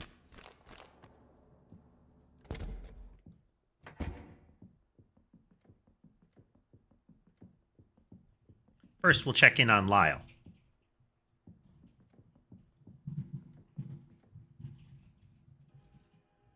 It's this thing again. The robe shakes and trembles. Something moves beneath it. It opens. A small hand emerges from the interior of the robe, clutching a small lump of flesh. The pale, clammy hand stretches unnaturally, reaching towards you. It clutches the fleshy lump. Seems like this is a gift. It gingerly places the fleshy lump in your palm. It's warm and appears to be a tongue. Oh, thank you. You receive a tongue.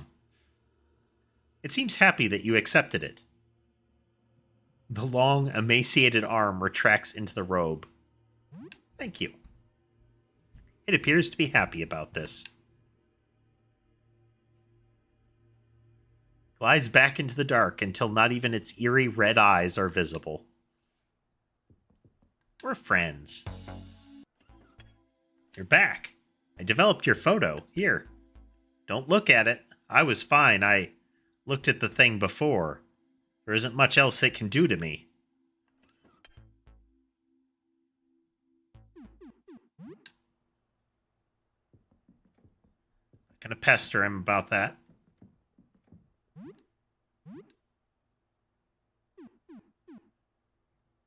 The photograph. You can't look at it.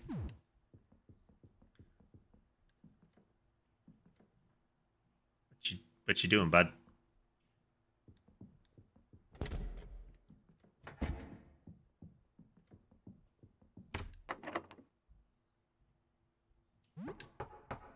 Harriet and Sophie live.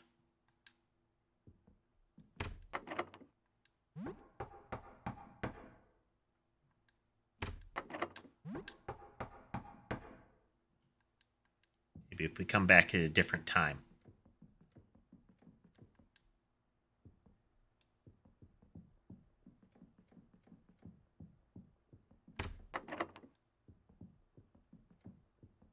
That's right. This is the one that wants laundry. I think we have the stuff necessary to open the ground floor now.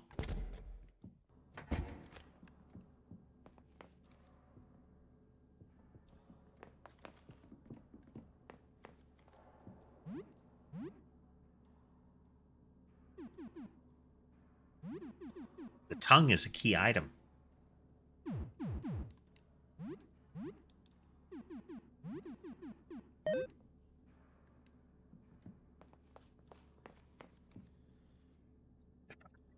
Oh.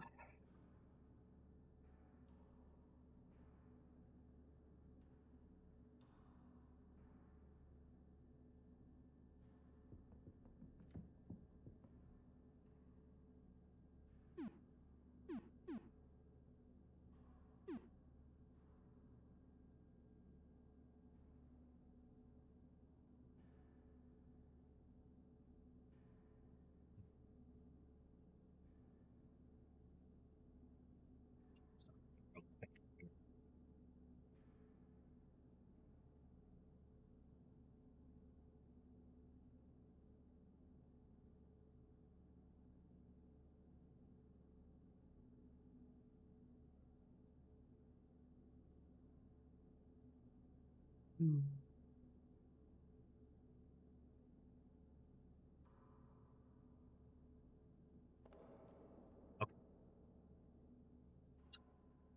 Should be Earth and Mars.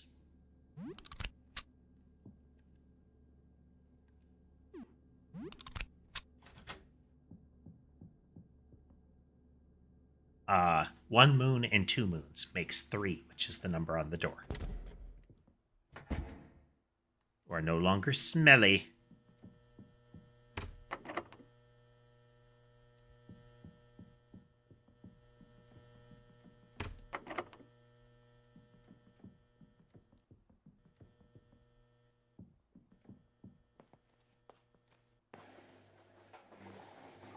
Here's our laundromat.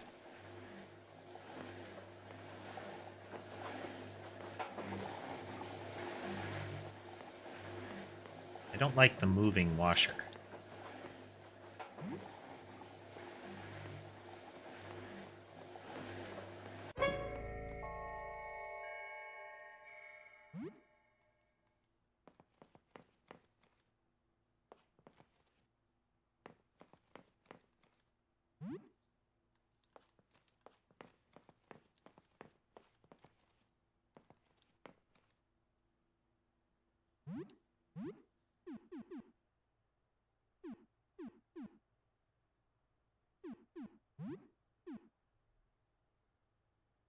Denim t-shirt. Regular t-shirt with a cool picture on the front. The picture on the back is uncool, though.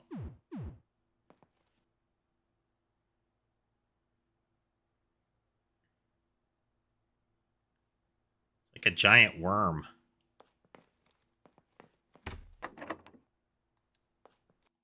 Oh. Crawl with me. Oh, we've saved it recently. Let's go.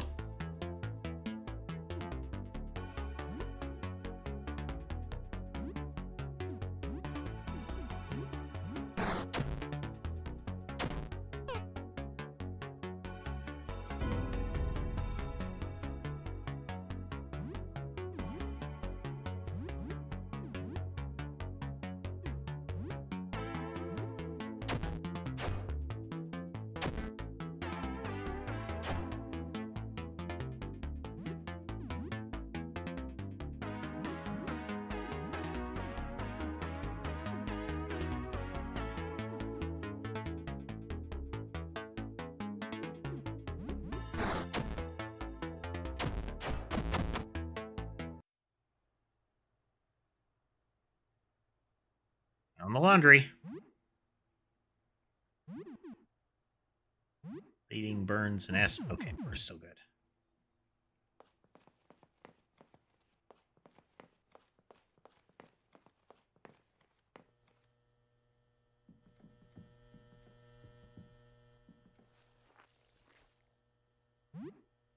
Herbicide.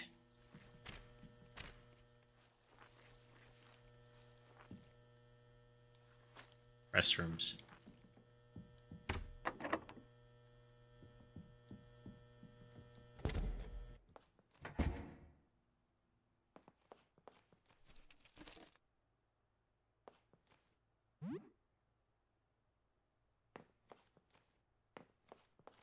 Couple of folks over there. I'm going to avoid them.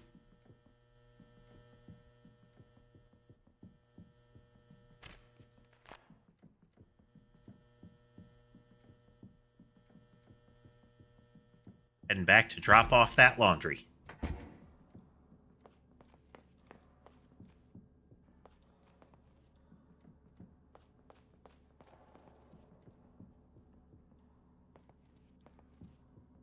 The real question is, where did the creepy creature get the tongue?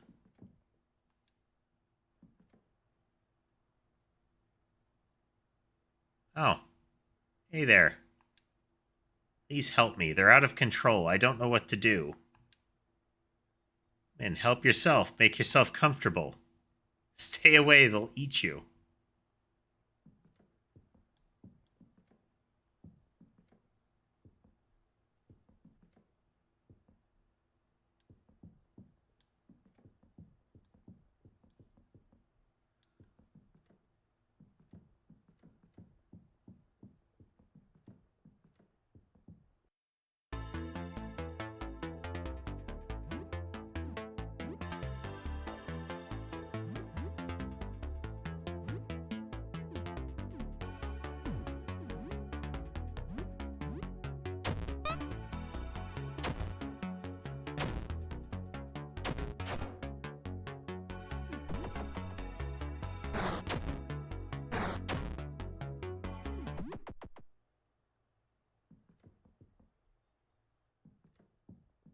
Don't know what to do about that.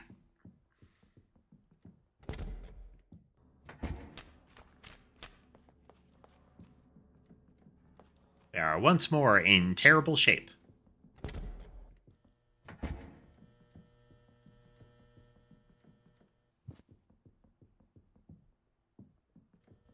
don't know what's up with that guy, but, you know...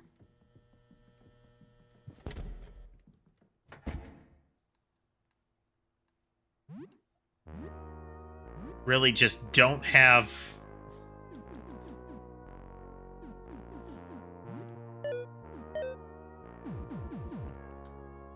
don't have the option of dealing with that.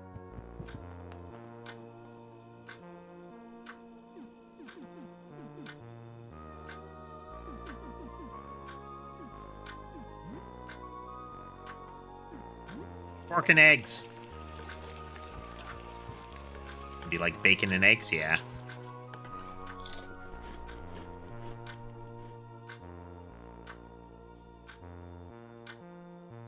Can't stop thinking about Massacre Princess Catholicon.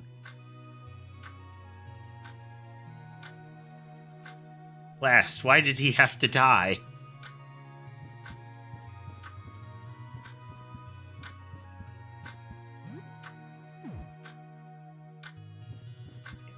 Down a save here in case we actually get into trouble with somebody at the door for once.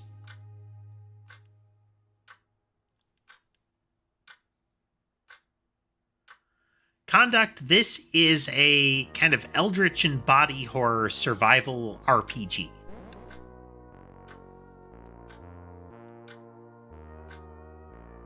I used these discs before. Sybil, I believe, was listed on the roster of... was mentioned as somebody that was in the Astronomer Society before. Suppose nothing too bad happened then, that's good.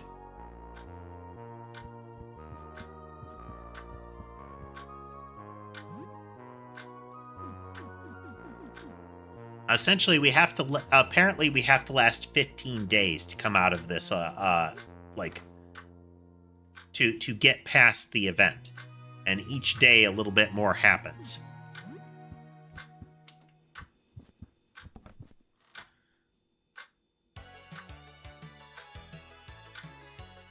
Effectively, things get dark and horrible really fast.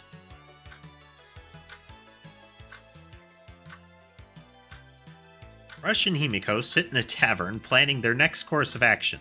They want to follow Maldark to get answers and revenge. If we want to find Maldark, we'll need to go through the Cavern of Califaction. We'll need to be careful. Fire monsters block the way. Fire monsters, huh? They're no match for me. An old man with a kind of squirrel rabbit thing on his shoulder approaches Rush and Himiko. He wears a wizard's robe and carries a wooden staff.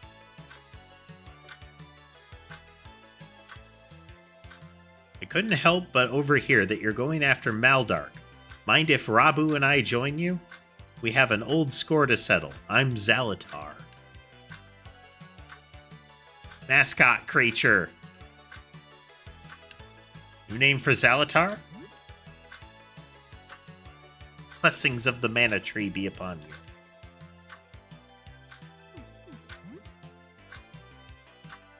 So far, the only character that you have not been able to name is the initial rival of the first character you could name. But the first character you could name died in the first major event.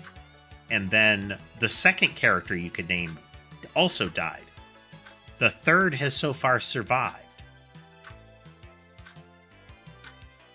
Your new companions, you set off to the Cavern of Califaction. Unfortunately, the new area has an unbelievable difficulty spike, and you're only able to win 2 or 3 encounters before you have to rest at an inn. You spend a miserable hour grinding. Himiko's water magic is useful, and Zalatar's buffs and debuffs are kind of nice, but Rabu is totally useless. It's almost like a joke character. Oh yeah, this is pure blood JRPG going on here. Can't believe how much time has passed.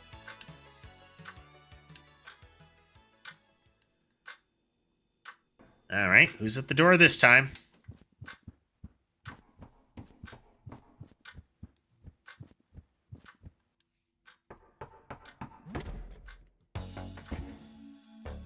A hefty man wearing a hood is standing in front of the door. He's carrying a bunch of bags. Potato sacks? Are you selling potting soil? Selling food. You want any? Open up and we can trade.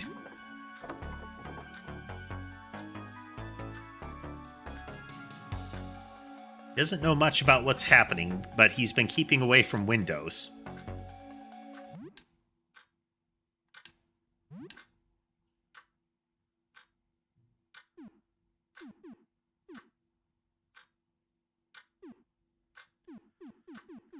Let's see, we want...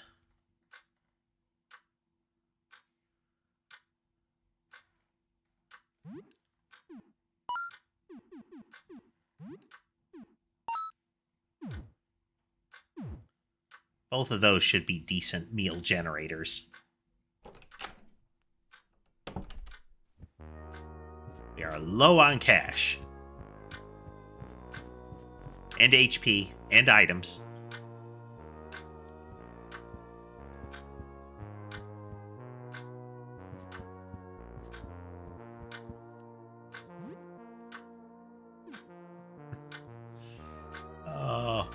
Yeah, we're definitely going to lose this run. I mean, it is effectively inevitable. But we continue on. I will be right back in just a moment, and we will continue.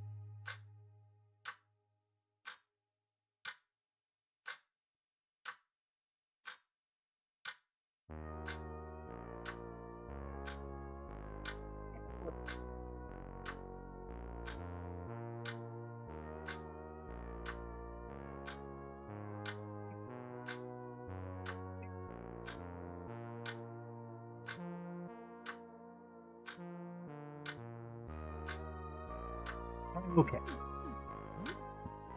We're just burning clock time with video games at this point.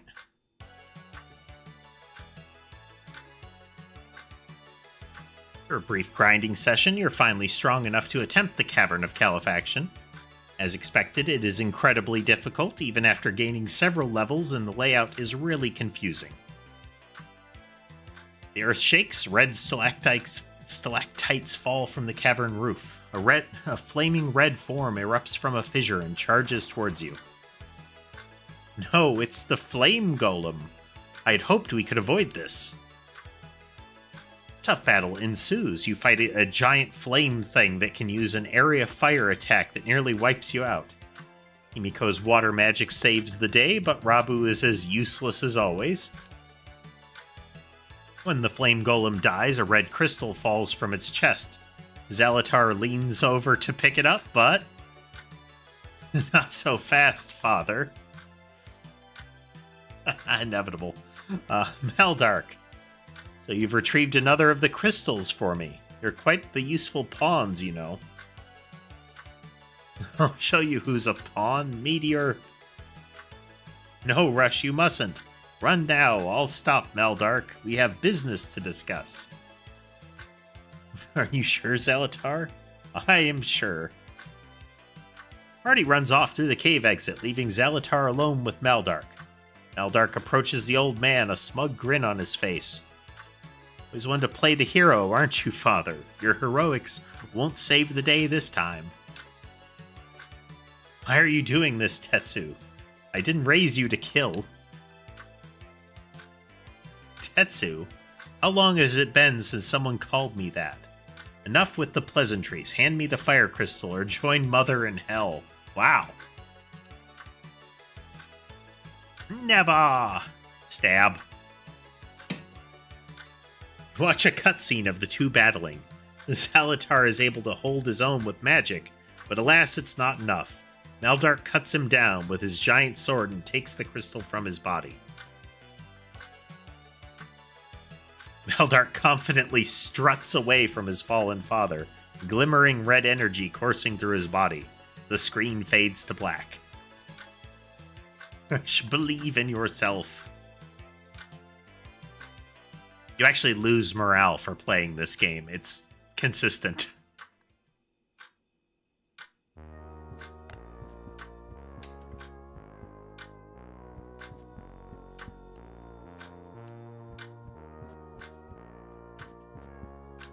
Onward.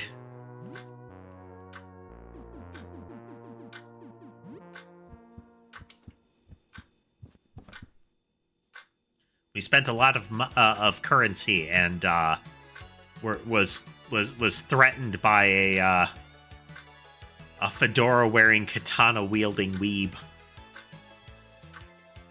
in order to obtain this game, so we must play it. Himiko and Rabu are recuperating at an inn. The mood is dour after the loss of their companion. They discuss plans on where to go next when suddenly the earth begins to shake. Run, it's the princess's minions. Huh? Princess? What princess? Team runs outside and finds a lone swordsman battling off hordes of demons. He has long black hair and a cool scar over one eye.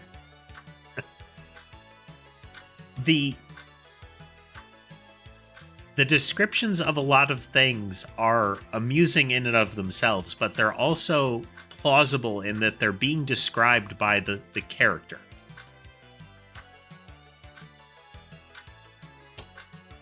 So as cheesy as it is, the character might be like, oh, that guy's cool looking. The tail of his badass trench coat billows behind him.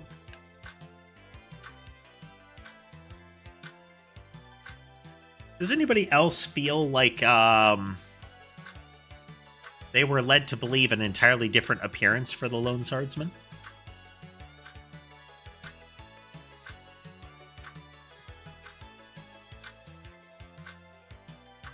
I mean, not to say this character couldn't look awesome doing this battle that they're describing, but I feel like long black hair and billowing trench coat are not represented in this character portrait at all.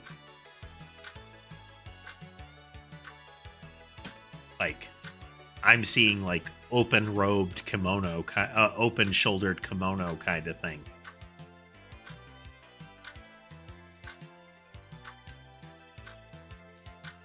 Together with the swordsman, you fight wave after wave of demons and skeletons.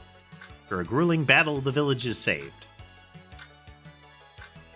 There, your swordsmanship has potential, but your timing is off.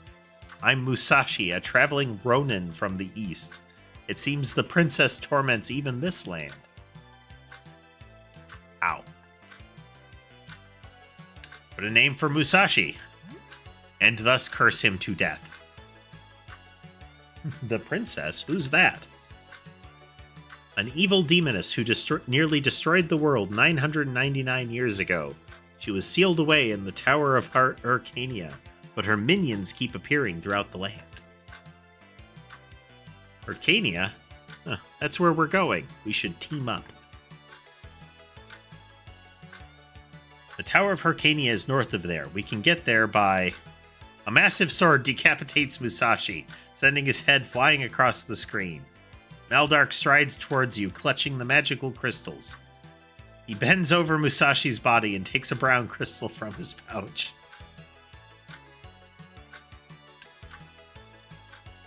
I searched long and hard for the bearer of the Earth Crystal, but never expected him to be here. Never got to tell him I loved him.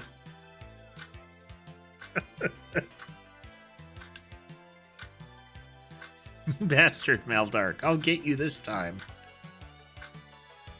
No interest in fighting, child. Time is short. Must make haste to Hyrcania before it's too late. Maldark holds the 4 crystals aloft and chants some kind of magic spell, disappearing. I can't believe how much time has passed.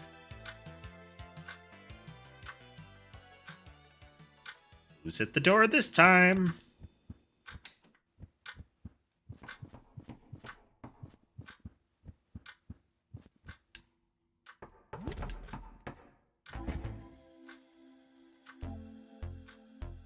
Doesn't look like anyone's there.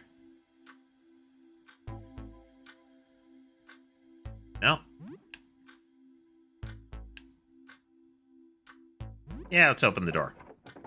What can possibly go wrong?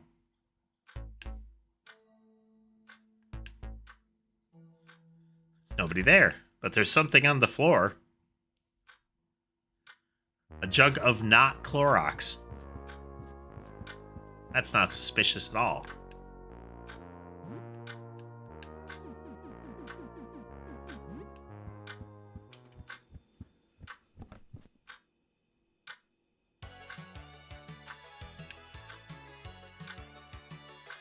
Head off towards Hyrcania, but the enemies are way, way too strong. Looks like you'll need another grinding session. You spend several boring, grueling hours gaining experience and gold for your characters. That's it. That was the entire 2-hour session.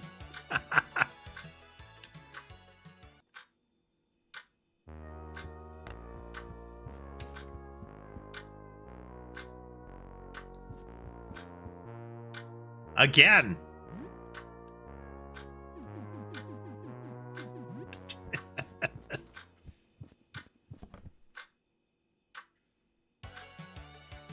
This is another one of those aspects that that a lot of folks forget when they're looking back at particular eras of games, is they will kind of sand off the painful parts.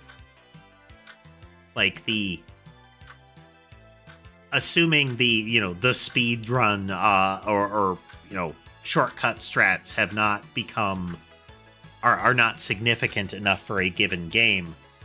A lot of them used to require a lot of build up your party strength, so you spend time walking in circles outside of town. That persists in some RPGs, but there are plenty of them where it was assumed you were going to spend a lot of time doing that. And that was gameplay. Here we are, Himiko, the Tower of Hyrcania. It's time to get to the bottom of all this. Hush, before we go any further, there's something I need to tell. A beautiful ninja with long brown hair and a pair of sai backflips from the top of the tower and lands before you. She raises her weapons. On guard. I'm May, Guardian of Hyrcania. Nobody enters on my watch. A pretty easy boss fight ensues. She creates multiple copies of herself, but the real version is the only one with a shadow. You win after a few minutes. I feel like that got used in either... Like, it's probably been used in a lot of things, but... I feel like I've played a game where they use that same thing, where it's the shadow is what tells you it. The little drop shadow sprite, you know? So strong! Maybe you truly are the ones that can end the tower's curse. I must join you.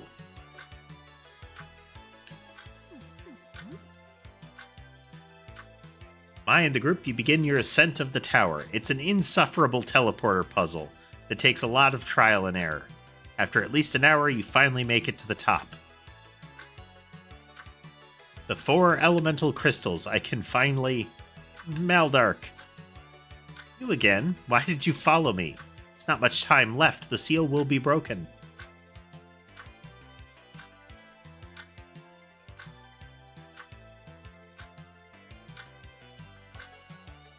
Maybe that's the one I'm thinking of most recently. Seal, what are you talking about?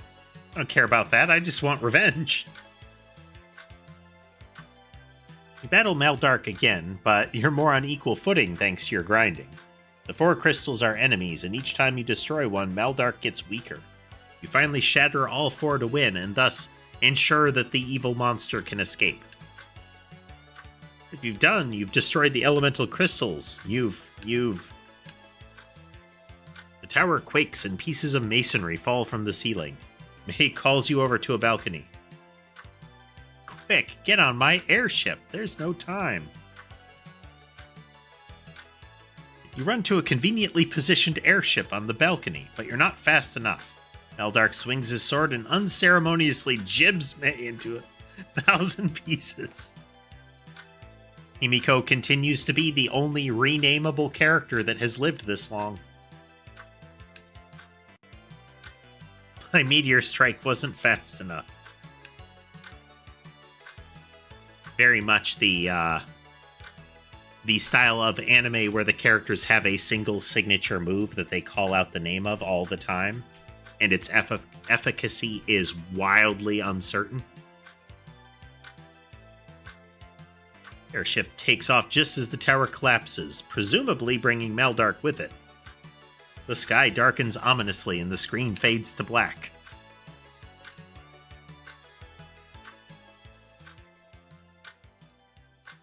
There is another knock at the door.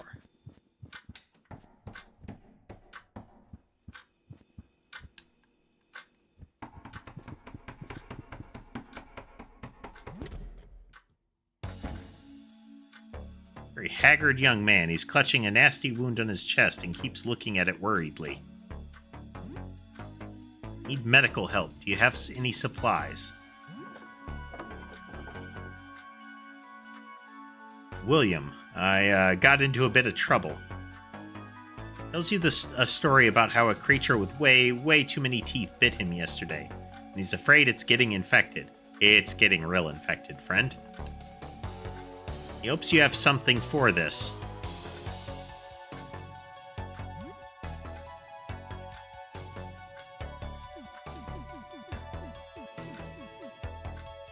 Have a bandage.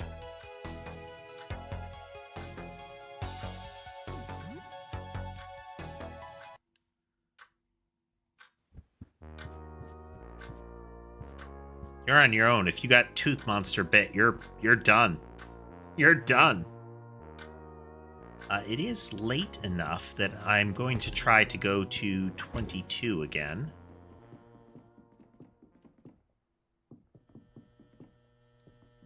You are super spooky, sir.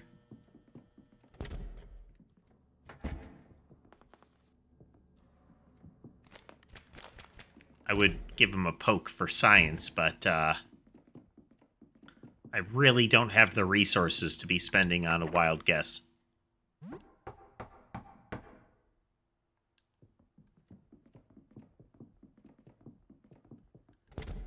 Makes me wonder what happened to those two.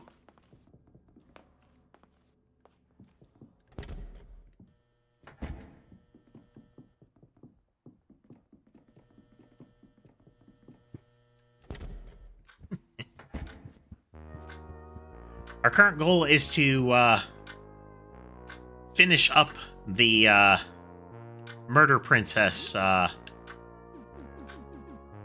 massacre princess thing here.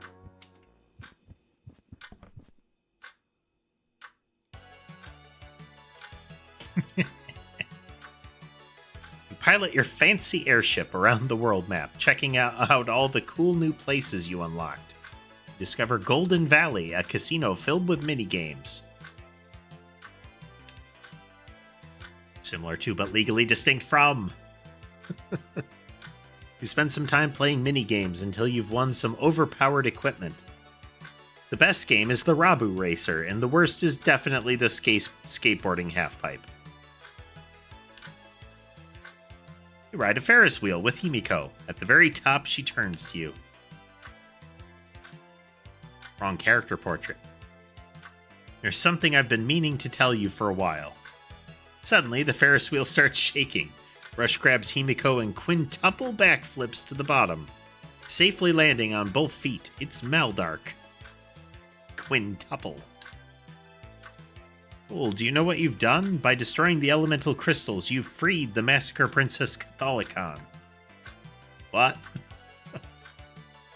Was using the crystals to seal her for another 1,000 years. She'll be free at the stroke of midnight. We don't have much time. Maldark's plotline is... I mean, the elemental crystals are definitely a nod to the Final Fantasy games, but Maldark, his whole gimmick is in line with Magus from Chrono Trigger.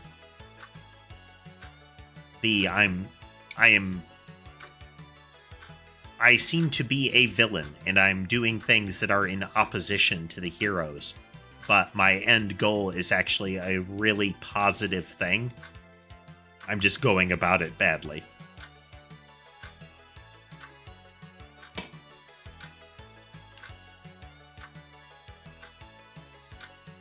Good intentions, terrible execution. Or, I guess, in this case, too many execution. Mom, we need to take your airship to Celestion, her evil sky palace.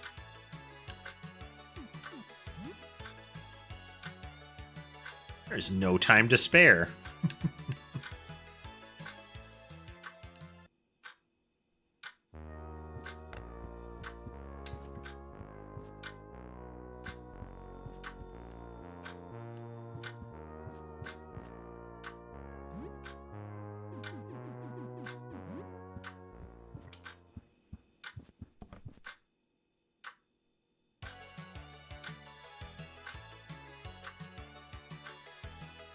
Though Maldark stressed the urgency of the situation, a whole bunch of side quests just opened up, so you decide to check them out.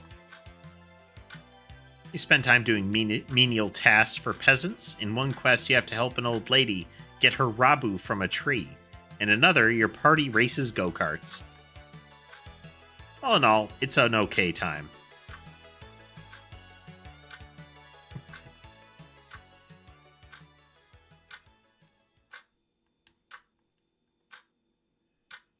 Knock at the door, you should get to sleep, you are smelly.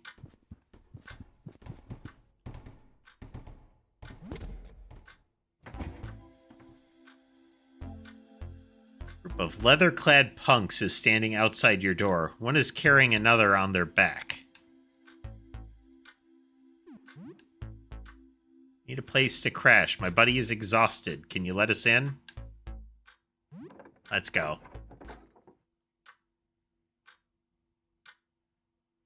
I'm Zarya, and this guy on my back is Monty. You let us crash for a while? Yeah, sure. Won't be here long, but we appreciate it. An achievement popped up, but the screen truncated it. All right.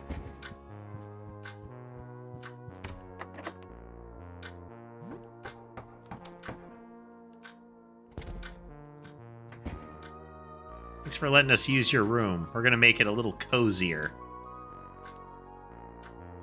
There's a pillow. The couch looks comfy enough. Wow.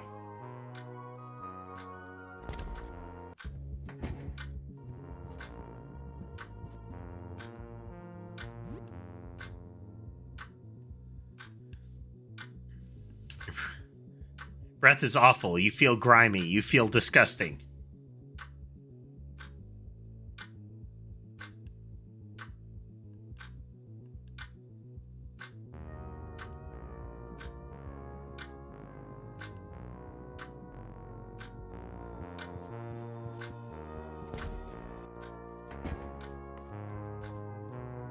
Hello, driver. Strangely, you feel great. And grimy.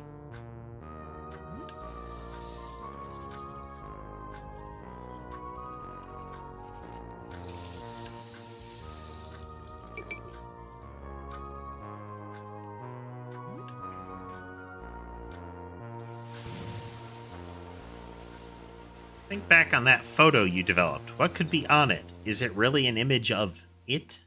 You shower for about half an hour. You have soap and hot water, so the shower is very effective.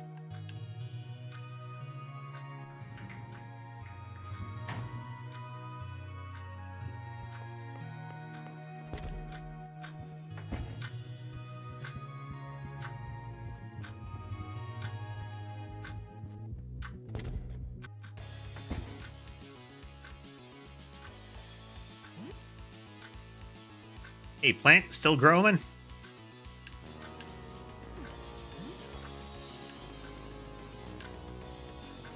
What is it?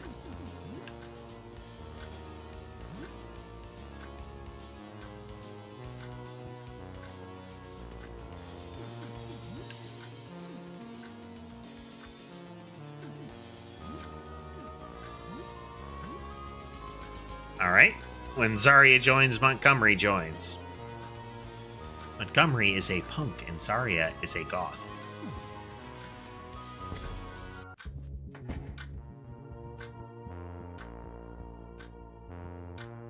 Well, having a expanded team could definitely help. Montgomery has a dagger in Monty's jacket. Zarya has chill touch, which, if I recall, is a paintball gun based on what he crafted for her. Customized paintball gun covered in mysterious arcane symbols.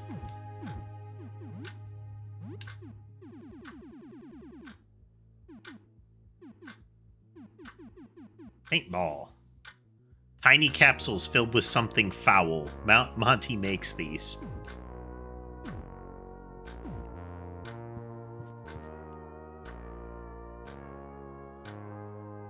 How are you doing today? I can't sleep anymore, Newt. My dreams are so strange, so frightening. Swirling colors that devour me. I fall into a never-ending pit of color. I feel like something is looking at me, poking me. Poke, poke. A couple of things here.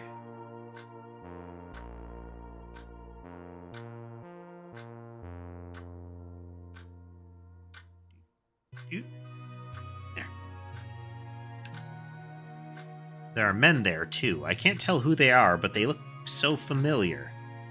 I don't know. It's just a dream, but I don't want to sleep. So what's new? Anything interesting since we last spoke? Save. Let's see.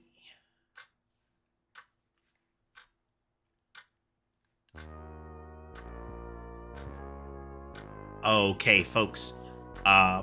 This is definitely about it for the night.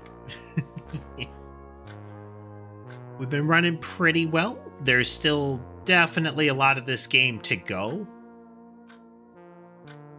Like I mentioned, we're going to keep going with the run as it unfolds. No kind of reloading to try to do things differently kind of stuff.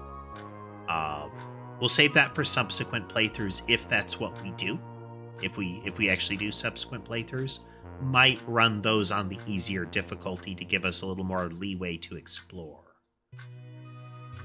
But for now, we manage however we can with whatever we can.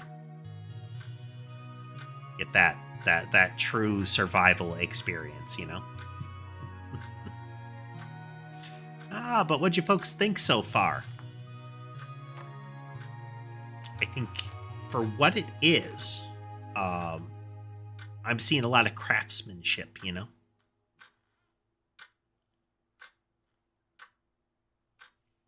And I like me some well-executed body horror. It is a type of horror that tends to devolve into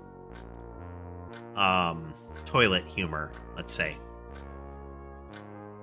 Like, Human Centipede is I think an example of the type that gets a lot of press as far as getting into the forefront and isn't interesting.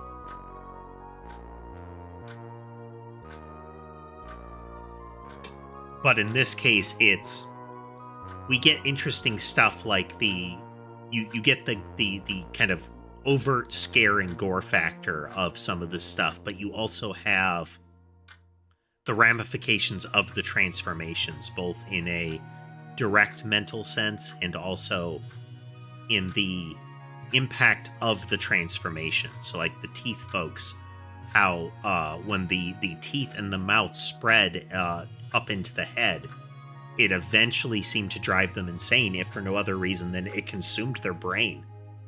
There was just mouth and teeth remaining and not like anything that could think. Which has that element to it, is as a individual being subjected to that, seeing other people succumb to it, and feeling yourself succumb to it a little at a time, you know? That is good body. Oh, but yeah, we may revisit this one. I kind of feel like revisiting this one. But we'll see. If you have thoughts, let me know in the comments or swing by the Discord. But with all that said, I hope you have a good rest of your day, and I'll see you next time.